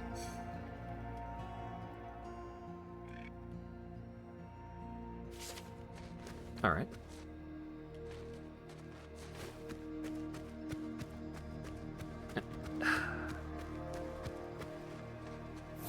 I don't get to know what the fruit does yet. Alright, give me HP max and extra cash. I don't care that much about throwables. Rare trinket drop chance. That seems good. Damage for companions, damage on punish, extra mana on hit. Alright. Rare trinkets. Mana gain. Punish. Start each run with a Mother's Grace that revives you with 25% of max health. Okay, I see what we're working with. And I don't get to know what the fruit does. Alright. Pretty good. I think this game rules. It's not my usual cup of tea, but man, when I was getting those combos going, getting the frickin' wall bounces and the air spinning slash and the mid-air cool sick-ass uppercut. If you like beat 'em ups, This is one to check out. Even if you're not a big fan of the run-based stuff, the beat-em-up mechanics seem quite solid fundamentally. Does it just go up to 2 players? I don't know. I think so, but you could probably look that up. Because it only showed 2 players on the little UI thing, but there might be a way to play with more players otherwise. It definitely has a lot of we want to be Hades vibes, which is not necessarily a bad thing. Hades is really good.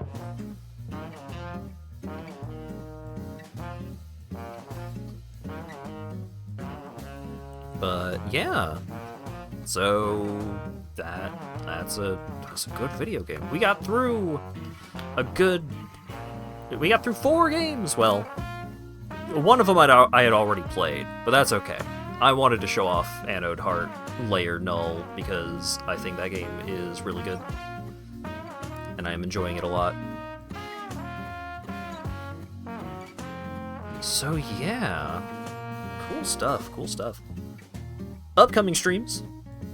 Tuesday is going to be Like a Dragon Ishin. Thursday is probably going to be more Digimon. If everyone is good to go for Dokapon on Saturday, then we shall return to Dokapon on Saturday. I know that some folks have been getting stressed out by things, so it's not 100% go ahead on Saturday. And if it's not Dokapon on Saturday, it'll probably either be Slay the Spire 2 co-op with Lawyer Dog, or Old School RuneScape League is starting on Wednesday, so I'm probably going to be playing so fucking much RuneScape League. I'm going to be insufferable. So if no RuneScape stream on Saturday, I might use next Monday to stream RuneScape, because I love playing the league so much. It's so much fun.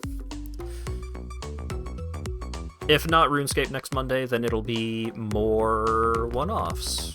Trying to work my way through the giant backlog that I have accumulated across many Steam sales and gifted games and so on and so forth. But I hope everyone enjoyed this.